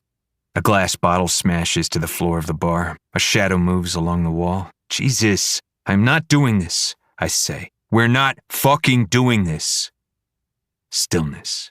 Silence. Save for the crackle of the fire, the pop of it catching. My heart going wild like always. Kid in the motel, kid with the murdered mom, kid in the haunted house, kid at war. Therapist once showed me a report on what constant fight or flight can do to a body over time. No matter which way I play it, I'm fucked. Heart attacks coming any day now, and that's gonna be that. You can only push it so far for so long. I go to the bar and pour myself a whiskey, knock it back, ignore the mess on the floor. You're not real, and you're not fucking helpful, and I swear to God, if you... The lights flash brighter, then stop glowing, dim down to darkness. I take another drink. Thank you, I say. Back by the fireplace, I spread out the files again on the coffee table and floor, walk in and around them, the fire glowing at my back. I pull the Fox drawing from my pocket, Hannah's card, set it down with all the photographs and reports, everything compiled on this case over the past 6 years. All these names, faces, and stories, and relations, and connections, or lack of connections. 23 now with the 3 recent murders. Kimberly Chen, Ross Thompson, Pete Noland, Ramona Lopez, Everett Brown, Tony Howell, and Hannah Lawrence. 7 new names here. So why can I only think of Hannah? I open my laptop, close my eyes against the black, then search for her again. I use a hotspot for service from my phone, remotely log into my work desktop, and read over Fraser and Garcia's memo. They got her safely back to the cabin, noted how she was able to hike, even injured, that they found her camera and asked if they could develop the film. She'd been protective of it, had insisted she get it back after they got it developed, said she wanted to see the photos she'd taken of the fox. Hannah Lawrence. Her name, even. Like a part of me knew she would always be involved in this, like I've somehow heard it before. Have I? I searched through the files, try and find any way she could have been even tangentially associated with anyone else here, any way I could have ever come across her. One thing about PTS is that sometimes there are gaps. These memories of Rose surfacing now could be that. You get blank spaces in your life, periods of time your brain shuts you out from, and sometimes it'll spit them back at you out of nowhere. Could I have met Hannah before and just not remember? Is that why seeing her makes me feel...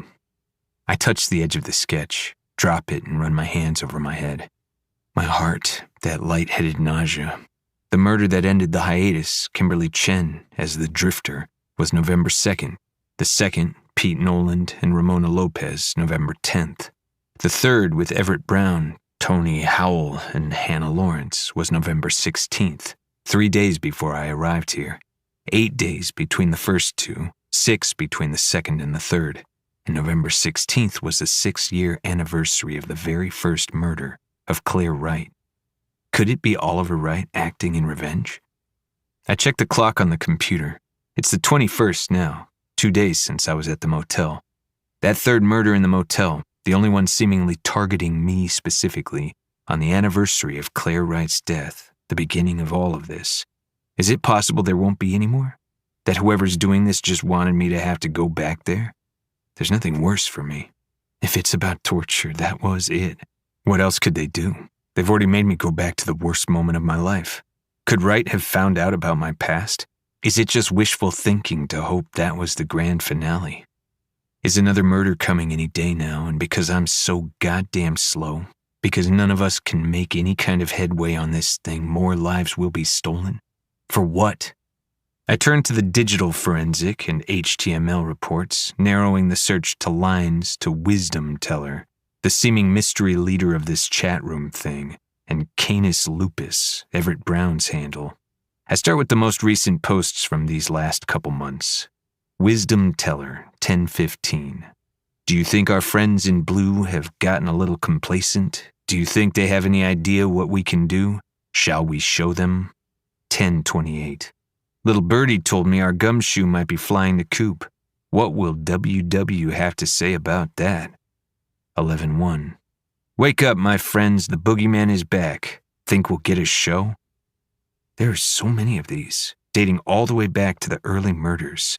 For years this shit has been going on, and the gumshoe? Is that me? My actual name is mentioned so many times I can't quite get my head around it. Daniel Stansfield. Just there, typed up by all these true crime enthusiasts, positing their theories, trying to solve the case, or alerting the others when new information is available. But Wisdom Teller doesn't use my name, just the gumshoe, a number of times, 10 or more. A lot of folks chiming in, some saying they personally knew one of the drifters or victims. Everett Brown's contributions, back when he made them, were mostly trying to piece together evidence from what was available on the internet. Much of said evidence being wildly incorrect. But this Wisdom Teller is something different, I think. Talking about the WW, whatever that is, and the boogeyman repeatedly, almost longingly, making cryptic claims and promises for years. And while they never have many direct replies on their posts, there are always hundreds of likes on them.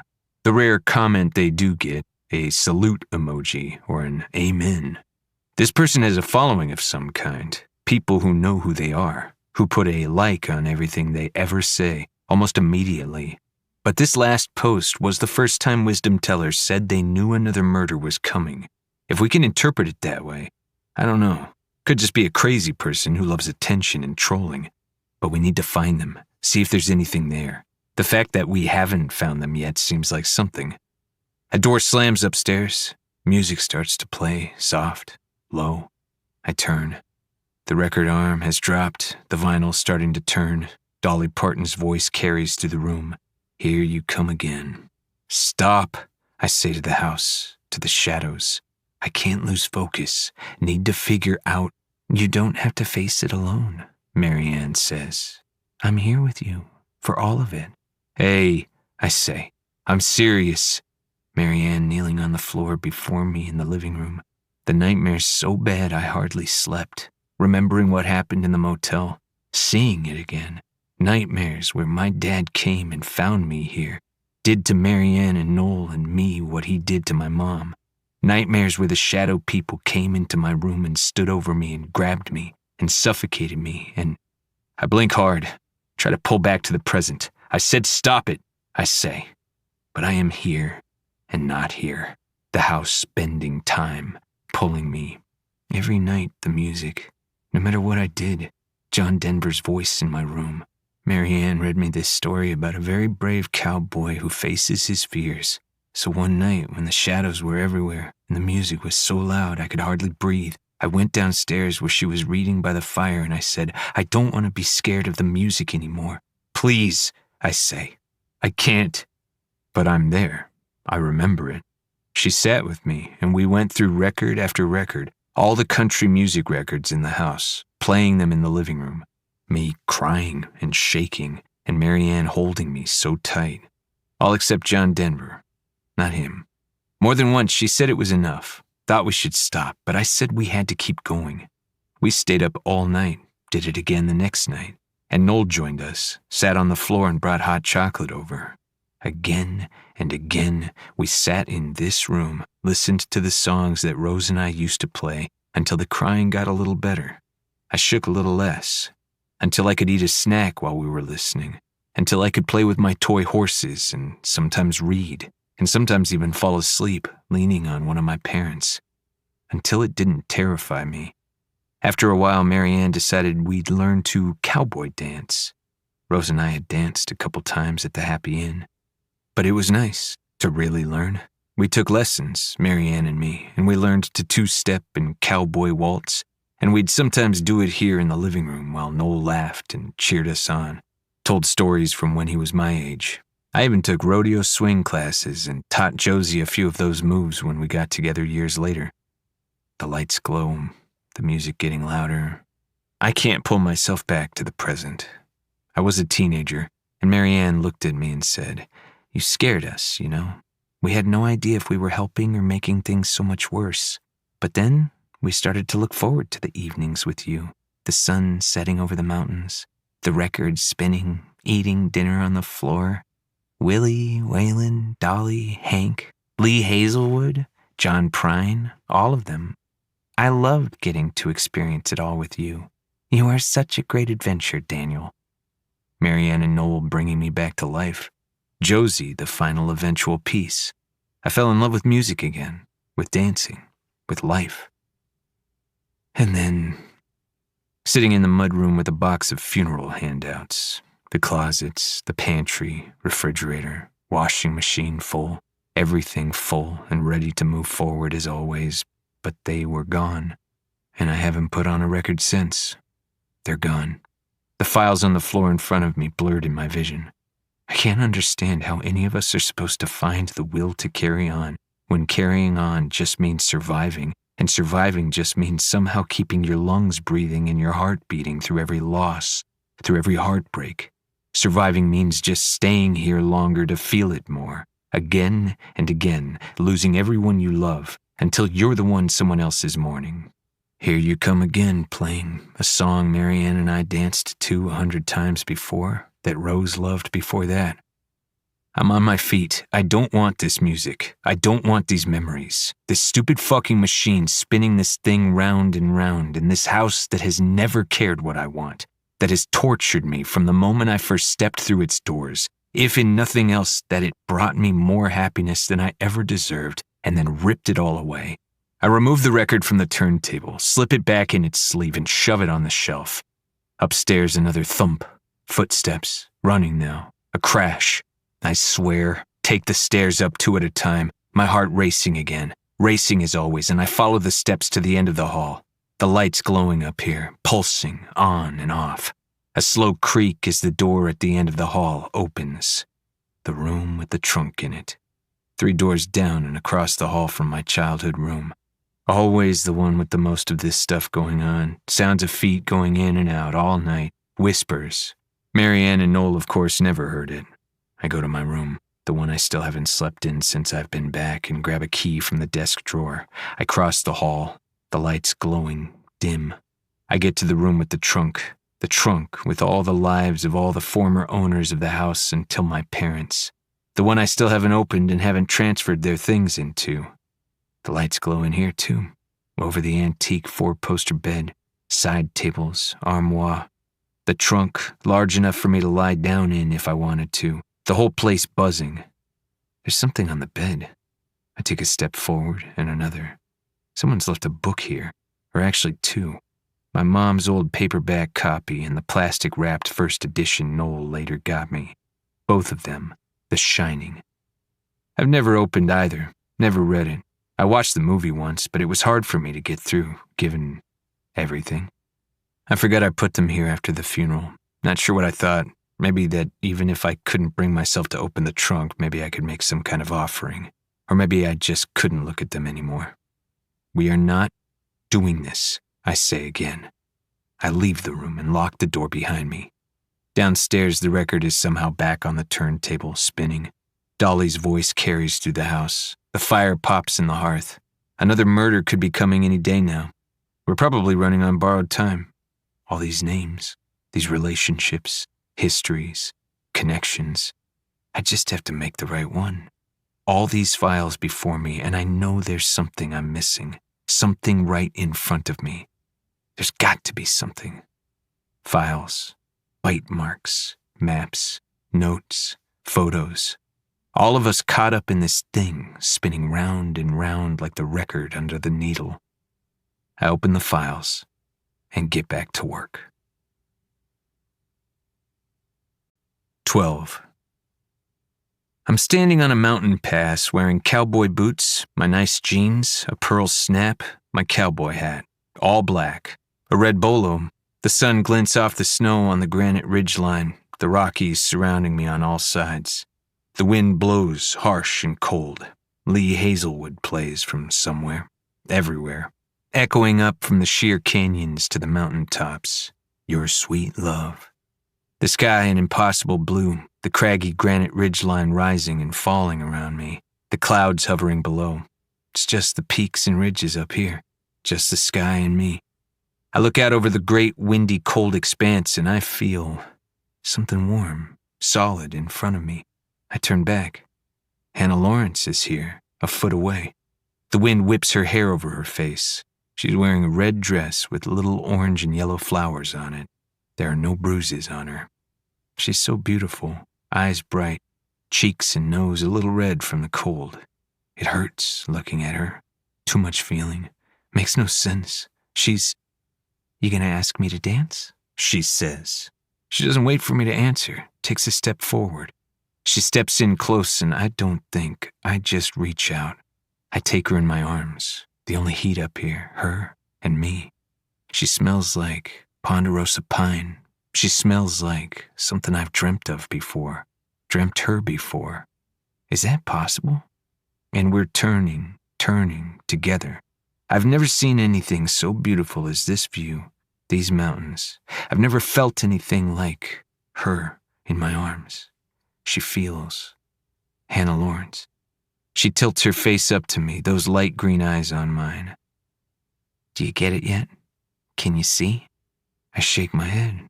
Her eyes, her mouth, the tilt up at the corner of her lips, the feel of her in my arms, the wind ruffling our clothes, chilling our skin. I can't think, looking at her, feeling her, her body pressed to mine. We stop turning. Hannah Lawrence and me on a mountaintop. She leans forward, stretches up on her toes, her cheek brushing against mine. Her lips so close to my ear I can nearly feel them, her breath on my skin. It's so simple, she whispers. Her hand presses to my chest, slides up my neck to the side of my face. She leans in closer, her lips brushing my ear.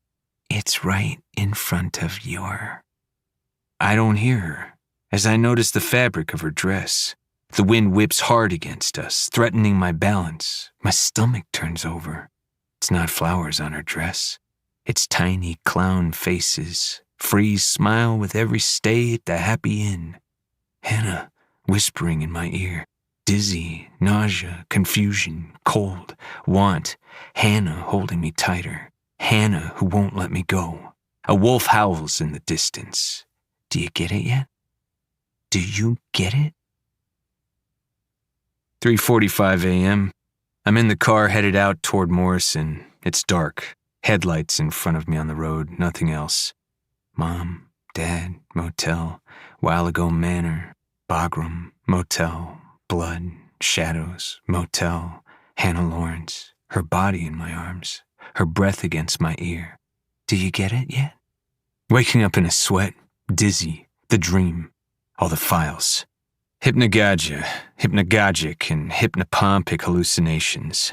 Images, movements, sounds, shapes. Upon waking, falling asleep. They come with sleep disorders, which come with PTS. Shadows might stalk you, do anything they want because they move freely and you are a mortal human and you're paralyzed in your sleep. But if the shadows come when you're fully awake, the hallucinations, then they don't call it hypnagogia. They call it psychosis because you've lost your fucking mind. You've lost your mind and you're just like him. Just like him up in his jail cell. Your mom's blood on his hands, his eyes in the mirror, his eyes, you're just like. The old paperback on the bed. My mom annotating as she read. All work and no play makes. A figure stands in the middle of the road in my headlights. I slam on the brakes and swerve. The sun rises, orange-red fingers crawling over the grass, the concrete and road. The wooden stands of red rocks. I run the stadium. The giant rocks on either side of it and down below. The stadium built right into them so that you feel simultaneously high up and sunken into somewhere safe. Broad steps, legs pushing, arms pumping, thinking about Everett Brown and the wisdom teller and Hannah Lawrence and every victim. My breath puffing out in front of my face as freezing day comes to claim Colorado. The temperature plummeted in the night, but no snow yet. My lungs burn, muscles ache, and I push because I am losing it here and I need to hold it together. I push because I have to do something. Making myself drive the road my parents died on, that shadow in the headlights. I trip over my feet, just catch myself before my face hits the wood and concrete in front of me.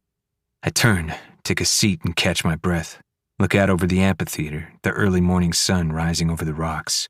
Hey! I jump, reach for my gun that isn't there. Whoa there, soldier, didn't mean to scare you. The sun is here now, and Josie stands before me in the light. Thought I might find you here, she says. Been looking for you. I lean back on my elbows, then lie all the way down, look up into the indifferent blue, catching my breath. Daniel, it's okay. It's okay, you're here. Cold air. Wood under my thighs, behind my knees, sweat on the side of my face, Josie's hand on my arm. She breathes with me, sits and stays and breathes. I don't know for how long, but my heart slows. I get it to slow. Josie exhales and says, Shit, Stansfield. I sit up and clear my throat, run my hands over my face. How bad is it? She asks. Me missing you? I say, trying to bring some lightness in, trying to joke. You don't miss me. She's wearing my old sweatshirt, a green USMC hoodie, beneath her outer jacket.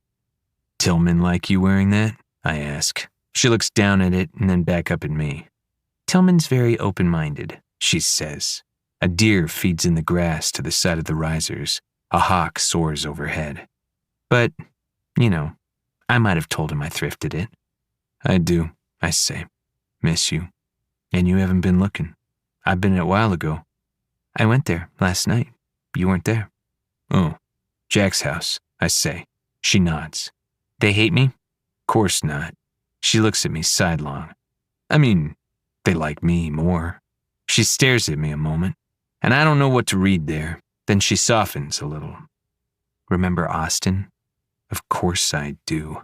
On a whim after our wedding, we took a drive down to Texas and alternated dancing at the White Horse and playing pool at casino. Always my hand in her back pocket or her head on my shoulder. Always the two of us leaning on each other. We'd stayed up all night, talking about cases from the past. We never stopped, never turned it off, even on our honeymoon. This job of ours, this job that is everything we are. You think it's all gone? I ask. She stares at the ground again. Maybe there were times when I didn't want it to be. I thought you'd call. When you left, in those early days, I thought maybe I'd hear from you. I thought you didn't want to. We were divorced. She pulls the sleeves of the sweatshirt down over her hands, trying to figure out how to say what she wants to. Bites the inside of her cheek. I don't know what I'm hoping for. Nat and I don't talk about work at home, she says. To him, the job matters, and it's important, but it's not his whole life. It's not who he is. The words hang around us in the morning air. What she's not saying, what she means is, he's not like us. I nod because what else is there? Neither of us can turn it off. Neither of us want to. But she gets a reprieve now with him. Josie and me leaning on each other for so many years. Maybe she just wanted someone who didn't need to lean back. How's your case? I ask, swallowing the lump in my throat. She shrugs, takes a sip from her thermos. Drawn out, stressful, she says. Why do we do this job again? I think it'll make her smile, but it doesn't. She furrows her brow. I know the look, and I know by now that it's about me. I say, I'm fine. Just had a bad night. It's just a while ago. She looks me up and down, then faces back out. The amphitheater before us, the stage at the bottom, and the giant rocks and hills beyond. It's not, though, Daniel. You gotta tell Jack. You shouldn't be working this case. These are major offenses you're committing. Not to mention that it's fucking you up and you're too close to it all. You're not gonna get anywhere when you're so deep in it, and frankly, it's gonna look real fucking suspicious when... I put my hand on her knee and she stops talking. She turns to me and I can see it all there. All the belief she ever had in me washed away. But it brings me back, too. I'm here again, solid. Here on the bleachers, sitting next to a woman I used to trust, who used to trust me. A woman who I know in this moment it's completely over with, who I will never lean on again. I know it now, here, in this bright, cold morning. I have a lot of faults and a lot of messed up tendencies and enough baggage for 100 people, but she's forgotten what I'm capable of. I'm solving this case, Josie, I say, because there's no other choice. And you're not going to interfere. And I do something I've become very good at. I stand up and walk away. As I drive back to Denver, I think about the figure in the headlights, the one I saw on the way here, the shadow that turned and became a person in the same spot the truck hit us, Marianne, Noel, and me. The shadow that became Calvin Keller, my dad. Or maybe it was me. 13. Everett and Mona Brown's house sits in the middle of the Rock Creek development up in Erie, in various shades of brown and beige, like all the other homes surrounding it. An elaborate security gate bars our entry until we're cleared by 3 different guards on the way in. A little intense, Tillman says. Security cameras watch us, turn as we drive. Every house looks completely identical. We pass each one, and it feels like we're driving further into an endless state of déjà vu. When did this place crop up? I ask. Tillman shrugs. So many of them, I can't keep up. I wouldn't say that Denver was ever a pretty place to me. The mountains around it are beautiful, the towns in them and the trails, they're some of the most impressive in the world. But these plains that just happen to butt up against the mountains live directly in their shadow, or just that. Dust. Settlements, strip malls and soccer fields, and a big REI. Planes trying to claim something of the mountains beside them. Do you know the population these days? Seems like a thing Tillman would know. Today's podcast topic is Tommy Knockers purportedly haunting Colorado mines. 700,000, give or take, he says immediately. I remember when I was a kid, teachers telling us Denver's population was under 500,000. Who are all these people? Where did they all come from? And why are they settling here? House after house, yard after yard, matching, all of it slipping, sliding, blurring at the edges. We pull up out front and I turn the car off. I say, anything on Everett's involvement in the chat room and relationship with Wisdom Teller, and the motel too. Ask her if she's stayed there before, or if that location has any significance to her, and if she knows Hannah Lawrence or Tony Howell, or ever heard Everett talking about them. Tillman takes a slow breath and shrugs his shoulders up and down, shaking his arms out. He then turns to me and says, my dude, I respect you, and I know this has got to be real unfun for you. In a lot of ways, probably. Like a lot of ways. I mean, I can really see how it really sucks, but I'll tell you one thing, and I hope you hear it, because we're going to be doing this until we figure this whole thing out, and I think it could just be a whole lot more pleasant for us if maybe you get this through your head now. He pulls down the mirror and checks his teeth, runs his hands over his hair, puts the mirror back up. He slaps his palms down on his thighs and turns back to me again. I didn't get promoted for nothing, he says, and steps out of the car. In the doorway of the house, Mona Brown, a small woman wearing a white linen dress, her hair pulled into a messy bun, greets Tillman. And then I hear him say, you cooking something? Smells amazing. She eyes me over his shoulder, stares at me a long minute, then seems to hear what Tillman said. She gives him a small smile and shuts the door behind them. I text Tillman. See if Mona knows any of the former victims or killers too. Tillman replies almost right away. My dude. Out the car window, this strange, bland development that Oliver Wright built with all its beefed-up security. I open the map on my phone and find which direction to go for sagebrush. I step out of the car and walk. It's cold, that strange Denver November light that's simultaneously too bright and somehow also dark feeling. House after house, Everett Brown's words repeating through my ears. No wonder he gets philosophical here. All these developments, growing, spreading, slowly taking over the prairie grasslands and even extending out toward the mountains. Being in this development, it almost feels as though it will keep going forever.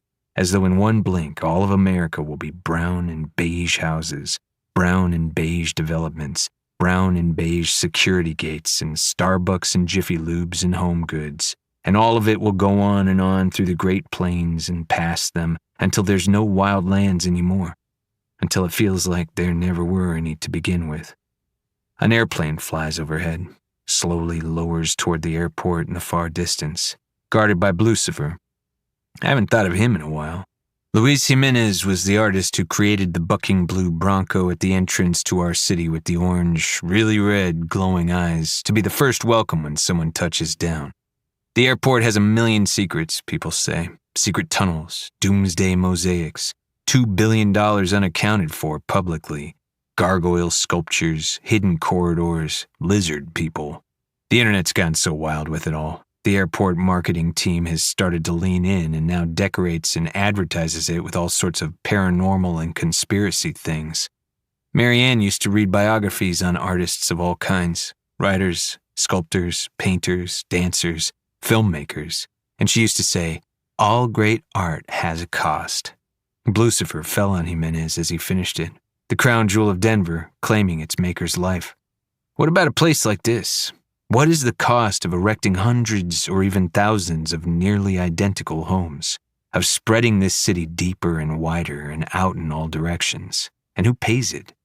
Human dwellings, places to sleep, places to pay bills and watch television and exercise and cook and eat and fuck and bathe and read and dream and want and fear and scroll on our phones and hold loved ones and sit alone in the blue glow of a screen and clean and dirty and clean and dirty until we don't anymore, until we die, like everyone else, like we always knew we would.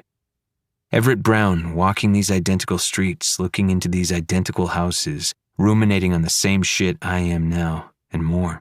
Everett Brown taking steps and breaths outside that he had no idea would be some of his last as a free man. I stop walking, my gut telling me to. I look around, see if I can sense anything. I don't, but then I glance down. A chalk drawing on the sidewalk right in front of my feet of what? Some kind of creature. Maybe an elk's head on a human body, but longer, spindly almost. Long pronged horns, maybe. It's been smudged, blurred a little. Where have I seen this? At the brewery. A kid was drawing this, or something like it. Strange. Above the creature, a zigzag that kind of looks like that pressure in the air. Wisdom teller in the chat room. That thing they kept repeating. What will the WW think of this? What will the WW do next? Above the smudged creature are 8 lines that almost seem to say WW.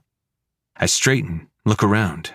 A woman sits on the front porch of the house I stand in front of, scrolling on her phone. Her front door is open. I walk up to her front walk, and she realizes I'm heading her way and stands. "Can I help you?" she asks. She looks to be about my age, in workout clothes, a puffer, gloves, and baseball hat. A bag sits beside her on the porch, and a kid's bicycle is out front on the lawn, waiting for a child to come out, go to school, or sports practice or something. "Hey," I say. "Sorry if this is weird, but there's a chalk drawing here on the sidewalk. Do you know who did it?" Her brow furrows, and she holds her hand above her eyes to see me better in the late fall sun. "Yeah?" She glances inside, closes her front door, then crosses the front walk to meet me. I introduce myself, tell her I'm just visiting. After a minute, she says, "I keep telling her not to. My daughter, she's into scary stuff, watches horror movies with her dad. I keep telling her it's going to scare the neighbors drawing this stuff. But these neighborhood kids like to make up stories, scare each other." "The kids here made this creature up?" "I think so. Or maybe the ones at school. Hard to tell where these things come from. They always spread so fast." "What is it?" I ask. "Oh, it's just a silly thing." "Does it have a name?" She looks uncomfortable, like she doesn't want to answer. "It's not real," she says, obviously. I wait. And finally she sighs, a little girl stepping out the front door behind her. "They call it a witch walker." 14. We pull out of Rock Creek listening to another paranormal podcast, Tillman's eyes fixed on the skies. I say, "Have you heard of something called a witch walker?" He blinks. "No? What is that?" "Oh, maybe like, what do you know about creatures, like paranormal cryptids?" he says. "Yeah, maybe. What do you know about those?" Tillman turns to me, incredulous. "Are you telling me that Daniel Stansfield is asking about a paranormal phenomenon on day 3? I was thinking it was going to take at least..." "Tillman." "Sheesh, buddy, okay. All jokes aside, it's a big topic. Lots of different kinds, you know." "Well, what are they?" "What are cryptids? I think the overarching definition would probably be creatures whose existence isn't totally substantiated. You know, like Bigfoot, Mothman. There are different schools of thought, but what I personally believe is that cryptids are creatures who are trapped between worlds, or who accidentally stumbled into ours from theirs, and that's why we can't see them all the time." "Otherworld creatures." "Yeah. And we're just so fixed and linear in our thought processes, we really can't get our brains around it. But I think there's more here than just here. And if there are multiple universes or realities kind of occupying the same space, or sitting on top of each other, maybe sometimes a hole gets torn, or a piece gets worn down, and then things are just open and start to move freely between worlds that otherwise wouldn't." I take a long breath, blow it out as we pass fast food chains, grocery chains, fitness chains, red, brown, beige.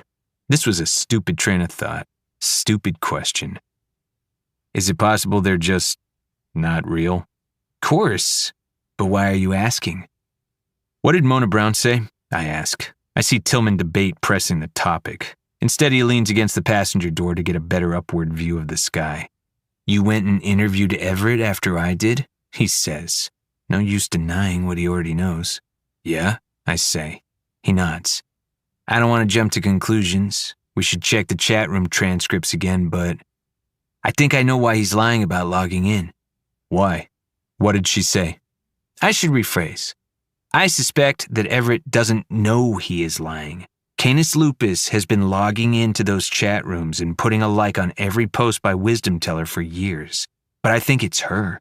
Mona logging on for a long time in Everett's place. And I don't think she knows who Wisdom Teller is, but I think she's kind of in love with them. Something like that. In love with them. Yeah. I mean, you'll hear it. Worshipful, maybe. You know, this sort of can't stop thinking about you, keeps me up all night kind of tone, you know? Like reverent, obsessed. I keep myself from tensing at that word, obsessed. Don't know why I want to. Hannah Lawrence's card in my pocket. Hannah Lawrence in my dream. I clear my throat, shift in my seat. She's gonna leave Everett, I think, Tillman says. How'd you get that? She said she's been wanting a fresh start for a while. This was the final straw, I guess. Did she admit to logging on in Everett's place in the chat room? I ask. He tilts his head from side to side in a way that means kind of. You can listen to the recording, he says. But I think figuring out who Wisdom Teller is where we put our attention. Maybe Oliver Wright, too. They're both influential. Might have the means to get people to do things for them. I mean, shit, they could be the same person. But she didn't give any sort of indication that she knows who it is. No direction for where to start. He looks up again, then back to the road. My brother's an actor, he says. Lives out in New York, does plays, the whole thing. And he told me there's this school of thought that instead of being focused on something, say your scene partner, you should have your attention open. Because when you're focused on something, you're limiting what you can see. But if you have your attention open, you pick up on all those other things you wouldn't catch otherwise. And I don't really understand acting, but when he said it, it made me think of UFOs. You let yourself be open, have your attention on the sky rather than focusing on wanting to see something. You just sort of tune in to this open field, this specific frequency, and just observe. That's when you see things you can't see otherwise. You're saying we shouldn't concentrate on solving this case. We should just let it appear to us? He smiles at me, shrugs. Maybe I'm just saying a lot of words that don't mean anything. You know, I know you don't want to talk about it, but given that we both fell in love with the same woman, it stands to reason that we might have some other things in common. Maybe my phone rings and I mumble a thank fucking God. This is Oliver Wright's office, returning your call, a voice says on the other end. He can squeeze you in, but you'll have to come now. 6 years ago, Oliver Wright was driving with his teenage daughter, Claire, when he got a flat tire. They pulled over at a gas station. It was dark, and there was a field behind the building. Claire wandered behind the car, and she just disappeared. CCTV cut out for exactly 1 second, showing her there and then gone when it came back online. There was no sign of Claire Wright anywhere until the first drifter appeared on the side of the highway 12 hours later, carrying her skin.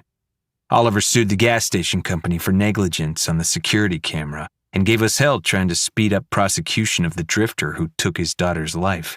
His name was Jake Evers, a 52-year-old EMT, husband, father of 2, and he killed himself in jail about a month after he was detained.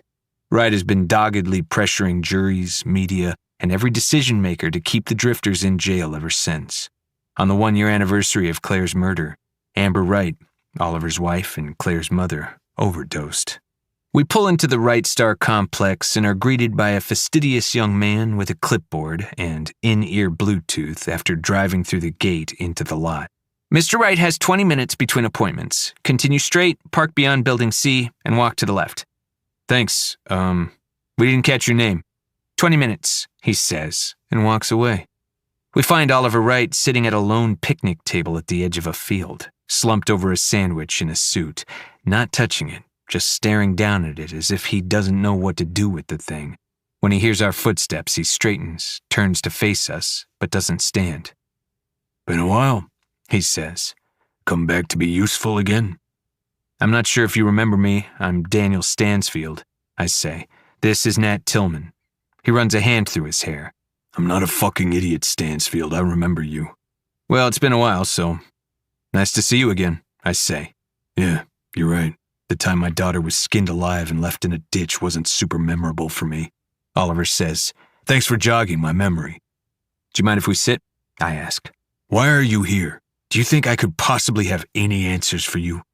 Do you by any chance know a man by the name of Everett Brown? I ask. No recognition, just that anger, that deep, furious grief. What about Mona Brown? Tony Howell? I meet hundreds of people every month, but I don't remember them if I did. I read the whole list. Pete Noland, Ramona Lopez, Kimberly Chen, and her victim, Ross Thompson, Hannah Lawrence. The last name gets caught momentarily in my throat. Again, his stare. I don't think he's registered my words at all. Do you remember where you were the night of November 10th? That was my gala. Your gala? To raise more funds for construction. Oh? He waves his hand. I just started again. Felt like there was no point for a long time, then it occurred to me.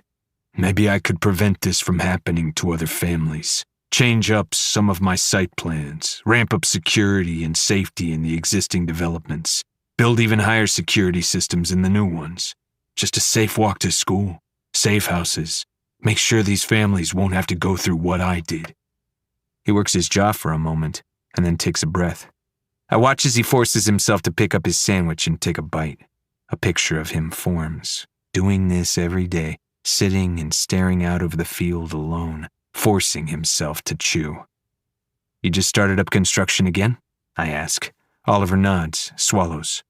A few weeks ago. A shadow moves in the field. Been outfitting existing housing and school developments with the higher security for the last 6 months or so. But a few weeks ago, broke ground on new projects, or more accurately, projects that I stalled for years after Claire and Amber.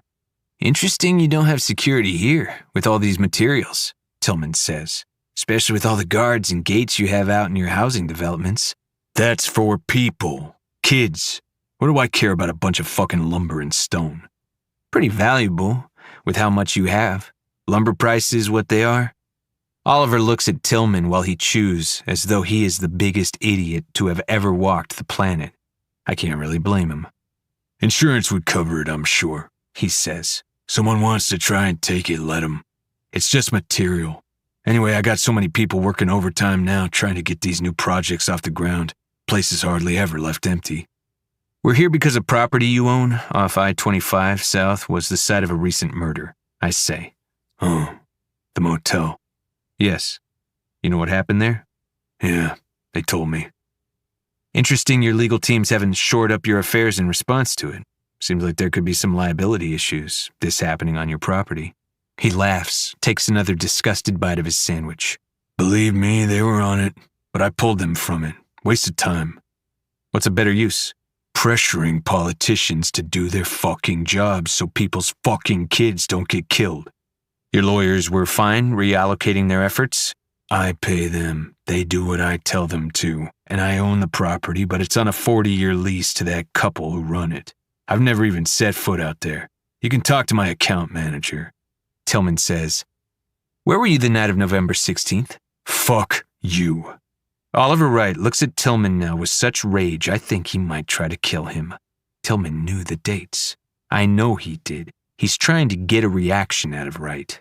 It's a little reckless. I set my hand on my gun. Wright's eyes catch the movement and he glares at me. He turns back to Tillman and says, Do your fucking homework if you're gonna come here. You people are a goddamn joke. After a moment, Tillman says, That wasn't an answer. I start to say something when Wright drops his sandwich and levels Tillman with a cold, cruel look that is probably the reason he's gotten as far as he has in life. His eyes cut to me and he says, You should fire this asshole. Save everyone a lot of trouble. To Tillman he says, That's the night my daughter was murdered, and the same fucking day a year later that my wife died. All her pills from all the doctors. I was in the same place I am every year, and you people being so fucking terrible at your jobs is the reason this town needs gates, and guards, and cameras that fucking work. 'Cause the cops and the feds don't do shit. He picks up the sandwich, throws it back down, turns and looks out at the field. After a minute, Oliver says, That's where it happened. I followed the line of his eyes, see Tillman do the same. At the end of the field is a closed-down gas station. That's the last place I saw my girl. The last time I ever heard her voice. She wanted to go shopping for some dress for her school dance. I wasn't even really listening. Wasn't really listening. And it ended up being the last conversation I ever got to have with her. Every day I sit here for my lunch, and I stare out at this field, and I think that if I want it bad enough, if I wish fucking hard enough, she'll appear back here, just as she was when she left. If I sit here long enough, I'll have my little girl back, and my wife. And on that one day each year, I go and sit on that side of the field and I wait. A bird calls somewhere above. Machinery whirs in the background. Men yelling to each other. All the sounds of work and day. When I speak, I keep my voice even. I say, "Why did you buy that plot of land? The one with the motel?" Oliver Wright looks back at me, and I can't read his expression at all. I wonder if he's even really here. A shadow moves through the field, closer and closer to us. "I built and own a third of this town. You ask me why each and every piece of land? Answer 9 times out of 10 is that it was a good site for development or investment. I don't do the research. I don't draw up the proposals. I got guys who do that, and then I give a yes or no." Tillman clears his throat and Wright gives him an incredulous look as though the idea of him speaking again is the most preposterous one he can think of. 9 times out of 10, Tillman says, and Wright stares at him. His assistant is walking toward us now, speaking in the Bluetooth, holding the clipboard tight to his body as he walks over the gravel. "What about the 10th time?" Tillman asks. "What?" "The 10th time in those scenarios. What makes you pick your specific plots then?" Wright stands from the table, giving Tillman one last furious glance. "10th time? It's 'cause I fucking want to." 15. I drop Tillman off back at the office, and Josie's standing there waiting for us when we arrive. Tillman steps out of my car and jogs over to her, picks her up and twirls her in a kiss. He sets her down, closes himself into the driver's seat, and leans out to look up at the sky. Josie says something to him, then turns to me, holds up her hand, telling me to wait. She pulls a duffel bag from the trunk and my old cowboy hat, carries them both over to me. "Here," she says, handing me the bag through my window. "Some of your old stuff." She steps in closer and says, "Daniel, please just talk to me. You need to excuse yourself from this. You know you do." I take the bag from her and the hat and toss them in the back seat. "I don't think you know what I need," I say. She stares at me, shakes her head, and walks back to her car, slams herself inside. South of Denver, near the giant Cabela's and the hospital that now sit just up the highway from the Happy Wander Inn, is a new restaurant overlooking I-25 and all the surrounding new developments. A higher-end establishment than has ever been here before. Steel beams, brick, and glass perched on the side of the hill. A glass wall in front of me looking over the highway, the land around it. All the new identical houses. The lowering sun casts its orange glow over the sea of brown roofs, the perpetual sprawl. I think of Oliver Wright. He's got every resource. Maybe he could coerce the drifters into killing, promise them massive payouts, pull their families out of debt or ensure health care or who knows what. But twice now, in Mama Tried and in the Happy Inn, this thing has seemingly targeted me, specifically. Could it be because I was assigned to the Drifter murder investigation and didn't save his daughter in time the night she was taken? But I was assigned to the case long after her body was found, and after the next murder had taken place. It was a DPD issue before we deemed it serial, and FBI wasn't a part of it. And why the pageantry of Hannah and the motel? I sit down at a brown leather and red brick booth in the brown leather and red brick restaurant. The place seems to say, "We are cattlemen, and we talk around oil deals in our ostrich boots over dishes that probably all have meat in them, even if it doesn't say it on the menu." I ask the waitress for a beer and whatever food she thinks is best here. A shadow comes to the table with her, waits close behind as she writes down my order. I look up and my eyes catch on the round metal industrial candelabras. They almost look like giant leg-hold animal traps. I search to see if Oliver Wright owns this property too, and all I can find is another LLC. All these people who have everything, finding loopholes and ways to own it all, to hold no liability and pay taxes like they own none of it. I think of Everett Brown, walking around Rock Creek. What is it to own anything when we die after 80 years and it just goes to someone else? We're renting it for the duration of our time here, pretending that we can own land, as if it wasn't here millions of years before us and won't be here millions of years after, as if we're not all living on borrowed time, no matter how much concrete and brick we pour on it. I get a message from Fraser. Pete Nolan's girlfriend, Lucy Wheely, has been calling us nonstop. Says Pete was the only person taking care of his grandmother. Wants someone to go make sure she's okay. Sorry, she's been really persistent.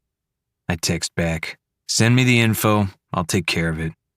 The waitress sets a plate and a glass down in front of me and I thank her. She's giving me barbecue ribs and some sides. I take a sip of the beer and look out over I-25. Try to remember if I can recall being on this stretch of the highway. We would have driven it so many times, Rose and me, going between the Happy Inn and the city. Mom on the rock in the river, unpacking our picnic. I love you, my Danny boy. You know that, right? You know how much I love you? I blink. What is this memory? Where were we? Why is it? I take a breath, press my palms to my eyes. Am I just hallucinating things now that never happened? I pick up a rib and make myself take a bite. They're beef ribs, thick. Takes a big bite to get through. Everett and Mona Brown in the chat room, wisdom teller. All the killers, all the victims. How could any one of them know about my life before? Why would they care? The resignation on Everett's face, the pain on Pete Nolan's. My stomach turns and I set the food down. Pete Nolan sitting alone in a cell, shit terrified about his grandmother, about everything. Kimberly Chen in another one, no longer able to call her brother every night, to be with her cat. Claire Wright, murdered in the most brutal way possible at 14 years old. Oliver left alone having to face every day with that understanding. What I want is liquor. What I want is to never have come here at all. Denver, while ago. If I remove myself, does it all stop? It started again when I was in Salt Lake, when I was about to leave for California. Was it because I was about to leave? Someone wanted to draw me back here, and now that they've got me, for what? What could they possibly want, and how could they have known what my plans were? I take another deep breath. I gotta get home and listen to the recording of Tillman and Mona Brown's interview, see if there's anything salvageable from it.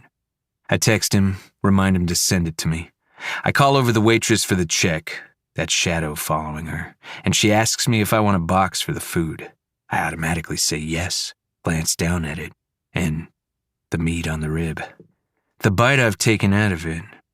I stare, and gears start turning, ideas moving, memory, thought.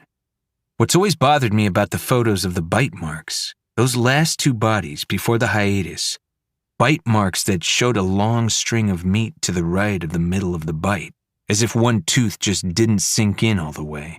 That one sliver of meat hanging on, a missing or broken canine. My bite here, clean. I take another look at it. Clean. Another. On another rib. Look at it.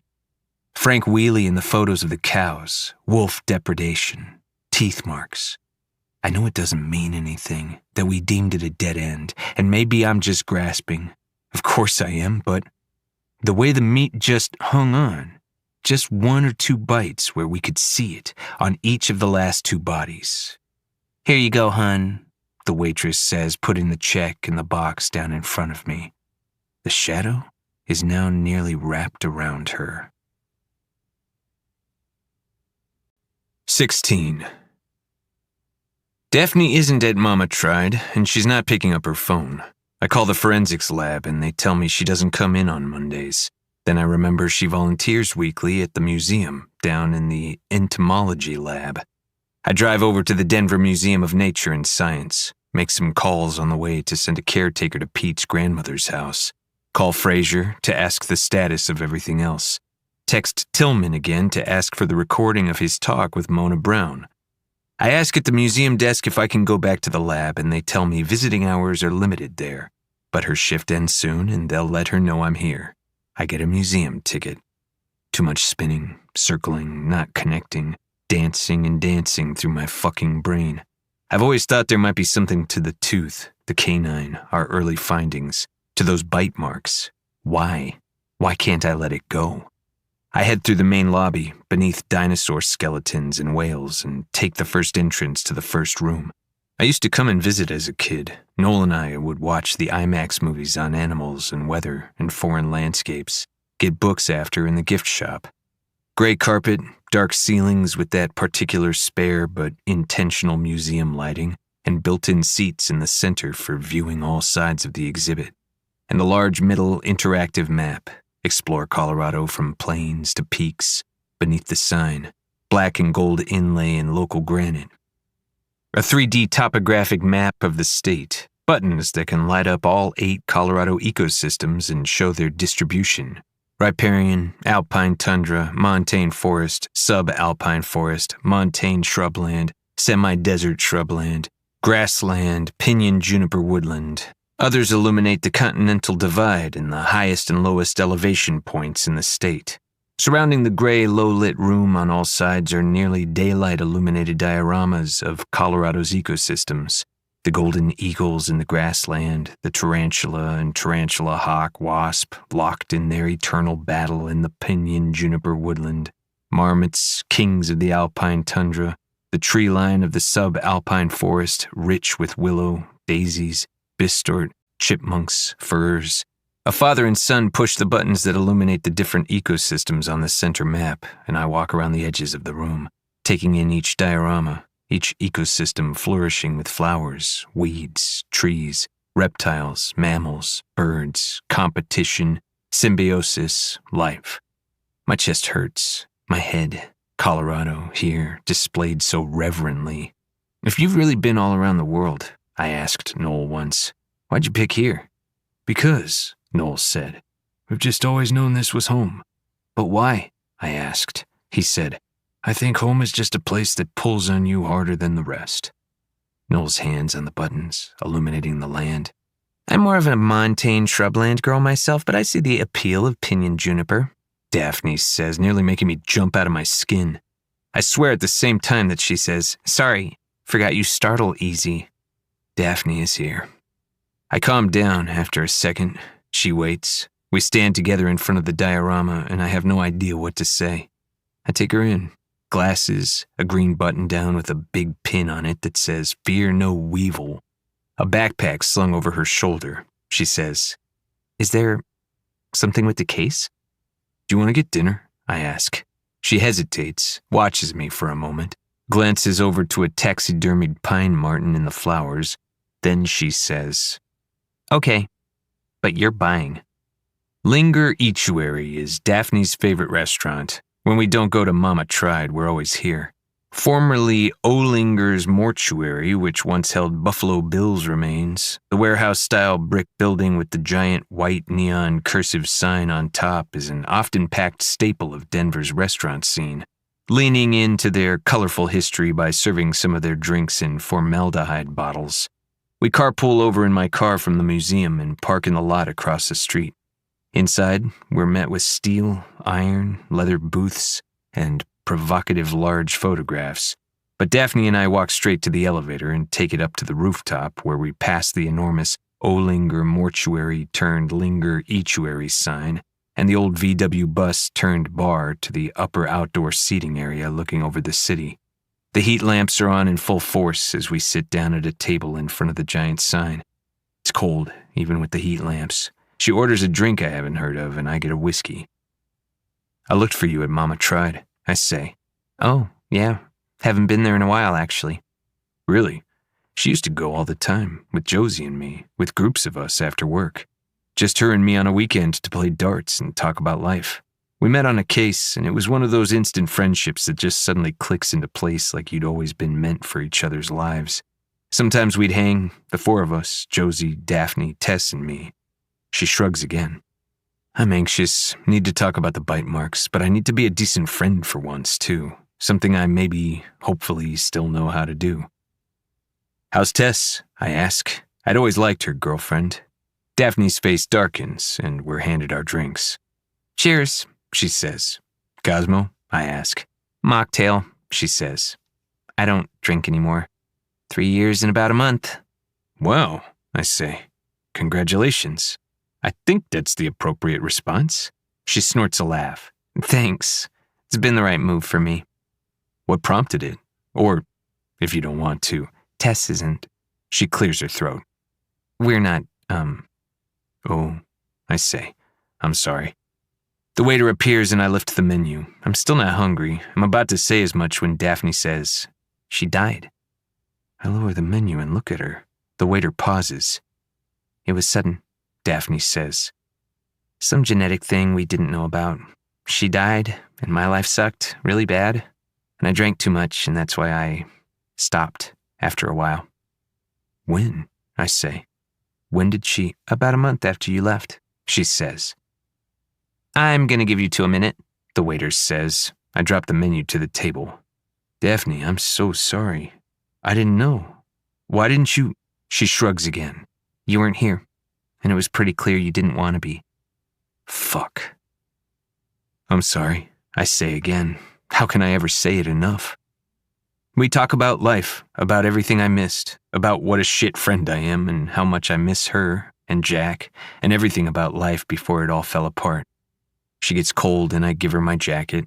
It's not the same. I can feel that a part of her has shut me out and may not ever let me back in.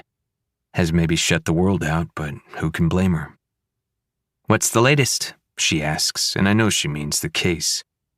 I have a thought, I say, but I don't know if I'm crazy. I pull out my phone. Look at this. I hand it over to her. I am looking at meat. Right. Ribs, actually, just close up. I took a bite and I saw it, and... You're thinking of the teeth thing? Yeah.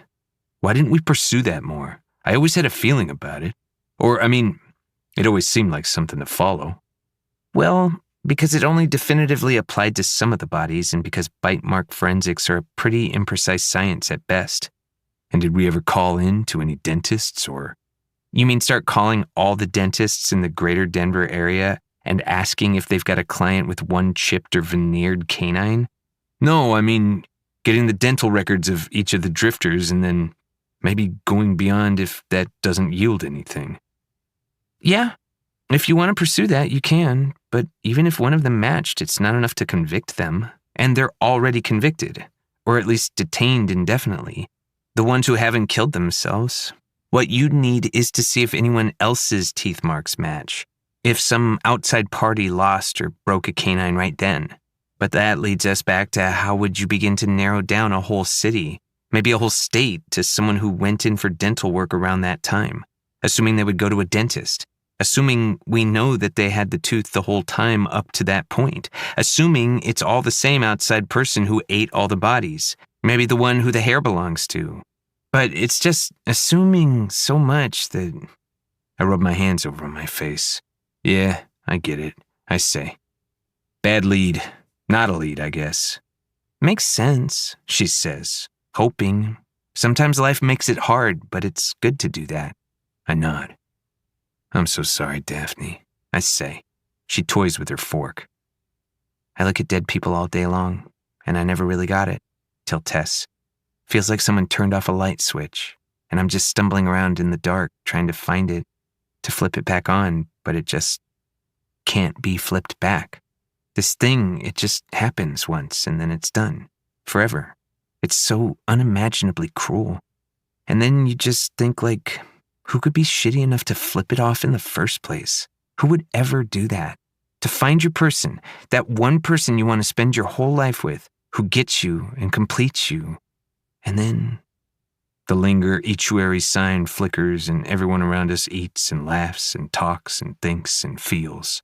This restaurant in this city, in this state, in this world. The dark of Denver night hovering beyond the glow of this rooftop. Look, she says, I don't mean to be... You know what? Screw it. Grief makes you just say stuff. If I'm being honest, I never thought Josie was your one. If there is a one, she just... she's great, but I don't know. She's always gotten the brighter parts of you, but there's a lot of you that's... Dark? Yeah, kind of. It's not a bad thing. Some of us are just... We've just been places is all. Or maybe we're just wired away to begin with. But she and Tillman make sense to me. I think when you're ready, you'll find someone new. Maybe someone you don't have to try and be like a version of yourself with, but just you. I don't know, I say. I do. And when you find her, if you do, just seriously, I'm telling you. Her eyes fill with tears, but she keeps them on me. Don't fucking let go. I drive Daphne back to her car at the museum and I get out and hug her goodnight. She lets me. I tell her she can give my jacket back another time. One more flimsy excuse to see each other, for me to try to make it all right, make any of it right. She steps back, puts her hands in the pockets and pulls something out. Do you need this? She asks. I look up and I freeze. Daphne is holding a 6 of spades playing card with a drawing of a fox on it. A playing card that no one knows I took from the wall Tillman and CSI photographed in Hannah Lawrence's cabin. Photos which would be in Hannah's file. Right, I say. Yeah, thanks.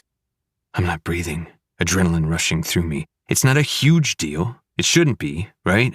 I don't know. Tampering with a crime scene. Theft? More, probably. Daphne watches me a very long moment and holds the card out. After another, I take it. It's good to see you, Daniel, she says, studying me like I'm one of her insects or cadavers, like she's seeing so much more than I want her to. Maybe too much has happened and we'll never get it back. This, us. Maybe life just takes so much from a person sometimes, there's hardly any person left at all. Or maybe she knows me too well and can see all the ways I'm slipping. I wait until she drives off, standing in the dark of the museum parking lot, the playing card in my hand for all the world to see, my fingers sliding over the silky edges of it. The air feels different, everything a little tighter. Somewhere close by, coyotes yip and cackle.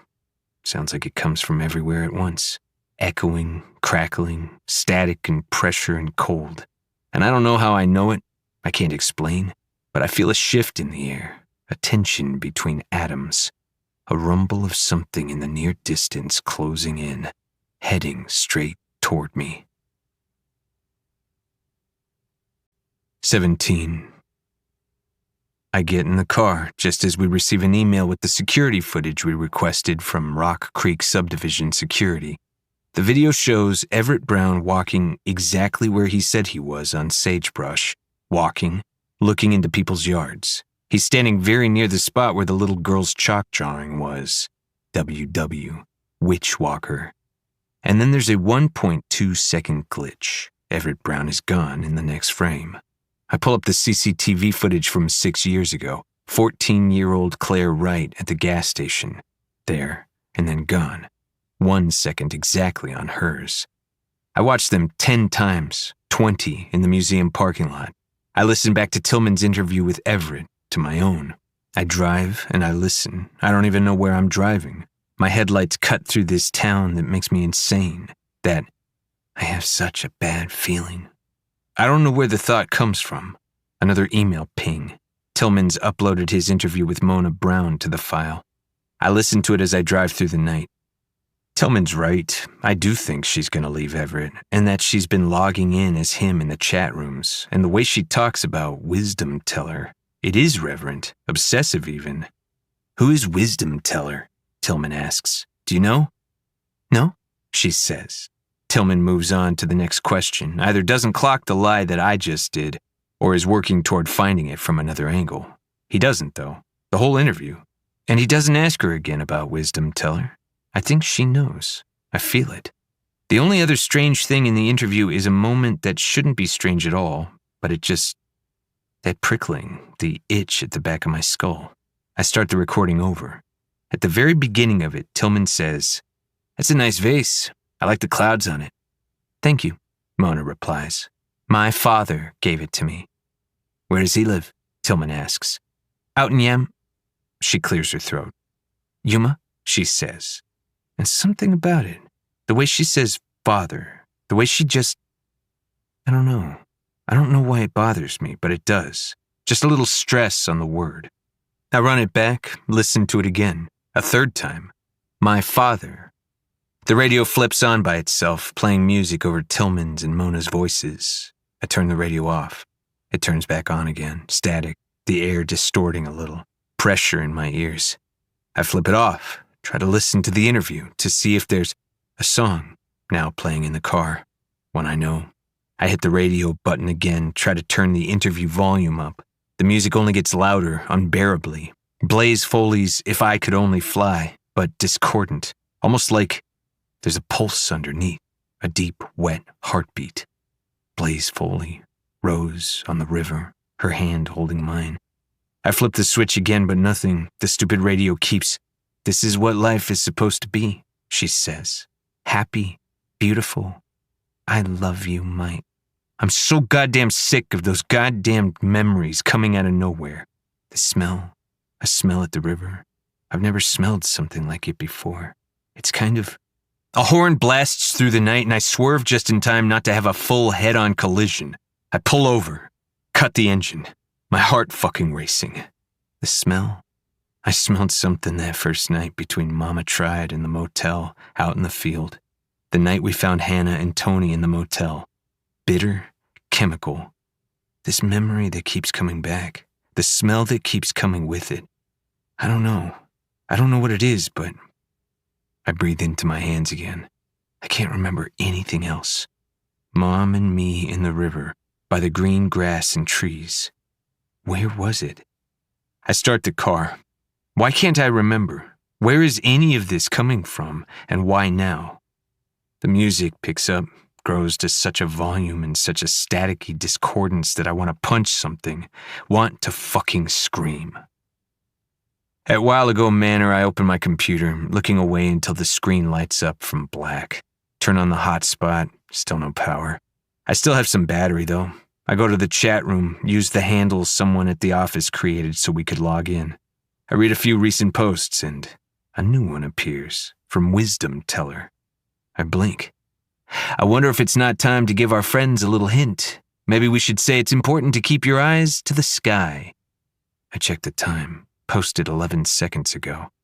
The likes start pouring in immediately, shoot up before my eyes. This post coming right after I logged in. Comments, laughing faces, salutes, prayer hands. Posted just now. Is our username compromised? That must be it. They figured out we've been logging in all this time. Or, I look around the giant living room, the house I left vacant for 4 years, no surveillance. Could someone have broken in here, left a camera at some point? A record starts spinning, one I didn't put on the turntable. Ted Hawkins. There stands the glass. I stand, reach for my gun. There's no one by the record player, just a shadow lurking. Once, when I was a kid, there was a break-in. The burglar took things from pretty much every room on the main level before we realized he was in the house. But by the time he made it to the door to leave, he mysteriously dropped everything he'd grabbed. And by the time he got to the front lawn, he dropped dead of a heart attack. My parents never knew what to make of it, but I understood right away. I saw it happen out the window. The last part. The shadows got him. Now, as an adult who doesn't believe in shadows and fantasies, I realize the stress of a robbery probably just did it. Still, I don't think anyone's been in here. I don't know how to explain it, but I just kind of know.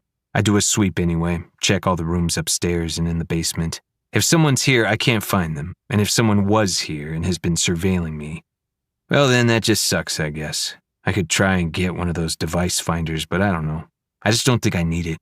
But I've been wrong before. I sit down again, turn back to the chat room, watch the likes come in.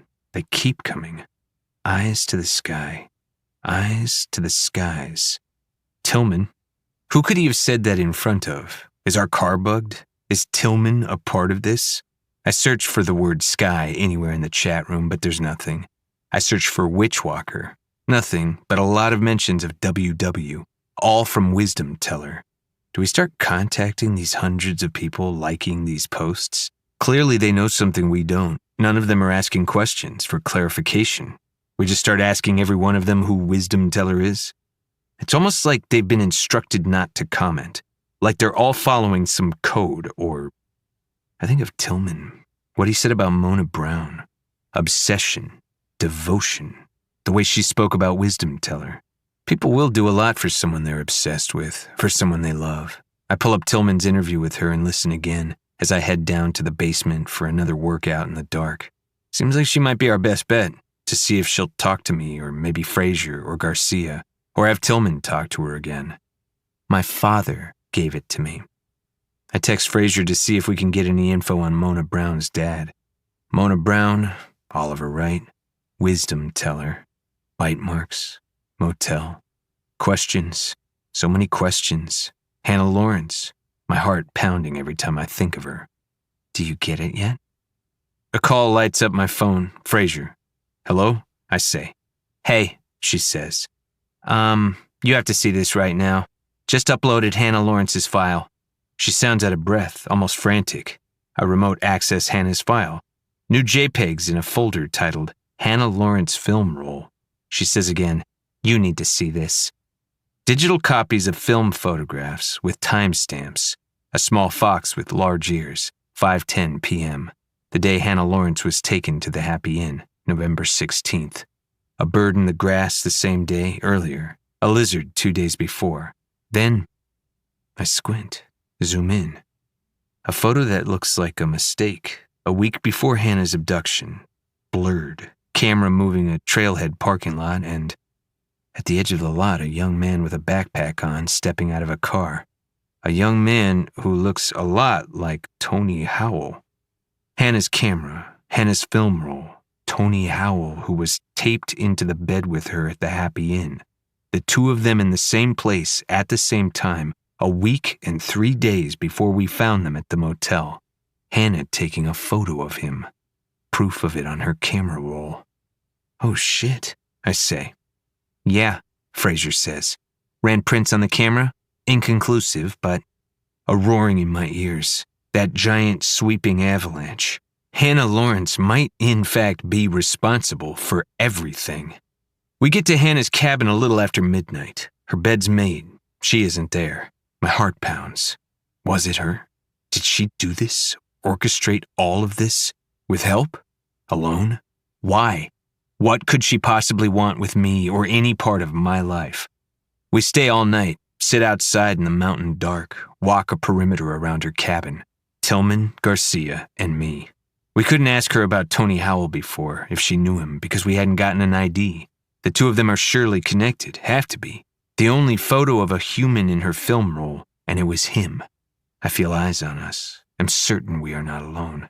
We hike all around, check everywhere, see nothing. Hear nothing. We leave a trail camera with an automatic alert function. By morning, we decide to head down. We check her grocery store, resupply spot on the way back to town, and another new development I haven't seen before. The store clerks say they haven't seen her in weeks. By the time I step through the doors of While Ago Manor, it's late morning. I haven't slept at all. I open my laptop and search for her again. Frazier already talked to the people who hired her. We called the ranger I saw before to let us in. They know nothing more about her life than what we've already got in the files. I'm restless, don't know what to do with myself. I'm so fucking tired and wired and... Wisdom teller. Could that be her? I checked the chat room again. Nothing new. We hiked 16 miles, there and back, all of it. Hannah Lawrence. I read and I search and sleep pulls at me, but I fight it. It's cold in the house, gray outside the windows. I build another fire, sit back down, look for her again. I search and search for her, for anything at all. The shadows in the corners of the room, watching me. Hannah's card in my hand the whole time. Hannah's drawing is the last thing I'm thinking of when sleep finally takes me. My phone, ringing again, eyes open. Awake in a dark house, While Ago Manor. Hannah Lawrence's card in my hand, my laptop half closed before me. It's evening. Did I sleep through the whole afternoon? Hey, Jack says through the phone. He sounds terrible, worse than before, and it jolts me back. Images of Brianna in a hospital flash before me, of the worst possible thing. What's wrong? I ask. It's the kid, Jack says. My brain doesn't compute at first. Pete Noland, he says. It takes me a moment to catch up, to realize he's not talking about his family, that they're all okay. My heart rate slows. Then another moment to understand. He hung himself in jail, Jack says. He's dead. 18. I'm running, in the dark, on the Highline Canal, beneath the cottonwoods, willows, green ash.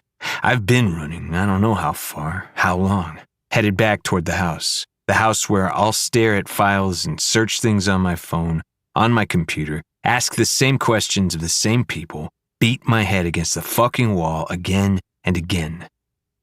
Pete Noland is dead. Another person dead because of me. A kid. You know, Blaze was never afraid, not of anything. He sang things that could have gotten him killed, but he did it anyway. He looked out for people, did right by him. Rose talking to me in the motel, the sun shining in through the shades, Blaze Foley's voice playing on our little tape player. For me, it was John Denver. For her, it was Blaze. She talked about him all the time. How he was living in Texas in the Reagan era when he put that song Oval Room out. Everyone around him was scared he was going to get shot for it. And he did get shot, but not for that. I always thought his songs were lonely, kind of sad. I liked the President one. But the others, the ones she played again and again like they held the answers to everything, as a kid they just made me feel sad. Maybe just made me feel. I don't shut out the memories, the pain. Us dancing and laughing, her sitting up crying when she thought I was sleeping, counting coins on the table and making me mac and cheese, or ramen in the microwave and reading me books from the library. My dad, when he was around, the two of them fighting, screaming, him holding a bottle and pulling his fist back, and I trip over a root, hit the ground on my shoulder, roll to my back, the Colorado night sky above me, my heart pounding, and Pete Noland is dead because he couldn't handle the idea of having done this to someone, because I couldn't get to an answer fast enough. Because we had Hannah Lawrence in custody, but I couldn't see past the fact that she was hurt and strong and familiar seeming and beautiful. How fucking stupid can I be?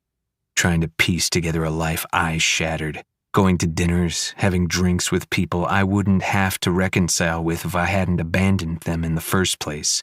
Running all the time, always running. I should have been working every second, should have seen what was right in front of me, should have... There's rustling in the trees. I don't think, just move, jump up, tense. That strange pressure. Voom. The sound. Voom. A footstep on dried leaves. My head snaps to a spot in the trees. It's too dark to see. Voom. Another snap. Voom. Another, and Hannah Lawrence steps out into the moonlight. 19. She doesn't move at first, just waits at the edge of the path. She knows I see her. She's letting me. Then she takes a step forward, holding something in her arms.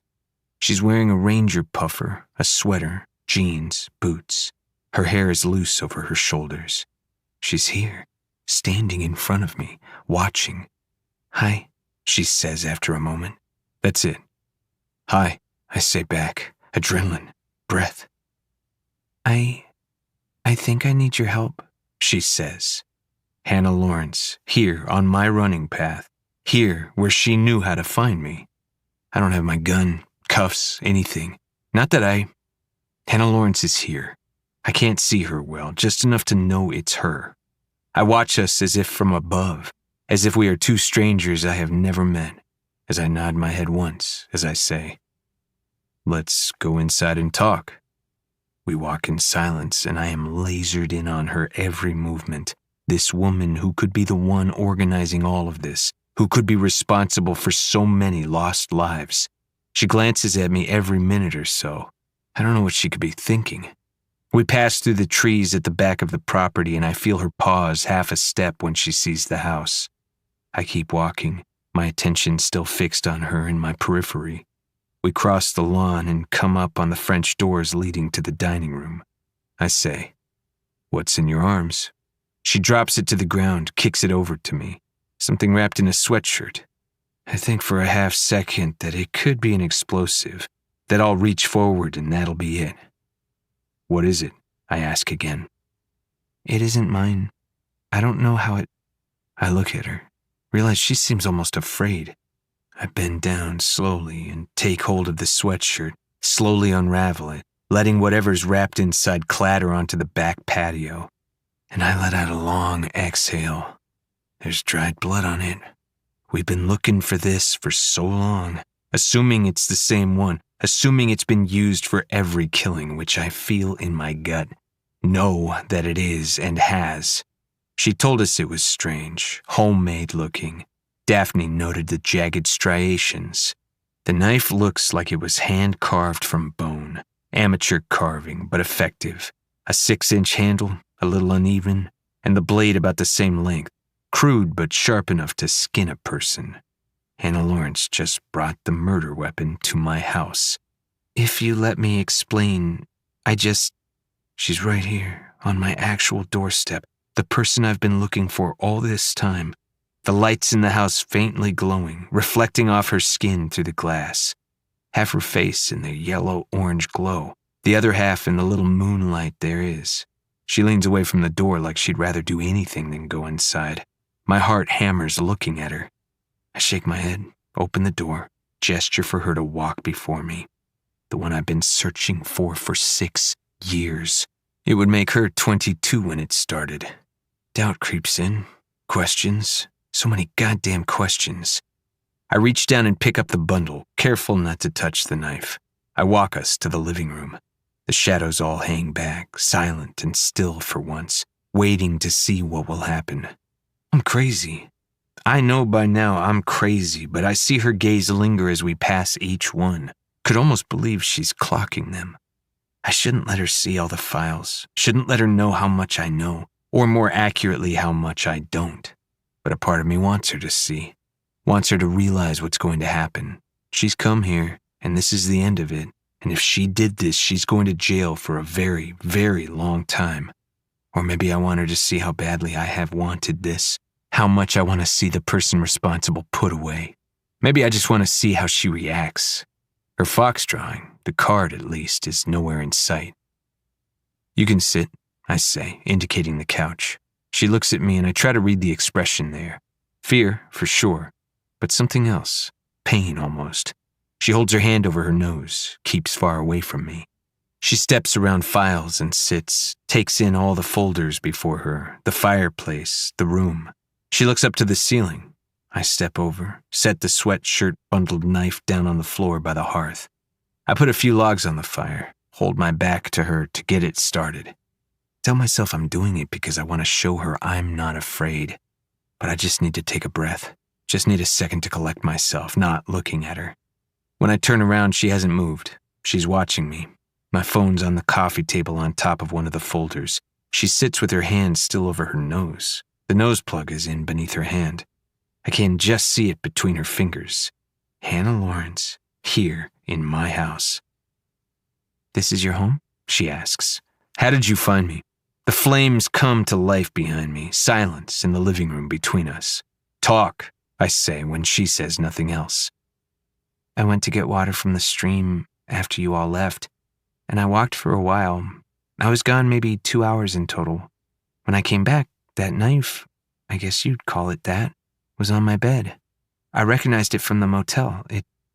Seeing it again, she takes a shaky breath. Someone broke into my cabin and left it.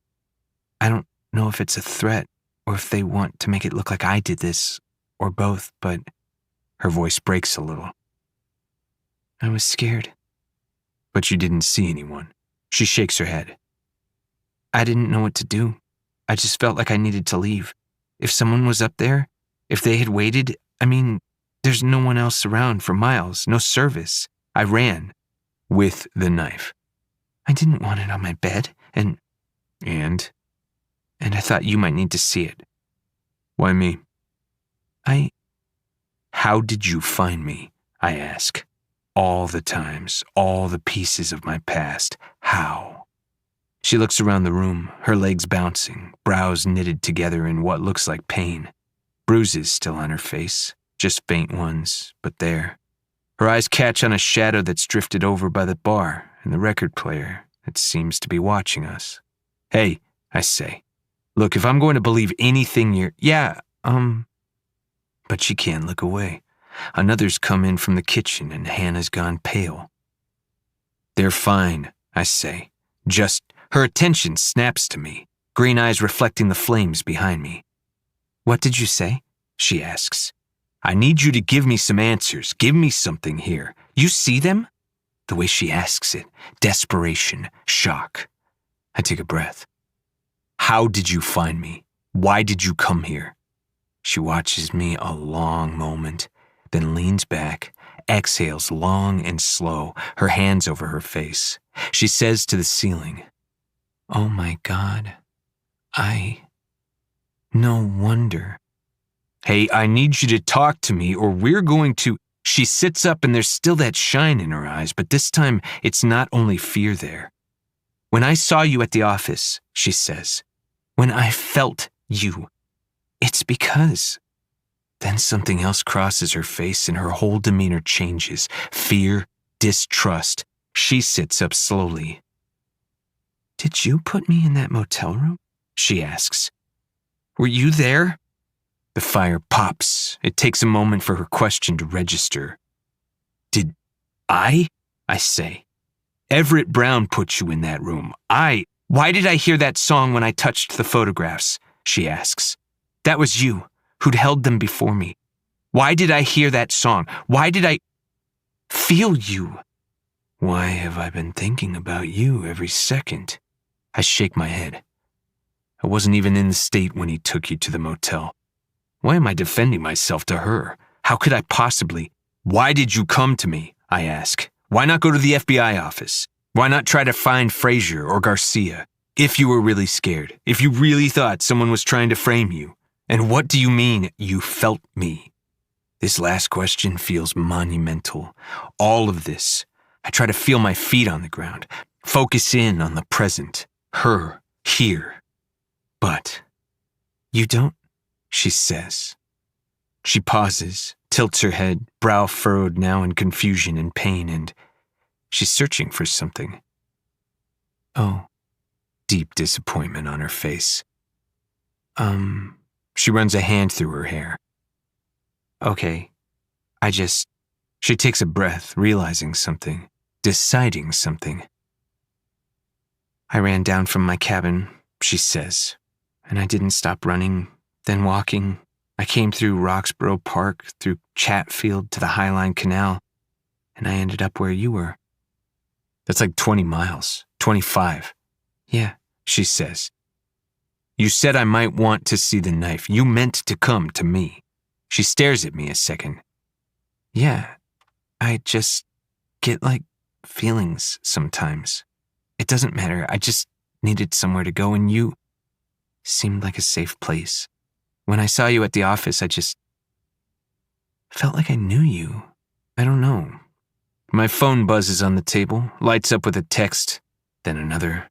My heart is thundering and I can't process any of what she's saying. "Felt like I knew you." "Please," she says, almost a whisper. "I can't be locked up, even here in this room. That panic look, her legs shaking. "I can't be in a tight space with other people, and even if I don't go to jail because someone tried to frame me, I guess. Someone was in my cabin. They could come back. I don't know what to do. I don't know where to go or..." "We developed your film," I say. "What?" "Your film roll, from your camera." The phone buzzes on the table. "Okay," she says, unsure. "There was a photo of Tony Howell on it." "Who?" "The man who was duct taped into the bed with you." "What?" "I don't take pictures of people." The photo looks like a mistake. It's in the parking lot for the trailhead. She stares at me. "Maybe whoever took me from the field took the photo after." "Your camera was in the field when you all found it, not the parking lot. And the photo was taken before the one of the Fox, a week before." She takes this in, her legs bouncing faster. She barks a disbelieving laugh, tears filling her eyes. "What is happening right now?" My phone lights up. "Where were you last night?" I ask. "I was at my cabin." "No, you weren't." "Yes, I was," she says, meeting my eye, holding it. "I was there, in the woods, watching all of you." My phone buzzes. I heard you all coming and I hid. I didn't know why you were there, or what you could want. But I waited to see, and you never said what you wanted out loud, so I just stayed. When you left this morning, like I said, I went to the stream and to do my rounds, and when I came back, the knife was there, and now I'm here. The game camera. I disabled it right after you left. Then you walked 25 miles to get here? She nods. Yeah, sounds right. My phone buzzing again. I reach for it, allow myself to glance down quickly. Josie. I did it, Daniel. I glance up at Hannah, who's leaned back again, swiping tears from her eye. I look down, read the text again. What? Josie. I told Jack. I had to tell him. What? Josie. Jack knows about the motel? Another buzz. A message from Jack. Jack. Daniel, where are you? We have to talk. Hannah Lawrence sitting on my couch. Hannah Lawrence with a murder weapon. Maybe I shouldn't have come here, Hannah says. This was a mistake. Josie told Jack about the Happy Inn, about my connection to it, the one I've been lying about. I look back up at Hannah, my phone buzzing, still, in my hand. Buzz. Hannah's scared. I don't trust her. I can't let her out of my sight until I figure out. The shadows move, restless, near the bar. Hannah stills, clocking the movement. She tenses further, and I think she's about to make a move of some kind. I ready myself for anything. What's going on? She asks, and there's so much fear in the question. Buzz. Daphne. I'm sorry. Just hold on, I say to Hannah. I try to catch up with all the messages. Try to watch the girl on my couch who very well might be Josie. What the fuck is happening right now? Is this real? Hannah leans forward. Look, I get why you don't believe me, but please, you have to. Buzz. A screenshot from Josie. A forensics report. There's a sender line at the top from Daphne to Jack. I say to Hannah, just don't move. Okay, just give me a. I look back down at the report. It's a hair analysis, run on a 1/4-inch strand of hair from a brown leather jacket. There's a photo of it. The brown leather jacket I gave last night to Daphne to borrow. My brown leather jacket. My eyes scan the analysis, the words that should make sense but don't, because this says that there was a DNA match. A DNA match between the hair on my jacket and the hair that was wrapped around the tongues of every single killer. The hair wrapped around the tongue of every killer in this case for 6 years. The one I have been searching for. The hair, this says. It's mine. Jack. Stay where you are. I'm coming. I drop the phone and lift my eyes to Hannah. It was a long hair every time. I shaved my head. And anyway, It couldn't have. But with what Josie told Jack about my past, they've matched the hair to me, somehow. Oh shit. They're coming here. Here, where I have Hannah Lawrence in my living room and the murder weapon. I lied about my connection to the case and my hair. What is it? Hannah says. I have to think fast. Have to make a plan. Oh my God, she says. They're doing it to you too. She lets out a pained laugh. Someone's doing it to both of us. Trying to. But she trails off, watches me, wondering if I did it, wondering if she can trust me at all, looking at me the same way I've been looking at her. And how would she know what the messages said? How could she possibly? Unless she's a part of it. Unless she's trying to set me up. Why? I can't move. I need to think. I look around While Ago Manor.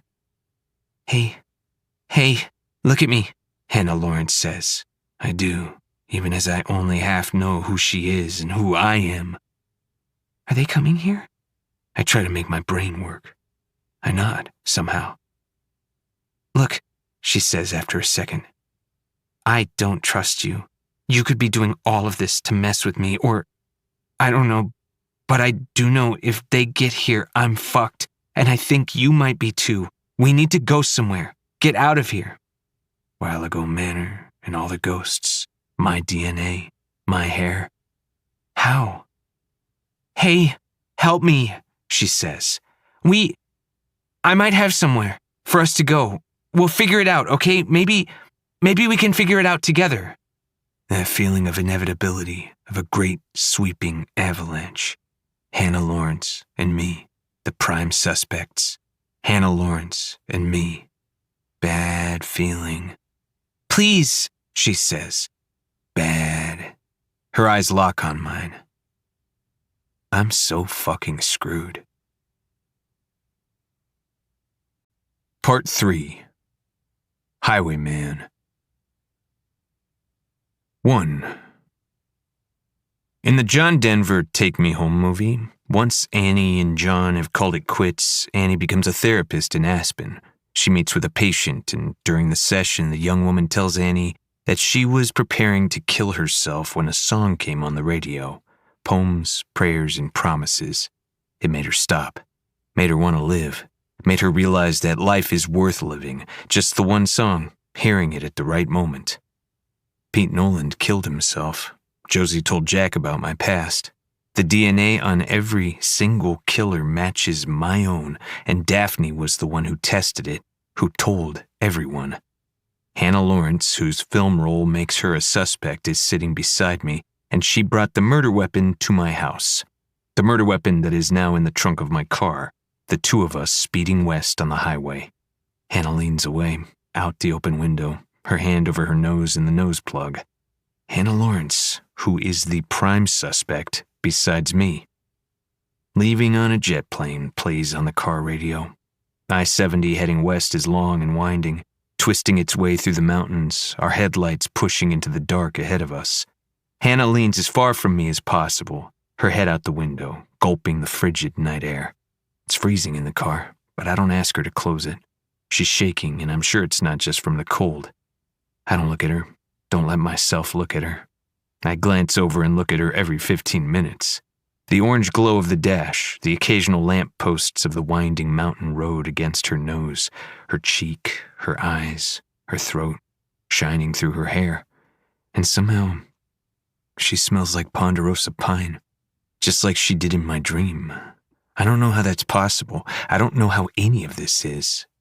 We drive in silence, save for when she tells me to stay on this road, that she'll show me the exit.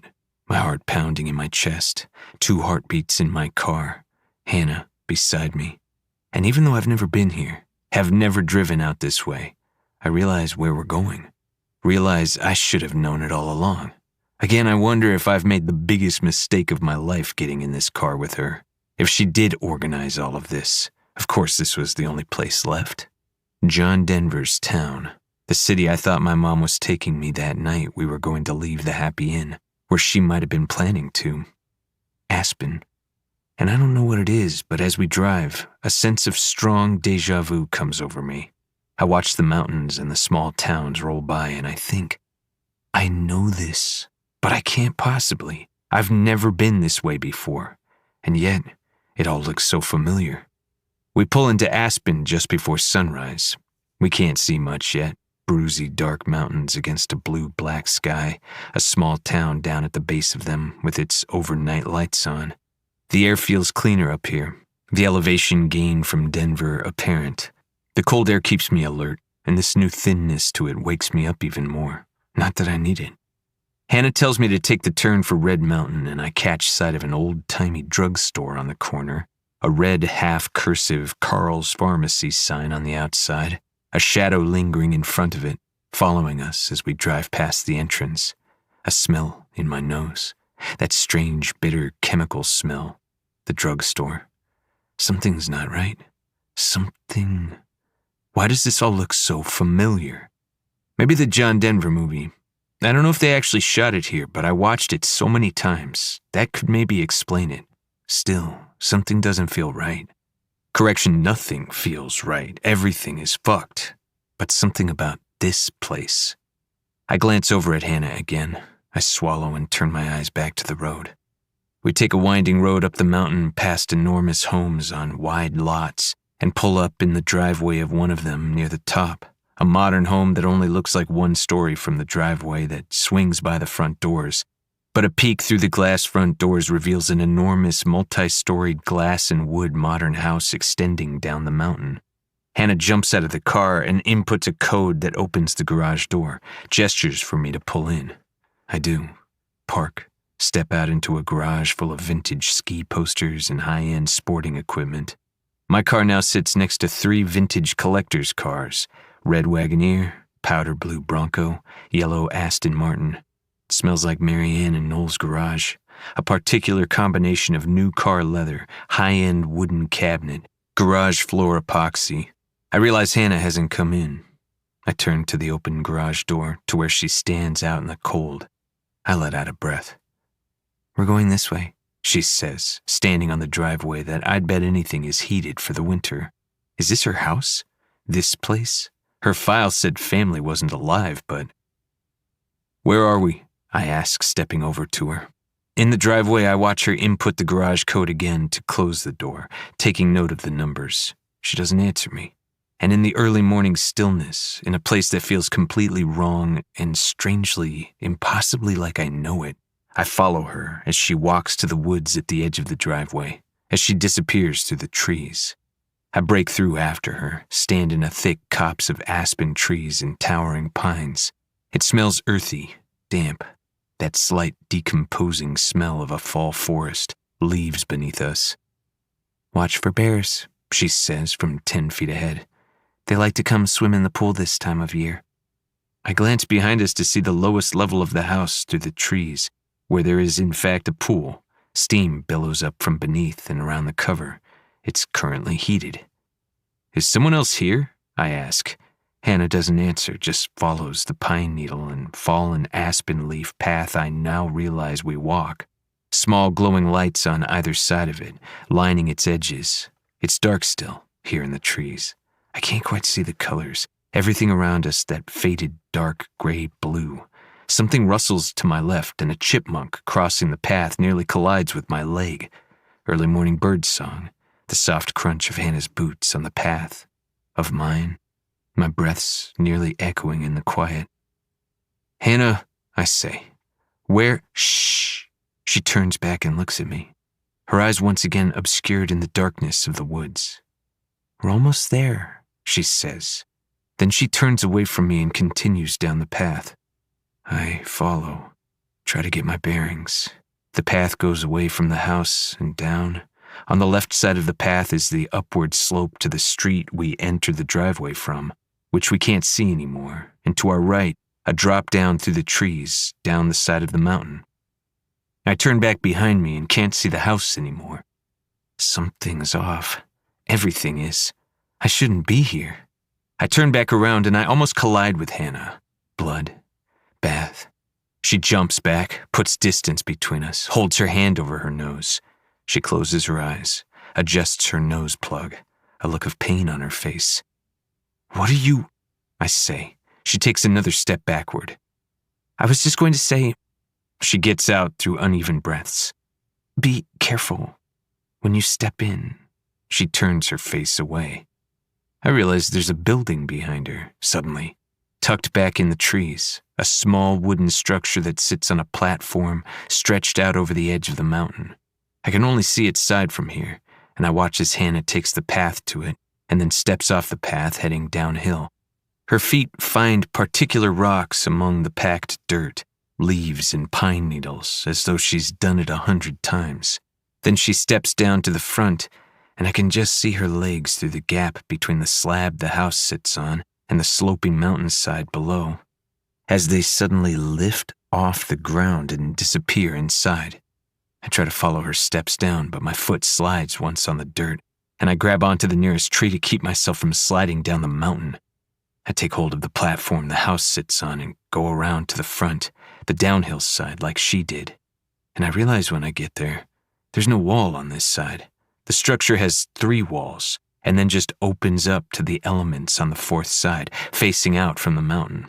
Hannah in the 3-sided cabin, maybe 250 square feet in total, flipping switches on one wall. I assume she just hoisted herself up over this side, so I do the same. Her back is to me as she collects wood from where it's bundled at the far left corner of the structure. She's tense, I can tell. 3 wooden walls with a wooden ceiling slanted up at the open side. Wooden floors, other than the circular black fire pit built into the center of the space, and built-in cabinets along the back wall. In the far corners and along all the edges of the ceiling are strip heat lamps, which mercifully are turning on. I'm still in my jogging clothes, but I threw on a black leather jacket on the way out the door. Still, it's cold. Hannah sits down on the floor by the fire pit and splinters off a piece of kindling from one of the logs with a pocket knife. Was that here, or has she had it with her the whole time? Where are we? I ask. She smells of something spicy now, a new smell, something I can't identify. She tucks a small white tube into her pocket, touches the back of her hand to her nose. She piles the kindling and then pulls a lighter out. She holds the flame to the splinters like she's done it 1,000,000 times. Her hands are red in the cold. "This is my place," she says as she works. "I don't own it, but it's mine." "So you're a squatter? Part-time?" The kindling catches. She takes a long breath, leans back, sitting on her heels in the glow of the beginnings of a fire, looks up at me. "No, this shelter is mine, just not indeed, although it was offered to me that way." "Is the owner of the house here? The one whose garage currently holds my car?" "No," she says. "Are you sure?" "Yes," she says. "He always leaves it like that. Pool heated, lights on, everything up and running. He's in the Bahamas somewhere, I think, but," she says, her eyes catching over my shoulder, "you're gonna miss it. Show's coming." "You want me to turn around while you've got that knife in your hand? I have my gun. I prepare myself to have to reach for it, turn, deal with whatever's now behind me." She shrugs. "Suit yourself," she says. I step to the right side wall and put my back to it before I turn, and I'm looking out at a view. There's no one here, no threat, as far as I can see.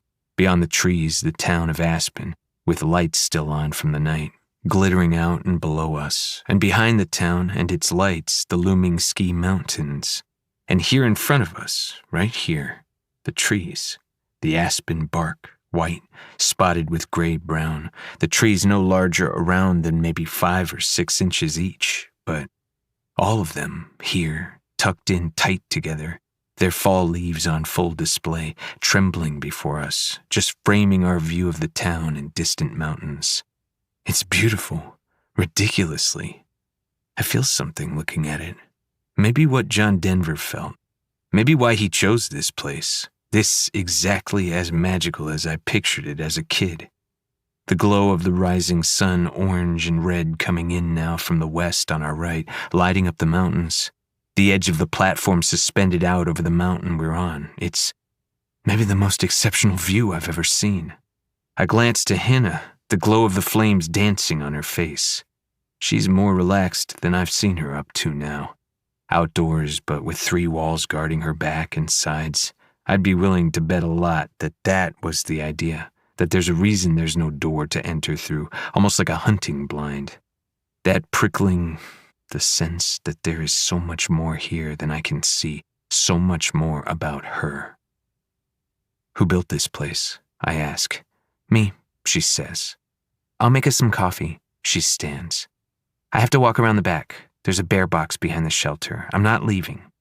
She's asking me to trust her. I shouldn't. I don't. But I could use a second away from her to see what I can find. I nod. She steps to the edge of the platform and swings down onto the soft ground. I hear her boots crunching on leaves. When she's gone, I take a breath, run my hands over my head. The heat lamps are working and her fires come to real life. It's still cold in here, but it's more comfortable, not unbearable. About the same as the car on our way driving in.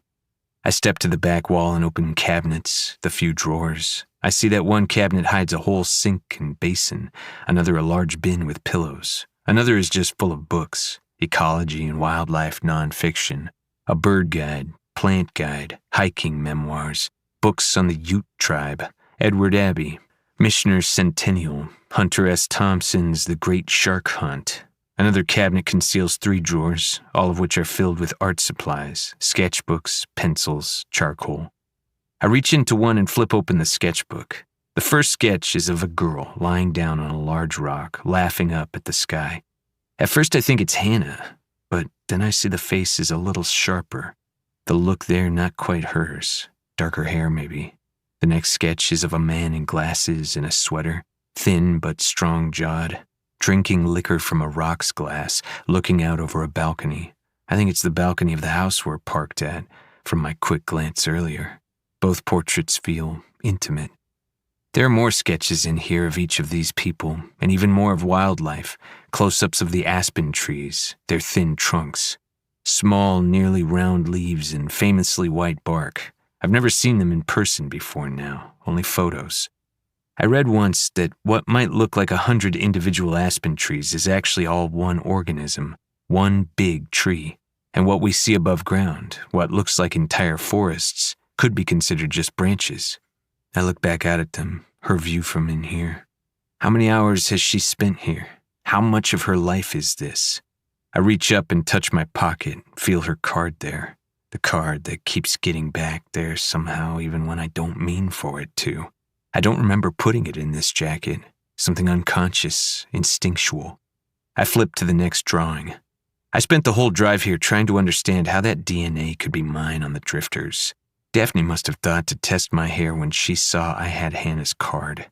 Still, she's my friend. Was, maybe. For her to think I could have done those things, to have even considered it, and she didn't talk to me, went straight to Jack. And if it was my hair, why wouldn't they have made the match before? I guess they take DNA samples for the DoD database when we enlist in the Marines, mainly for body identification in war, but the DoD database is separate from CODIS, and the FBI has to request specific samples from the DoD in order to get them. We don't submit DNA samples for FBI work, and I've never been arrested or convicted for anything, so I wouldn't be in CODIS at all. But how? Who could have gotten my hair, and why? And how could any strand be long enough to tie around a tongue in a knot? It has to be a mistake. And Josie telling Jack about my past. I should have told him long before now, but the connection to the case and repeated lies about it. The FBI ethics code is strict, beyond strict, and then the DNA match. It's bad, really bad, and Josie and Daphne are distrustful enough of me to have submitted them.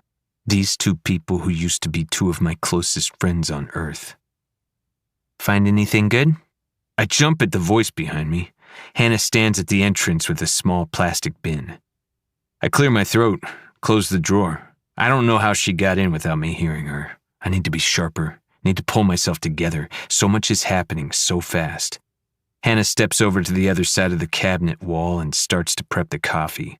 I watch her. Try to glean any piece of information. There's an intensity about her movements, her gaze. This same girl who drew those sketches, who took the photographs back in her cabin near Denver, who maybe orchestrated all these deaths. She moves comfortably in silence, is used to it. It's me she's not comfortable with.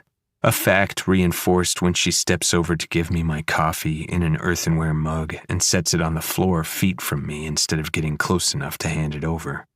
She sits on the other side of the fire pit, on the floor. I lower myself down to do the same, opposite her.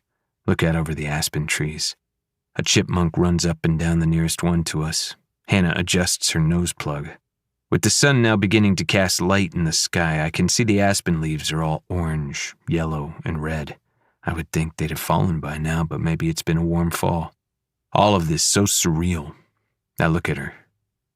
You gotta give me something, I say. Please tell me I'm not making the worst mistake of my life.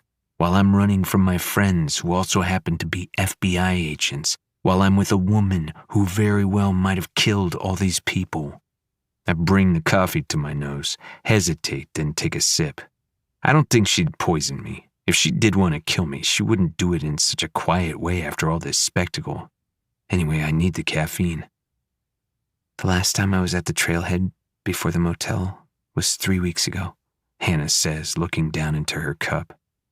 And I just passed through and into town to buy food. That's it. I couldn't have taken a photo of someone. You'd never been to that motel before? She looks up at me now, indignation in her eyes. Look, I'll answer your questions, and I get that you're skeptical, but I already told you all. I don't know anything about that motel, and I don't have any idea why I am a part of this, okay? Not a clue. and I would really rather go the rest of my life never thinking about that motel again. Someone broke into my home. I've asked you, a stranger, someone I shouldn't trust at all, for help. Please, I don't know what else to do." That look in her eye, so much fear, so much pain, but fight too. Fuck, do I believe her? "Okay," I say. I rub my forehead. "So someone broke into your cabin at some point, took your camera down the mountain, took a photo of someone else, put the camera back, then kidnapped you and the person they took a photo of a week later, then took you both to the motel, killed him, put his tongue in your mouth, kept you alive, and then came back days after and put the knife on your bed, right after we'd been there." She looks at me with fury in her eyes. "I don't know what you want me to say," she says quietly. "I didn't do or ask for any of this. And yeah, right after you all were there. For all I know, it could have been one of you who broke in and left the knife. We all went down the trail together. It wasn't us. Was there any other sign of forced entry at any point in the last month? Any other clues that someone might have been there without you knowing?" She thinks, watches the chipmunk. "I have these drawings in my cabin in Pike's Forest," she says. "Just little sketches that I do on playing cards. One of them is missing. It was after the motel, after I was taken. When I came back, it was gone." I keep my eyes on the coffee cup, my heart pounding again. Yeah, because it's in my pocket is probably not the best answer right now. I take another sip. "If we're alone out here," I ask after a minute, "why aren't we inside the house?" She hesitates, then says, "I can't be indoors with people, or I don't like to be. It's hard." "Since the motel?" I ask.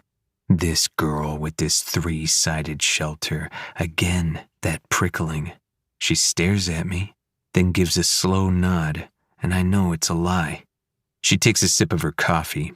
My eyes catch on her mouth for half a second. I pull them away. "If you want to go in the house, you can," she says. "There are showers and bathrooms, heat, all that." "I'm good," I say. "So the guy who owns this property let you build this structure and offered you the land it's on?" She says, exasperated, "Look, you and I could have gone to the backcountry anywhere today, but Parks law enforcement are always on the lookout for people on the run, and your car would be parked in a public lot with that murder knife in the trunk of it. This seemed like the best option I could think of. But if you don't want, I just want to know where I am.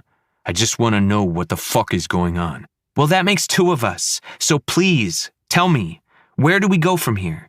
How do we fix this so that it isn't our lives anymore? That's your job, isn't it? That's what you're good at."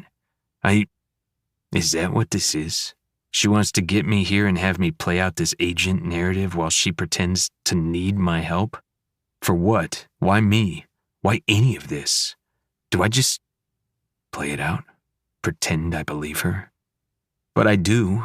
Part of me does. Part of me believes her enough that I came here with her. Or maybe that was just to get a little time, find something to clear myself, or get a little closer to understanding. I know I didn't orchestrate all this, right? Of course I didn't. I grabbed all the file copies before we left, turned my phone off, and took the burner I keep on a prepaid plan in case of emergency. I guess I was thinking more like apocalypse and less like running from the feds, but here we are. I shiver, the cold penetrating my jacket, even with the heat lamps. I think through options. Hannah clocks the movement. She stands and goes to the cabinet with the bedding and opens one of the bins. She mumbles something. "What?" I say, trying to clear my brain enough to think. "I hate these things. It's disgusting. I wish you would stop putting them in here." She's holding up 2 animal furs. "Keeps replacing my camp blankets with these." "What are they?" She looks through for something else, but can't find it. She swears, then hands one of the furs over to me, drops it to the floor near me, and puts the rest back in the bin. "Mink, mostly. A lot of minks stitched together, foxes. The tails on the ends, those are all foxtails. That one in your hand, that's 3 wolf pelts stitched together." I lift it up, hold it out. It's not big. They're not big animals. It surprises me, makes me sad and a little sick. There's a taxidermied mountain lion in the main house. You might see it through the window. She closes the bin and shoves it back in the cabinet. Nothing makes a man look smaller than having to take down a threatened or endangered animal to feel a little power. When trappers came in the 1800s and killed off all the wolves, they would taxidermy them and put them back in the wild to photograph. Like they only realized after they were all dead that it would have been nice to see them in the wild. That these were wild, free beings that were a part of this place and should have been. Wild, free beings. Looking at her, I think, yeah, that's it. Is that what's made me feel drawn to her? Made it so I can't stop thinking about her? Because I am tied to a haunted house and a haunted office and a haunted motel. Buildings that have trapped me my whole life even when I'm not in them. Because what she is, what she has. The guy you're talking about, I say. The owner of the house. Is he the one you sketched? She sits back down, sighs, then nods. His name is James. I was in a tough time in my life, running from my past, from a bad thing that had happened. My best friend died, and it just sort of... I was passing through different towns. I met James in Sun Valley, and he just took me in. Didn't ask a lot. I told him I preferred outside, and he let me do this. She gestures to the shelter. Gave me a soft place to land when I needed it. I was right. It wasn't the motel that made her like this. Then what was it? And he left it here for you? I ask. Some relationships are mutually beneficial. I hardly come here anymore, but he likes the idea that I might, and he did really help me. I owe him a lot. How does this benefit him? I ask, even though I can guess the answer. She throws an angry look at me. You never get lonely? She asks. The question. Hannah's eyes on me. Her hair falling over her shoulder. The sun starts to reach over the floorboards, cuts across her legs. My heart beating so stupidly fast looking at her. So the indoors thing, the being around people thing, I say. I don't want to talk about me anymore, she says. What's next? How do we fix this? I study her for a minute, then I say, I need to look at it all again, go over the evidence I've got, see if there's anything I missed before that I can somehow find now. Figure out next steps. Maybe if you want to sleep or something, I can work on this. No, I'll help, she says. I'm about to say no. Of course I am. I'm about to say just stay in my sight line at all times and don't fucking stab me, please. But she was in that motel. She knows more than most people, whether she's a part of orchestrating it or not. And if she's not, then she's got just as much reason as I do to figure this thing out. Our time is limited and really... we are so fucked. I can help you, she says. I know we don't know each other, and I don't trust you either, but we're in this, both of us, whether we like it or not. Bird song, sun now streaming into the cabin, lighting her face. Her green eyes so light in the sun they look almost translucent. Okay, I say. I go up to the car and grab the files, stop and take a piss on the way back to the shelter. The woods are so quiet, the air crisp and clear. This mountain air that John Denver loved, the yellow-orange aspen leaves shimmering in the wind, one over the other, the sunlight streaming in to make them seem almost golden. Again, I think it doesn't feel real. Hannah's shelter in the woods, something close to the life I've been imagining for myself, maybe even better. The life I was going to have after proving my worth once more. So much for all that, I guess. Walking back, a thought nags at me. I glance to the house while I still have it in view. It's enormous, hulking on the mountainside.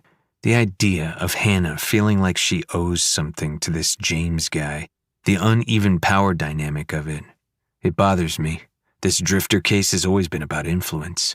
If I'm right, that is. If someone outside is coercing the killers or convincing them to do it, if that same outside person is eating the victims' bodies and putting his hair, because it can't be mine, on them. Who have we investigated with strong influence? Oliver Wright for sure. But being here, seeing this house, it occurs to me that anyone with money can do so much. Money is freedom, which is power. Freedom to use your time however you want. Your resources. This guy buying up 2 lots, building this behemoth on one of them and preserving the other for the girl who is his, what, mistress, girlfriend, pet? I don't know why it bothers me so much, why I'm judging it. I don't know these people, but everything here, since the moment we arrived in Aspen, just feels charged, dangerous, familiar. Why? When I get back to the shelter, Hannah's put out 2 blank sketch pads and pens. She means for us to take notes with them, the sun in the cabin, on her face. Here, I say, setting down the files, the ones that I should not be showing to her. She takes half of them, opens them before her on the floor beside the fire. I sit down on the other side and start to do the same. What's one more criminal offense in all this? I open Oliver Wright's file again, read through his interview transcripts from when Claire was first taken, back before I was even assigned to this, and it was in DPD hands. It's hard to read. A man who'd just lost his 14-year-old daughter the week before. Hard to believe a person can survive that. But I wonder if we should be pulling his dental records, see if maybe he veneered or repaired a canine around the time of the 6th killing. It could make a man insane, losing a daughter. But then who killed his? Could he have hired someone to do it and then eaten her after? Could he be that fucked up? And Daphne's right, what are the odds he'd go to a dentist in town if he broke his tooth on a human bone? Maybe we can bring him in. Or maybe it's stupid. Maybe all of this is. I don't know why I can't let it go. I feel something after a while. I look up, Hannah watching me. Our eyes meet and they hold for just a second. She looks away, a little flustered. I swallow. Don't know why my heart is racing again. We get back to it, and I try to focus on the files, not on her, not on Hannah, sitting right there, so close I could reach out and touch her. After another 10 minutes or so, I notice a shift in energy, some kind of feeling. I look up. Hannah looks. What's wrong? I ask. She swallows, looks like she might faint. After a long second, nods. Sorry, she says on a breath. I look down at what's in her hand. It's one of the bite mark photos, close-ups of one of the victim's legs, the marks of human teeth and missing meat clear. I look back up to her face, drained of its color. Her eyes don't leave the page. Yeah, I say after a moment. Probably should have mentioned there are a lot of those. She nods, swallows. Sorry, she says, closing the file and putting it away. Vegetarian. She opens another file and I watch her. After a moment, I do the same. We read. I try to think in a new way, will myself to see things I haven't been able to see before now. It could be that an outside party has been setting this elaborate maze for me and put Hannah in as part of it. Or she set this all up and put herself inside as part of the game. Or she could be working with someone, for someone even. That prickling feeling that she's keeping things from me, that there's more here I can't see yet. I think of the house again. I can't let it go. So, James, I say. She looks up, watches me, that intensity. What do you need to believe me that he's not a problem? Seriously, in no way is he a part of this, and it's not your business. Anything. That's what I need. Give me any piece of information. I don't know anything about you. You brought me here, and I'm giving you information. I'm telling you everything. And I don't know anything about you either, but I'm not wasting time on shit that doesn't matter. When I don't say anything, she says, James doesn't matter. Not in this. He's not coming here. Now, can we please try and figure out how we're not going to go to jail forever for something we didn't do? I search her face, look for anything I might not be seeing. Some relationships are mutually beneficial. Why does that bother me so much? Okay, I say at last. She grabs the pen. Do you mind if I... At this point, why not? I nod. I start reading through the chat room transcripts again. Another half hour. Movement catches my attention. I look up. Hannah chewing on the end of the pen. My eyes catch on it, on her. Her lips on the pen. I look back down, force myself to. Tell my heartbeat to slow the fuck down. I think of wisdom teller, their last post. I pull out the burner phone and refresh the chat room. Use a new account to be safe with the logs. I can't stop turning over their last line. I wonder if it's not time to give our friends a little hint. Maybe we should say it's important to keep your eyes to the sky. I can't stop thinking it must be so much more obvious than I realize. If we're right to put attention here at all. Hours pass, combing through the same notes, the same pages, Hannah asking me periodic questions. At one point she says, "Are there any main suspects?" "You mean besides us?" "Yes." "A developer, Oliver Wright, maybe. And a person in this chat room, calls himself Wisdom Teller. We haven't been able to track them, and they seem to know when the murders are coming. Those are really the best we've got at the moment." She takes this in. "You think for sure that someone aside from the drifters is involved?" she asks. "That they're not just all killing these people and eating them, and then pretending they don't remember it?" I say, "We don't know." She nods, looks back to the file in her hand. She flips a few pages, and I watch her as her eyes catch on one of them. She tenses again. "What are you reading?" I ask. "It says, Tillman's notes." She slides the paper over to me behind the fire pit, keeps the folder in her lap. I pick up the paper and glance at it. It's dated from yesterday, so it must be one of the new files Fraser last put on my desk, or the last batch I printed. The page says, "Witch Walker mentions." Then there's a list of links. Tillman, of course he would run with this. I only said the word the one time to him in the car, but never underestimate the cryptozoologist, or whatever. I wonder if he put together Witch Walker and the WW from Wisdom Teller's posts. Something tells me he did. We start checking the links. There isn't much. A couple low-view YouTube videos from internet paranormal people that are mostly incomprehensible. A couple Reddit threads that don't say much, talking about kids at school, spreading scary stories. I hold the phone up so Hannah and I both can see them. She seems off, a little more on edge than before. The last link is a TikTok video of a guy in Carhartts with a horse behind him, a teenager asking him, "Can you tell us about the Witch Walker?" The man looks angry. He says, "Don't you say that word. Seriously, that's not funny. It's not." I squint at the screen, play the video again. I know him. Why do I... Ryder Smith? Shit. He looks different now, has grown into a man. Our dead-end, momentary suspect from years ago who went to the same school as a couple of the victims and one of the drifters, who was busted for bringing in a fake gun to their high school and threatening to shoot up the student body. He was a teen at the time of these murders. There was no way he could coerce any of these adults into doing these things, and he didn't have the personality to seek control, power. Not the kind that someone like this would. Just didn't fit the profile.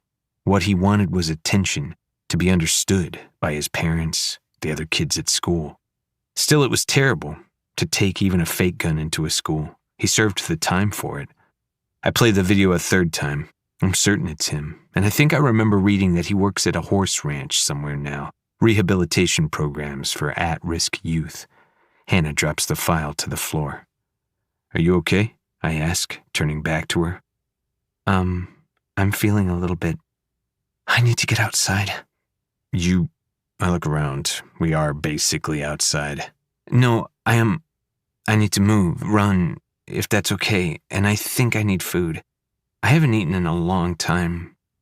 Do you care if I know the look on her face. I know it because I've had it on mine a million times. She's fighting off a panic attack. Something in the Tillman's notes file or the video I was playing gave her this reaction.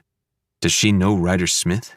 Is he more a part of this than we think he is? Being tied in with that word, Witchwalker. Maybe Hannah is the best lead I can follow for the moment. It's risky, beyond risky, stupid even. Leaving, going out in the open, letting her call the shots on where we go and what we do. But maybe all I need is right here. This woman before me. Maybe she, as I have wondered this whole time, might really be the key to everything. I'll go with you, I say, and I don't give her a chance to argue. I pack up the files in case we don't come back and carry them to the car. Hannah steps inside the house for clothes. and I start to follow her in, but another thought pulls at me. That look on her face with Tillman's notes in her hand. I reach for the folder. The paper on top is another list, lines that Tillman's pulled from different interviews, victims, family members, friends, killers, in which they used the word it instead of a personal pronoun. It's not long, only 8 or so. Why would it want my daughter? It must have gotten him one. Can't sleep anymore, scared it's coming for us too. He's got each labeled and cross-referencing their interview. I reach for the corresponding interview transcripts. Each time, the way the line sits in the conversation, no one would bat an eye. I've pored over these documents for years and I never caught these. Because why would I? What the fuck was it?